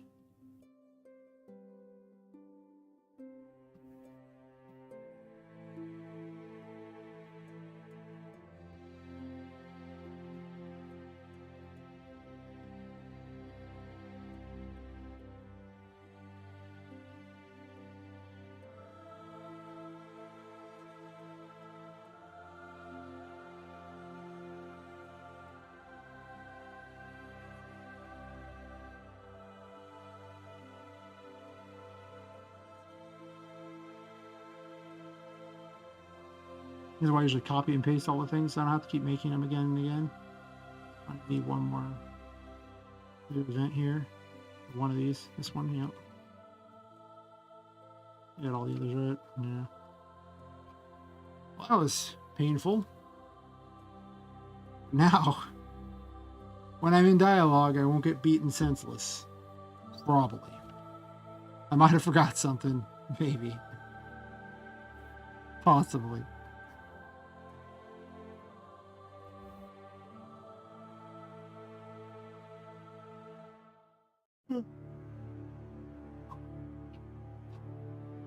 What are we on in here? Anyway, that's probably gonna do it for me tonight. It's 5:56, and I kind of just finished the last thing I had done. I don't know, I get done in 4 minutes, something like that. So, to anyone currently still watching, and anyone watching in the future, thanks for checking it out. If you haven't subscribed and have interest in seeing more of these streams, please do so. And if everyone who's already subscribed, thanks. I will I'll be back tomorrow night. All night for me. It'll be 1 a.m. Pacific time, so whatever that is for everyone. I need to figure out global time. I'm a silly American. We don't use it, so I can't even think of it offhand. But anyway, have a wonderful night, morning, or whatever. And Imaginary Villain signing off. See ya.